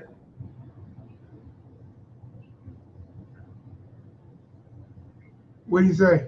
Look at the screen. Wait a minute. Did we just not do all this in class? Did we just not read about how Simon called him arrogant and ignorant and all that? So the brother's just gonna call you a coward. I admit you're more versed than me. No, he ain't called me no coward. He say no coward. Oh, he ain't scared. Okay, I read it. I started laughing. He said, I'll admit you're more versed than me, but your understanding is going off. How can you say that? Wolf. How can you say that? Hey, Don, it been better you not even spoke, bro. You should leave it up till we get up off the chat. Wolf. Saying, like, what's up? You're going off and you're more versed than me. If you got the Spirit of the Most High, the Spirit of the Most High dwells with you. And remember, the Bible tells you, listen, think not of what you ought to say, because he'll give it to you, right? So if you got it, and Mally's going off, and just like we just got through reading all tonight for the last 3 hours, if Mally is in front of a crowd and he's the seducer, you owe it to the scriptures and to the audience to bring it out. Come on, man. I just got woke about. I just re-woke up. Come on, man. Let's pray out, man. Psalm 35. Man, that will give me some strength. Psalm 35, man. Hallelujah. Hey, look, if he just said that you're more versed than me, he ain't never coming to the mat. Just like a boy said, like, you got more training than me in Kung Fu. I ain't never coming to the mat. Hey, but you still going off. It's like, I can still beat you, but I ain't coming to the mat because you got more verses than me. Exactly. Come on, man. Let's pray out and get her done. I'm sorry, bro. You know, I can talk on this all night. You shouldn't have showed me that, bro. Come on, pray out. Grab us Psalm 35. I already got it up, man. Let's get her done. Still going off.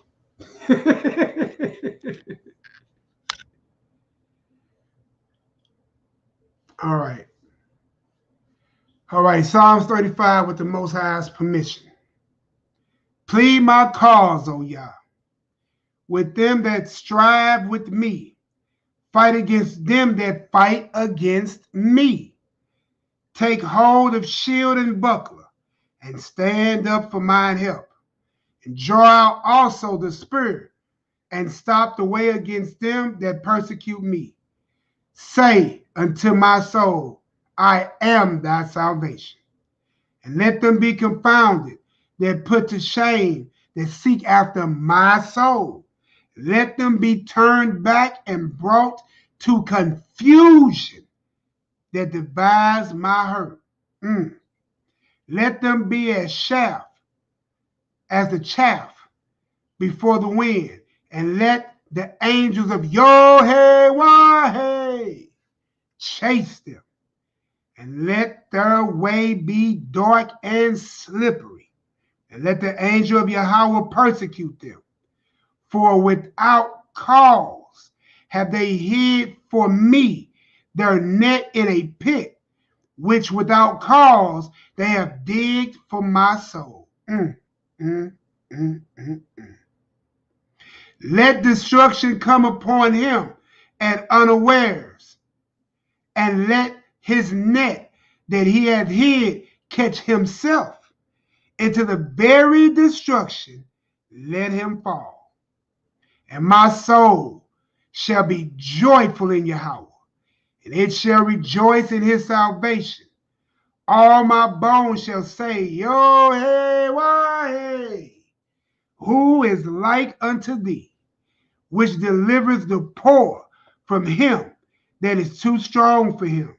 Yeah, the poor and the needy from him that spoileth him. False witnesses did rise up, and they laid to my charge things that I knew not. They reward me evil for good to the spoiling of my soul. But as for me, when they were sick, my clothing was sackcloth. I humbled my soul with fasting, and my prayer returned into my own bosom. And I behaved myself as though he had been my friend or brother. And I bowed down heavily, as one that mourneth for his mother. But in my adversity, they rejoiced and gathered themselves together. Yeah, the abjects gathered themselves together against me, and I knew it not. And they did tear me and seized not. The hypocritical mockers in feast, they're gnashing upon me with their teeth. Ooh, the hypocrite mockers in feast, they gnashed upon me with their teeth. YAH'KI, how long wilt thou look on? Rescue my soul from the destructions, and my darling from the lions. And I will give thee thanks in great congregation, and I will praise thee among much people. And let not them that are mine enemies wrongfully rejoice over me, neither let them wink with the eye that hate me without a cause. For they speak not peace, but they devise deceitful matters against them that are quiet in the land. Yeah, they opened their mouth wide against me and said, our eyes have seen it. Or aha, this thou hast seen, O Yahweh. Keep not silent, O Yah. Be not far from me. Stir up thyself and awake to my judgment, even to my cause, my Elohim and my sovereign. Judge me, O Yah, my Elohim, according to righteousness, and let them not rejoice over me, and let them not say in their hearts, aha, or ah. So would we have it. Let them not say, we have swallowed them up. Let them be ashamed and brought to confusion together that rejoice at mine hurt. And let me be clothed with shame and dishonor that magnify themselves against me. And let them shout for joy and be glad that favor my righteous cause. Yeah, let them say continually, let Yahweh be magnified, and be magnified which hath pleasure in the prosperity of his servant. Verse 28. And my tongue shall speak of thy righteousness and of thy praise, and of thy praise all the day long. Hallelujah. Selah. Yahoo. Yes, sir. Praise the glory and honor. Who we got here? Yeah. Ain't no cowards. Hey, ain't no cowards, brother. That's what's up, brother. Let's get it. What's going on? Shalom, both of y'all. Shalom. Go ahead and speak your piece, bro. Yeah. You know, nobody has 100% truth. You know, GMS say they got it, but that ain't what the scripture says. You know, you've been studying. I was watching your video earlier, asking for the smoke, the ops, bring the ops / enemies. And there's been a lot of people. It's been a lot of people caught themselves coming against us. That's why I named off certain people.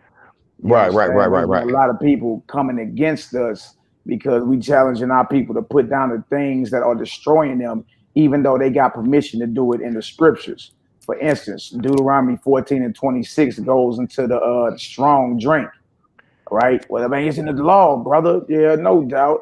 I understand. But we all know that the strong drink are distilled spirits, and it's destroying. It's actually destroying our people's body. It's destroying your liver. You understand? So we like, well, look, if we know certain things are destroying us, if we know Delta variants, Gamma variants, if we know that the COVID-19, all this out here, why would we put in our body the things that make taboo or could even be a catalyst for this? And we know it's destroying our people. We know it's destroying our bodies. All because, trip off this, all because we read that we can drink that and whatever our soul lusts after. Right? But trip off this. This is how hypocritical it is. When you go to the doctor and the doctor straight tell you, hey, you need to stop doing this, stop eating this, stop doing this, right? There ain't one Israelite. There ain't one Israelite that pull out the Bible on the doctor and say, doctor, you going off, doc. You going off precepts. You know what I mean? I can do this. It's only when a brother tell you, like, look, we're a healing ministry through the grace and power of the Most High. So we have spiritual healings and we have holistic healings. So we in the labs, we know what's destroying our people. All right, it's the chewing on the flesh pots, it's the drinking the strong drink, it's even the smoking.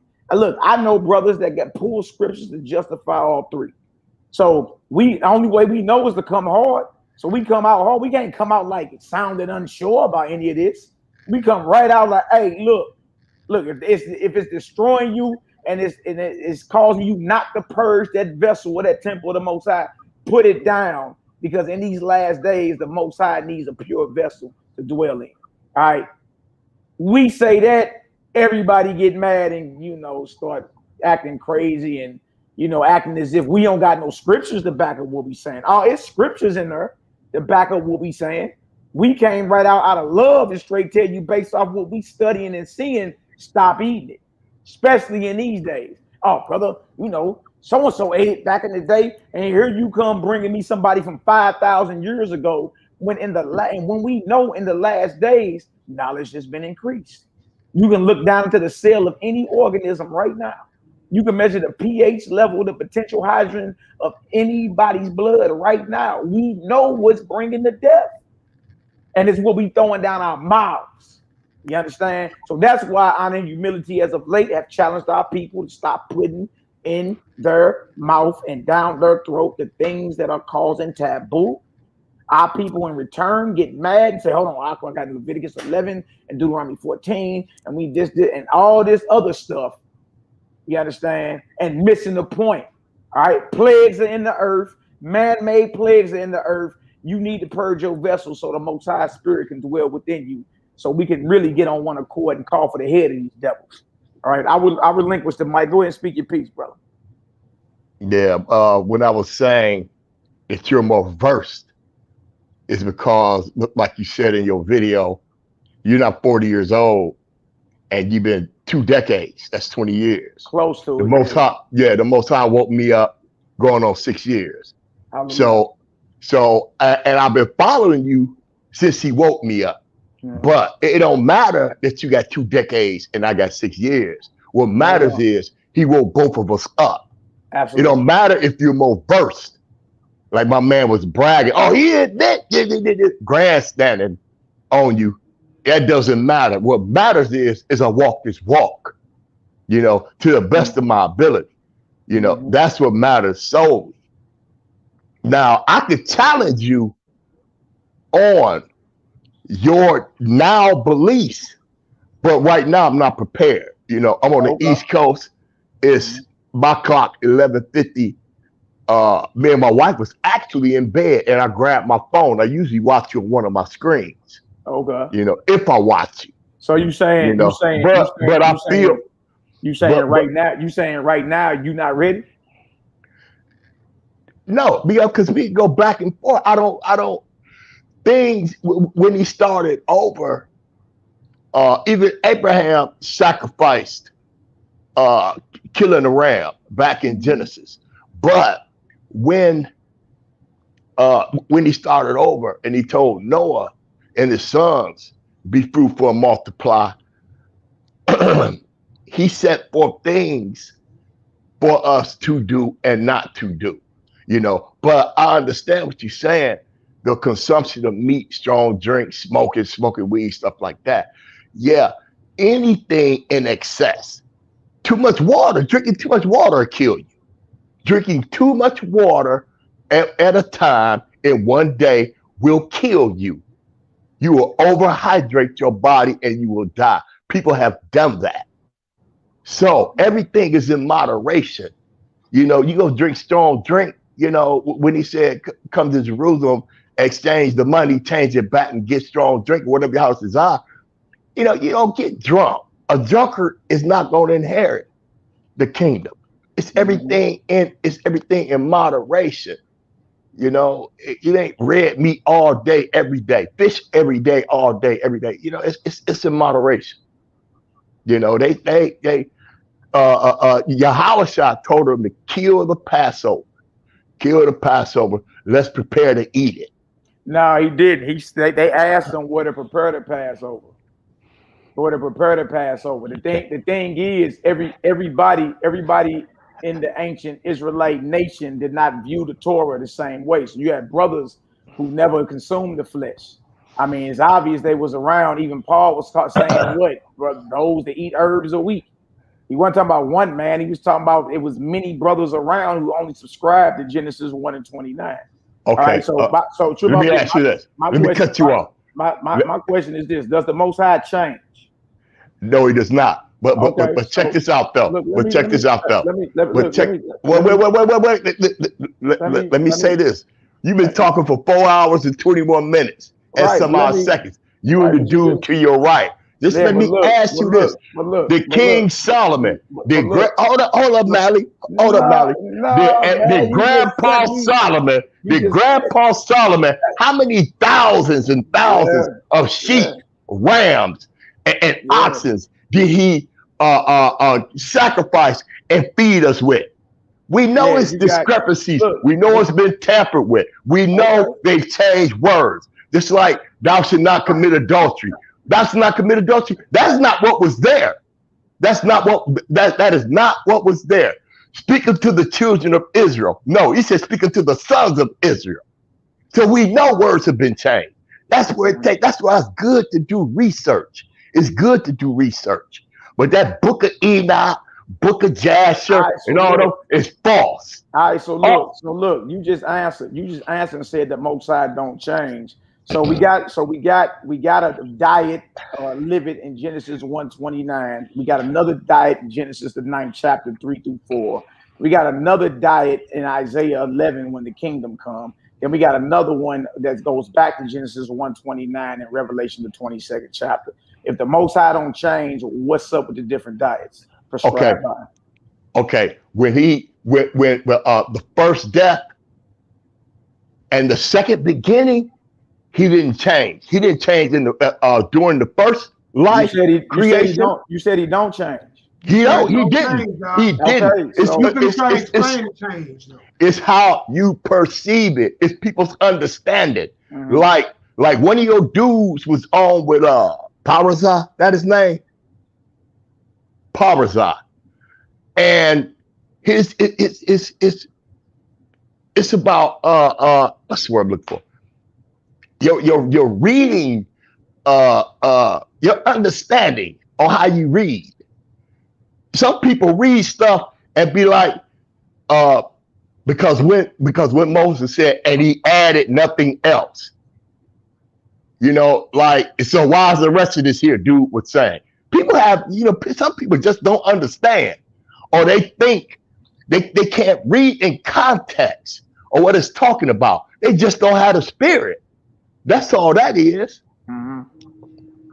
Right, but look, you just said off your own mouth that the Most High doesn't change, right? And he don't change, and he do evil.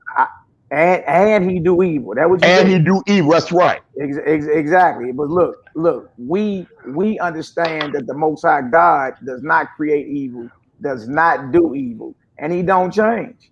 So, okay, who do evil then? So trip off this. The fact that you have these things written in your scriptures, there are things written against him. And trip off this. The scripture said, Jeremiah 8:8, how do you even claim that you are wise and the Torah or the law of the Most High is with you? In vain, the scribes have written it in vain. When you get down into the vanity means lies. There are lies written down by scribes. Who are the scribes? The scribes are those in charge of writing down the scriptures, teaching the scriptures, and interpreting the scriptures. It just so happens that one of the Messiah's main enemies were the scribes. Why would the Messiah be at war or be in conflict with scribes who are in charge with writing down what we call laws? So that means there are scribal lies, errors in what we call our Bible. So if you're not getting the breakdown from HaMashiach and what he gave to his appointed 12 apostles, then what we have is what you just said. You just said yourself, the Most High does evil. That's what you just said. And guess what? In saying that, that makes you an enemy of the Most High God. Because the Most High God who doesn't change, didn't make evil, and he doesn't do evil. All right, your Bible. So evil made itself. One thing. So who's the creator of all things?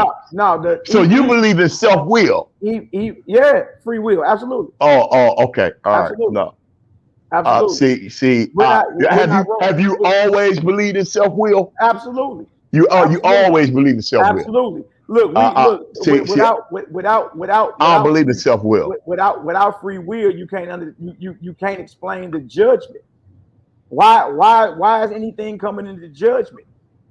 Either you're gonna be rewarded for what you do right, or you're gonna be damned for what you're doing wrong. Because yes, it's written, I believe in free will. It tell you right in there: choose life or choose death. Choose good or choose evil. Yes, okay. I believe in free will. Absolutely. We just read earlier where everything that's created by the Most High is in tools.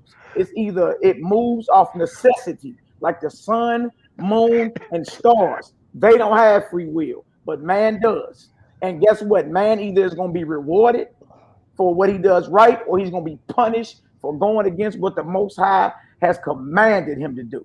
So yes, I believe in free will. Yes, I believe in your power, your right to choose what's right, to choose life, to choose freedom, to make wise decisions. Absolutely. And I've always believed in that.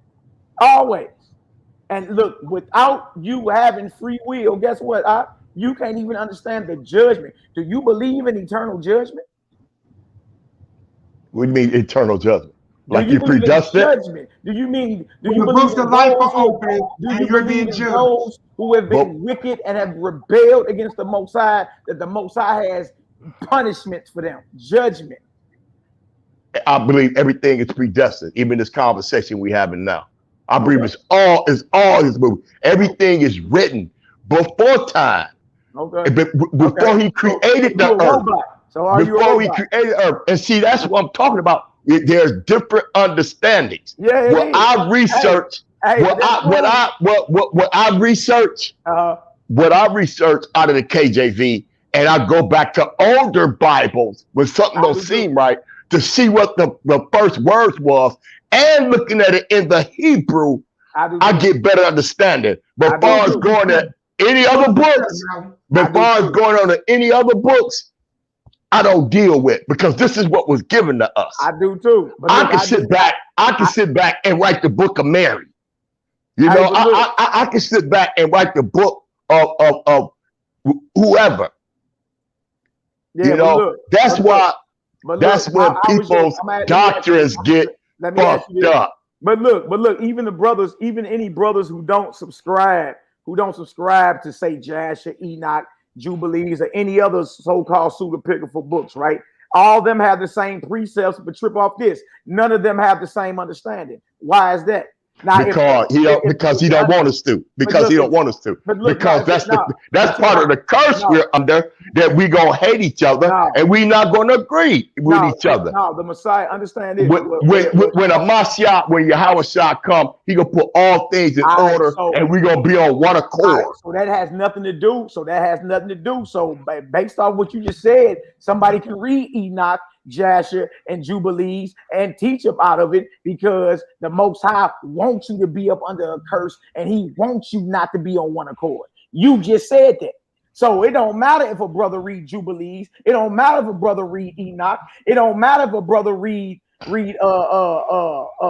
what's the mother one? Suda Pickerful books. It don't matter if a brother read any of that, because based off what you just said, the Most High want them to go off, because he wants them to be off. Look, because we up under a curse, the Most High wants us to be off. So a brother can go into any so-called book then. It don't even matter. Now trip off this. We shouldn't be under a curse. Trip off this. Some people gonna be off, some people gonna be on, but nobody has 100%. Okay, so nobody got it all. When he come back and set it in order, then we don't have it at all. Okay, so trip off this. We ain't gonna be having this conversation.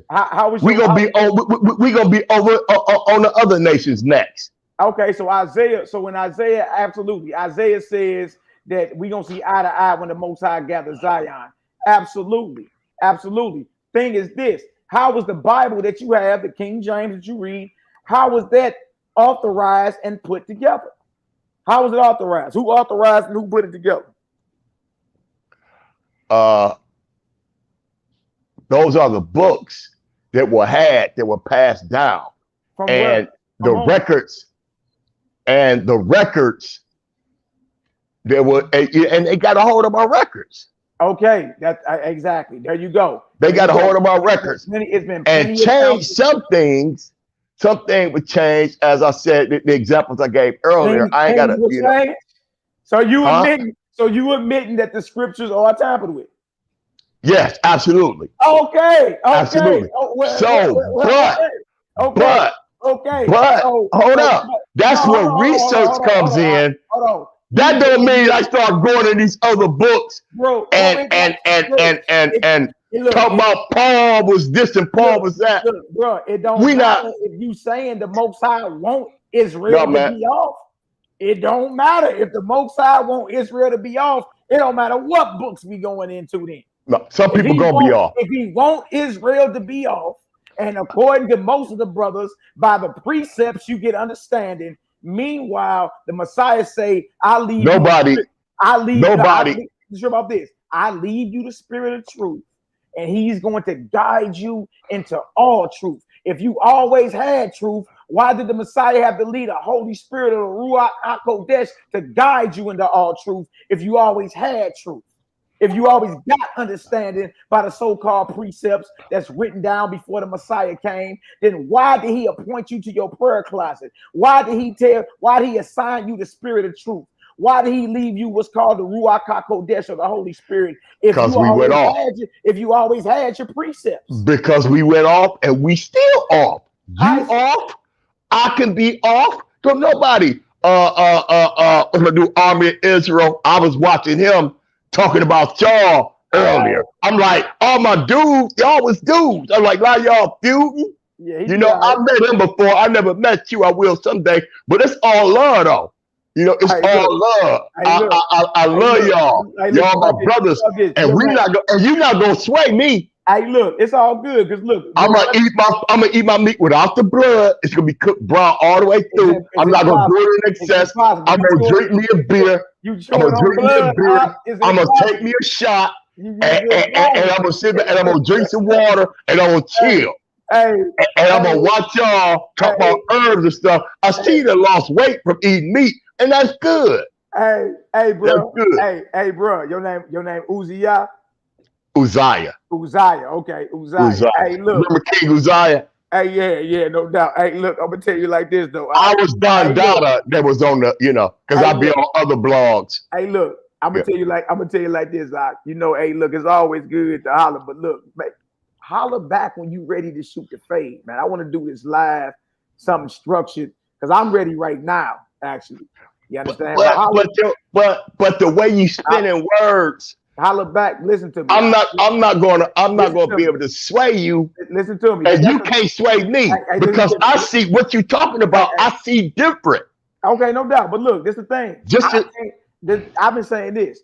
My thing ain't to validate your belief. You just want to put on a show. No, my thing ain't to validate. Which is right though. It's to edify. Yeah, it's to edify. My thing ain't to validate nobody's belief. I've been saying either it resonate with your spirit or it don't. And if it don't, you ain't gotta listen to it. It don't. So I ain't trying to. My thing is, I was in the chat just pulling y'all leg. That's all. But look, I ain't trying to sway anybody. My thing is we out here dropping the word that the Most High convicted us to speak. And we gonna speak it. It either resonate with our people's spirit or it don't. Whoever it don't resonate with, guess what? They got every right. They got every right to continue in what they are doing. Pretty soon, they all gonna see what we saying. You understand? But, hey, I'm gonna give you some. Uzziah, I'm gonna give you some homework though. Type in Google. Is it possible to remove or cook the blood out of meat? And when you get your answer, make sure you holler back at us. All right. Okay, you about to kick me off. You know, it's I'm saying you're not ready. So. I'm thinking y'all, you know, I hope y'all, you know, put up dukes. You know, because ready now. Really you said you wasn't ready. Just like, hold up, one more thing, then I'm gonna bounce. I'm gonna go lay back down with my wife. That's like, what's his name? Mahaka. He believes Indians. He believes Indians and Hispanics is our people. You believe that? Nah. No, them not our people. No. I used to believe that. Listen to me. Not no $5 Indians. Hell no. Not no Ricky Martinez. But and Mexicans. Or Mexicans. But shout out to my native, indigenous, black as me. Right. Down there, that beat down south. Right. Yeah. See, I used to believe that until I did my research. I study for myself. I watch you guys just you know, support y'all. You know, I read and study myself. You know, but you know, the time may come. You know, that I come back on there and crack y'all heads, man. No, you know, and hopefully, I'm here. Dude, gonna talk about some coward. I'm gonna clean my house. I stand on what I stand on, all 10 toes. I ain't never back down or never bite my tongue. To know. But look, that's why none of my brothers. No. That's why I said wolf. You clicked on, so that's what's up. Next time you come on here, though, you're gonna have to show your face, though. Oh, absolutely. I'm sitting in the dark. Yeah, no problem. Or I'll put a picture up or something. Nah, you got to show your face, man. We live. You know what I mean? Hey, okay. We do it the old school way, right in front of niggas. You know what I mean? All right. Well, look. Let me know. Let me know when you want to really shoot the fade, though, man. Because we got all type of PowerPoints and all that. And we crush. Hey, look. This truth coming out like a flood. I hope you can swim. All right, to the chat. Shalom, all praises. Y'all Bashim, y'all Barakatah. All right, Barakatah, Shalom. All right, y'all. It's all good. You know what I mean? Nehemiah, go ahead. Look at me. Man, what's up, me? I don't want to talk. Hey, y'all heard? Hey, but look, y'all heard? What he say? He said what? That the Most High does evil. And no free will. No free will. Oh, wait till we. And the Bible has contradictions and tampered with. That's what I'm saying. What do you think about it? You hear that? He came out and said that the Bible is tampered with and had contradictions, but he turned around and said there's no free will. And what else he say? And look, you damn right. He's saying you damn right. He said that. And that the Most High does evil. Y'all, we about to smash. Hey, look, we smashing all that. Hey, look, remember this, y'all. Believing the wrong things about your God makes you an enemy of him. All right. Class tomorrow, we right back into Peter battling with Simon Magus. And guess what comes up? More about this whole evil thing. All right. Right beliefs about your God is essential for holiness when you're done talking. All right. When you're done talking, right essentials, right beliefs about him. All right. Either your God is all powerful or he's not. All right. Either he's all knowing or he's ignorant. Either he sees all or he got on bifocals. All right. Y'all heard it. Boy, Israel is sick. Israel is sick. All right. And for y'all that don't know, is this, right? Trip off this. For y'all that don't know, the Bible is a library. It's not a book. It's a collection of books. All right. With many different authors. All right. From different time periods, from different perspectives. All right. Understand that, know that. All right.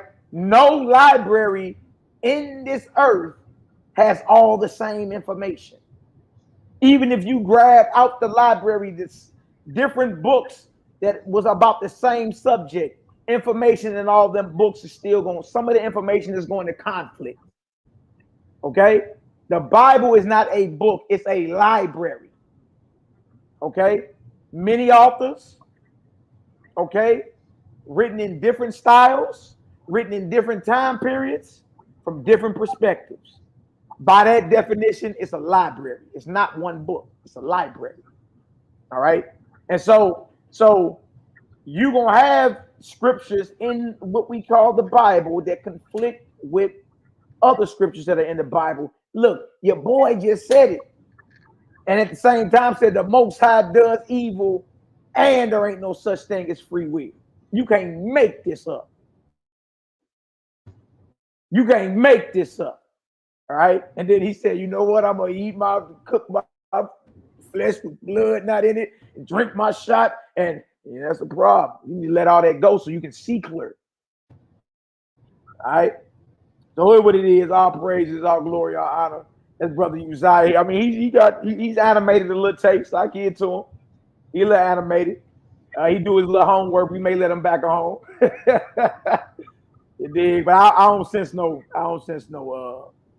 you know what I mean, no distaste in his mouth. You feel me? He just stuck. He's indoctrinated and religified, stuck in it. And then also, Uzziah, you need to read the beginning. All right, you need to read the beginning of your King James Bible, 1611 King James Bible. Read the message from the translators to the readers. You need to read that. Since you already said it's trampled with and translated wrong in certain instances, so that should be that hard. All right. Hey, look, Dino. Look what Dino say. We just read this. I know. Y'all, Simon Magus just came on the chat. That was Simon Magus. You can't make it up. This was the whole. My can't mic make it up. Mute?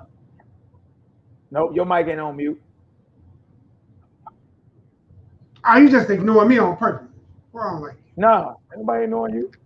Now look at sis say, can't cook blood out of meat. There's no way blood is infused into the meat. Exactly. All right. But look, y'all, hey, right on for y'all love, right on for y'all support. Hey, y'all already know what it is. Hey, look, and even when it come down to just using off the top of the dome, Yah inspired logic. Y'all heard who came on and you heard what was said. All right. And look, I didn't even have to pull it out of him. He said himself, ain't no free will and your God does evil. Wow. Wow. All right. Go ahead, Nehemiah. You got something else? One thing, 2 verses. Bring it out. You can't hear me? Yep. Hey, look. When they run to this meat, ain't none of them can get around this, bro. This is what they have to do with their meat before they take it and eat. Right?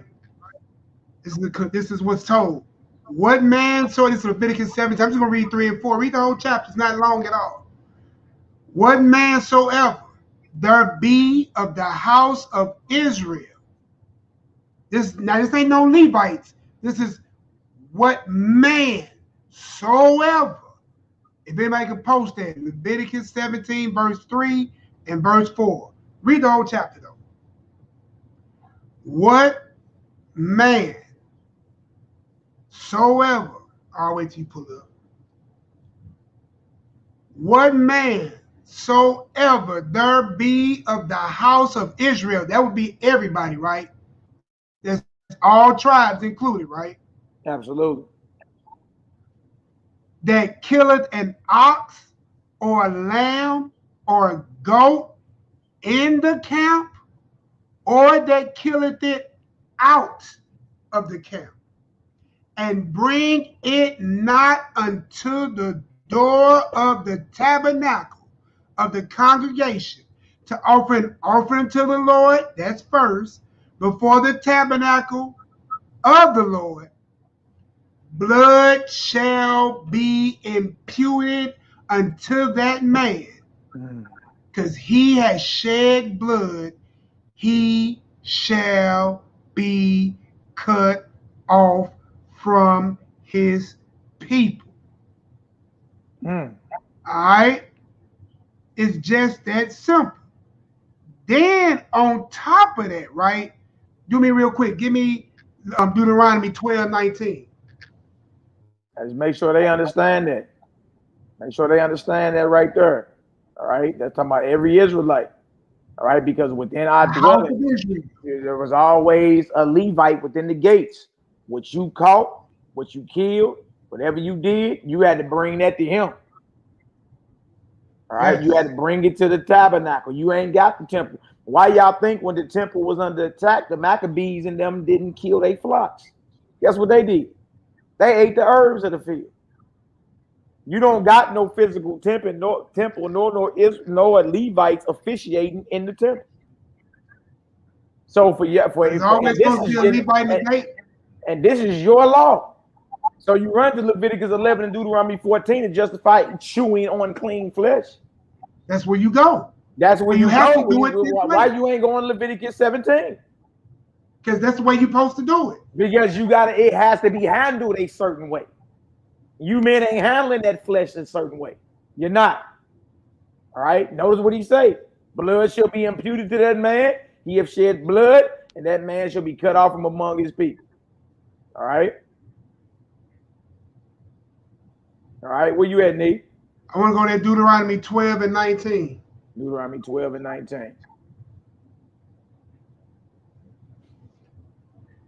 That flesh you talking about, according to the law that y'all running with, got to be right.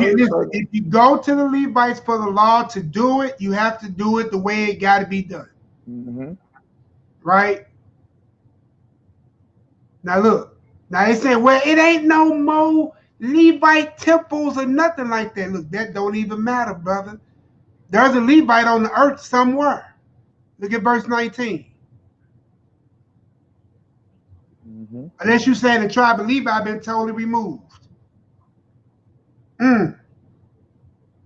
Take heed to thyself that thou forsakest not the Levite as long as thou, talking about you, liveth upon the earth. Mm-hmm. When the Lord my God shall enlarge thy borders, and he has promised thee, right?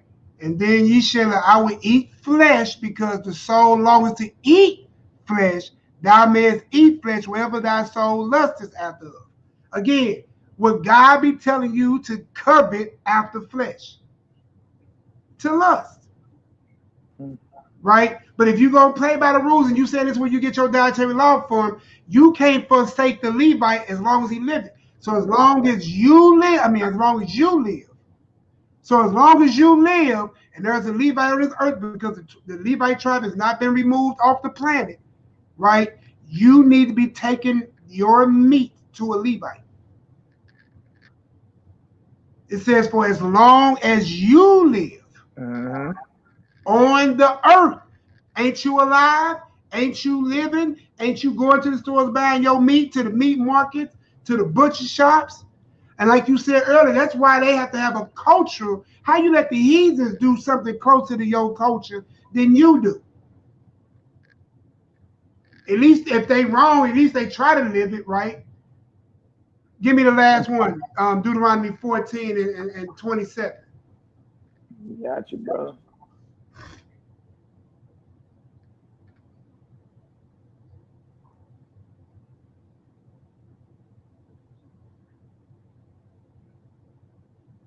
There you go. And it says, and the Levite that is within thy gates. I don't care what city you in, your gates. Just like Maccabees and them was not in Jerusalem. Right? And the Levite that is within thy gates, thou shalt not do what? Forsake him. For he has no part, no inheritance with thee. And what that means is you have to give him 10% of whatever you kill. That's how he puts up his offering, and that's where he get his thing from, because he has no inheritance. So look, y'all cats been getting cut off for so many reasons, and yes, meat have been one. And that's the main one you lust after. Just like that scripture say, because you lust to eat meat, you covet. You're actually breaking a 10 commandment because you want that meat so bad. Yeah, because look, it got to be handled a certain way. It got to be handled. It got to be handled a certain way. You in Leviticus talking about chewing on flesh. Well, that flesh got to be handled a certain way. All right? That's just what it is, man. That's all I had to say, man. Everybody been eating it. And the only reason I just wanted to bring that up again because of the fact that he came on and said, I'm going to eat my meat and all that. Look, bro, you ain't doing it right. And look, and you know you ain't doing it. Half y'all going to the meat market or whatever. Y'all ain't got the lamb out and kept it 10 days and then inspected it and all that, bro. And roasted it from rooter to the tutor. You ain't did none of that, man. Man, off. And guess what? If you did, you still got to find a Levite to take it to. So it can be offered up to the Most High, but then you will scream, there's no more burnt offerings. So what are you doing? If there's no more burnt offerings, you're not taking your meat to the Levite, then guess what you should not be doing? Eating the meat. You shouldn't be eating the flesh, chewing on the dead flesh of animals. That's all I got to say, bro. All right, man. So look, we about here, our praises to the Most High, forever live his anointed beloved Son, the hearts and minds of the faithful elect. Trip off this, y'all. Tomorrow we're going to be going over all the defects of scribe to the Most High and how you shouldn't be believing them. Remember this, if you have the wrong beliefs about your God, in essence, you become what? Enemy of his. All right? A lot of these things need to be reevaluated. Do you really believe this? And believe it or not, these things came up 2,000 years ago, right? Between Peter and Simon Magus.